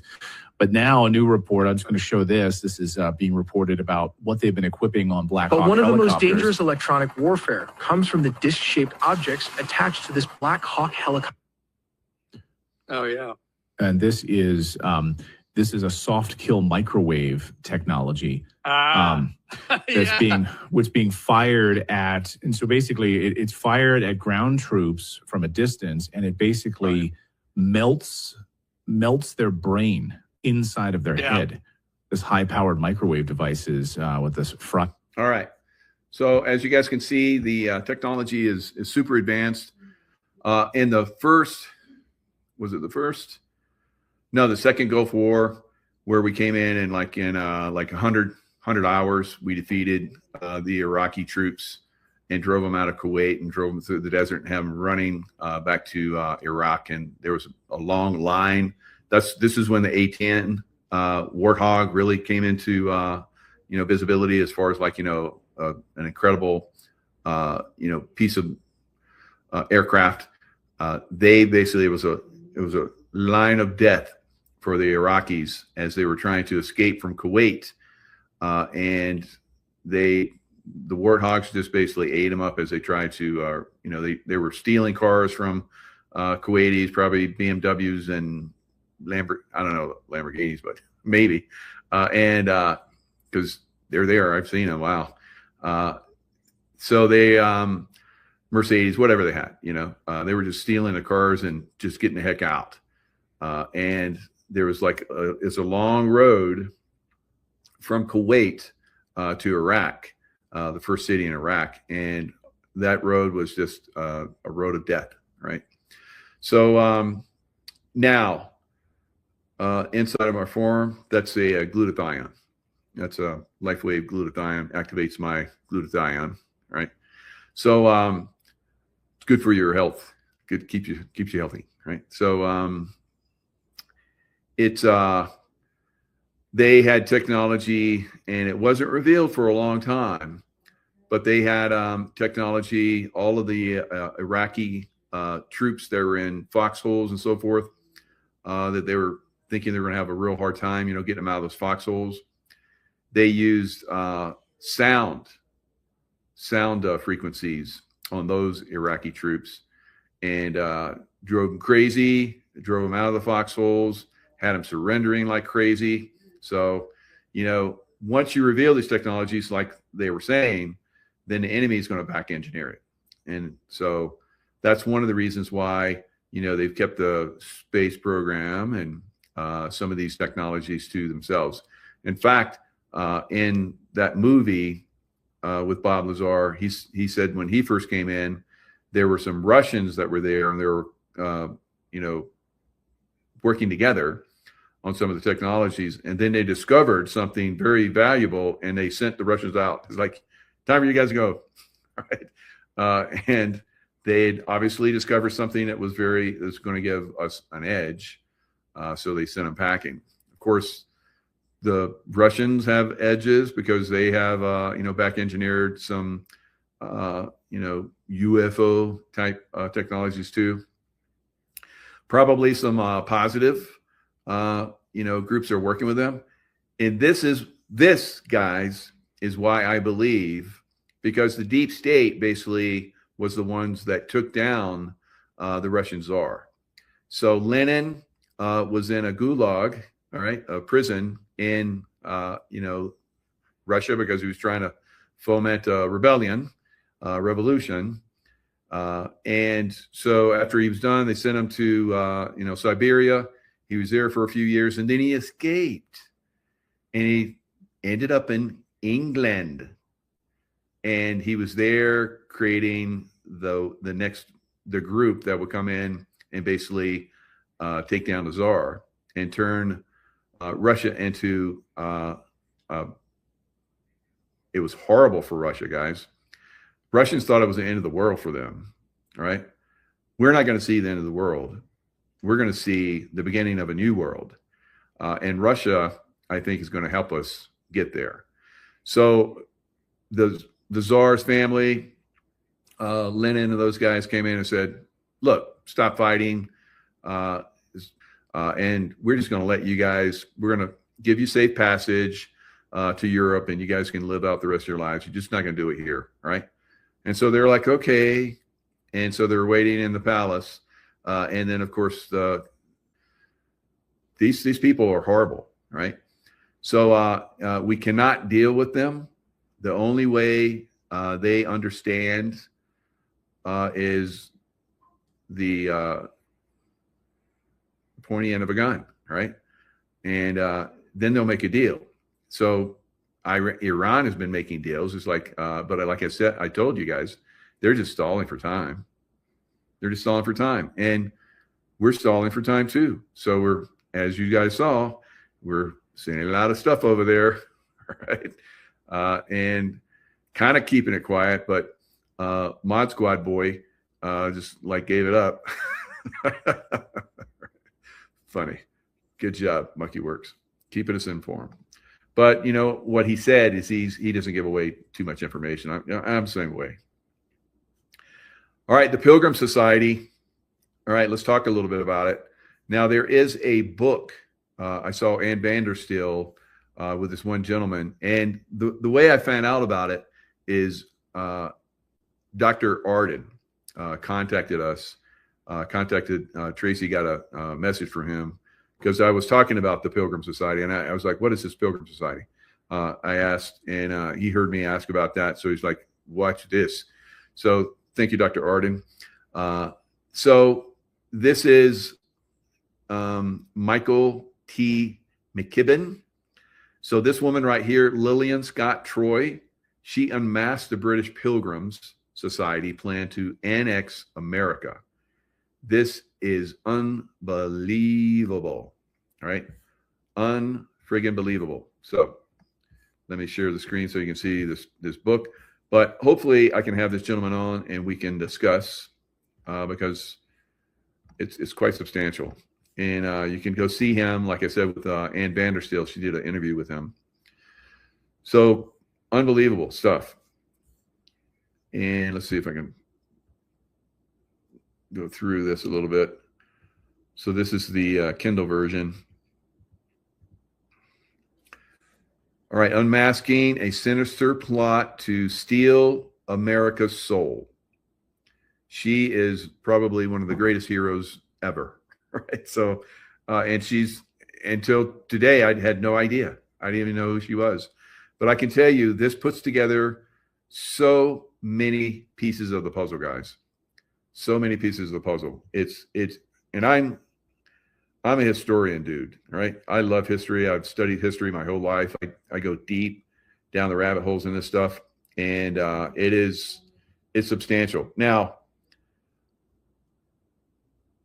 Lillian, so this is back in 1912, published expose of their 24-step strategy, later cemented in the congressional record in 1940 by Congressman Dr. Jacob Thorkelson, Montana, unveiled a ruthless plot to erode American independence through media censorship, financial leverage, political alliances, and social engineering.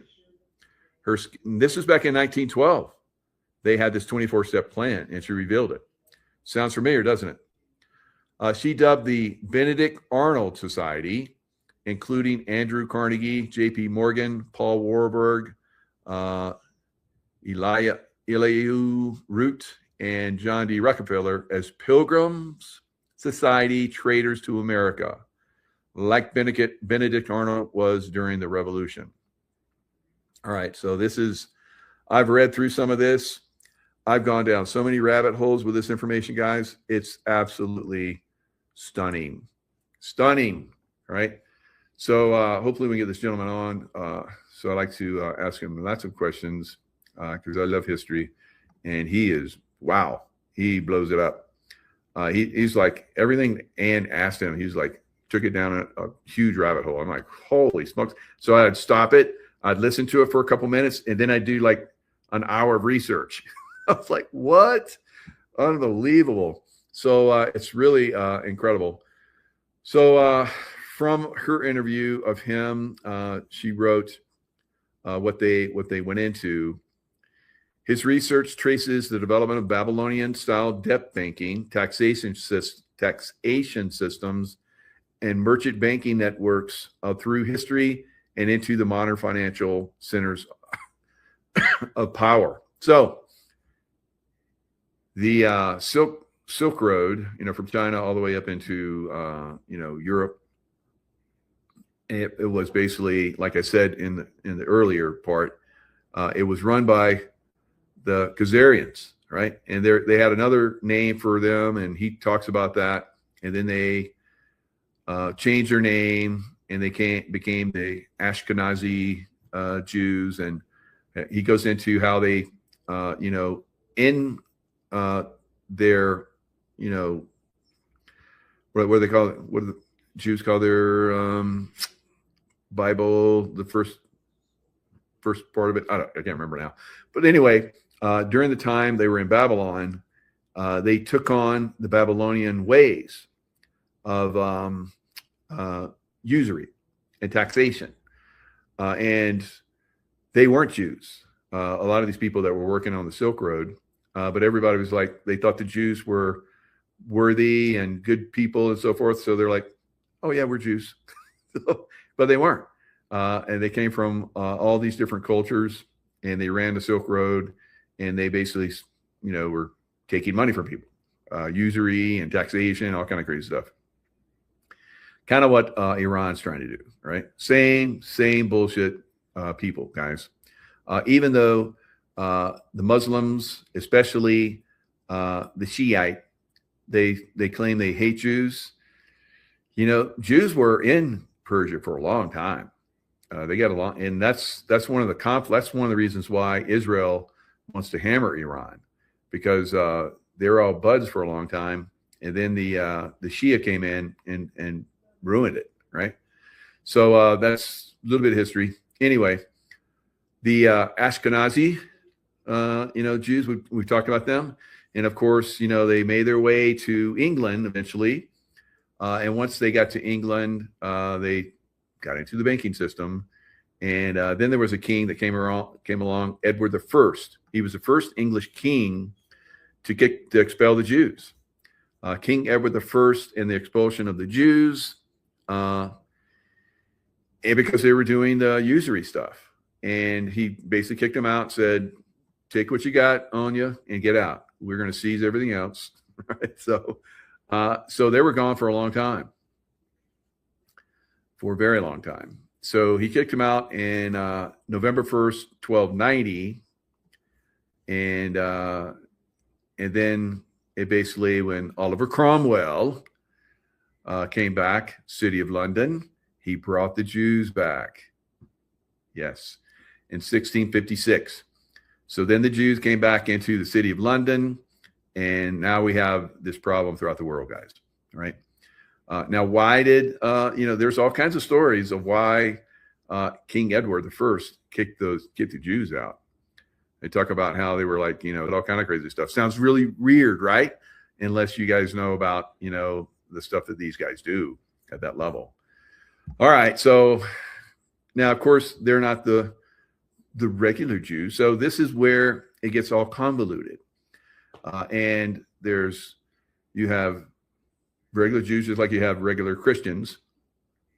And then you have the Ashkenazi, who used to be, the Khazarians, and they changed their name, right? So it's like so convoluted that everybody just gets so confused. They're just like, I don't care, So that's where they're at. That's how they've been able to get in and infiltrate and do the crazy stuff they do, right?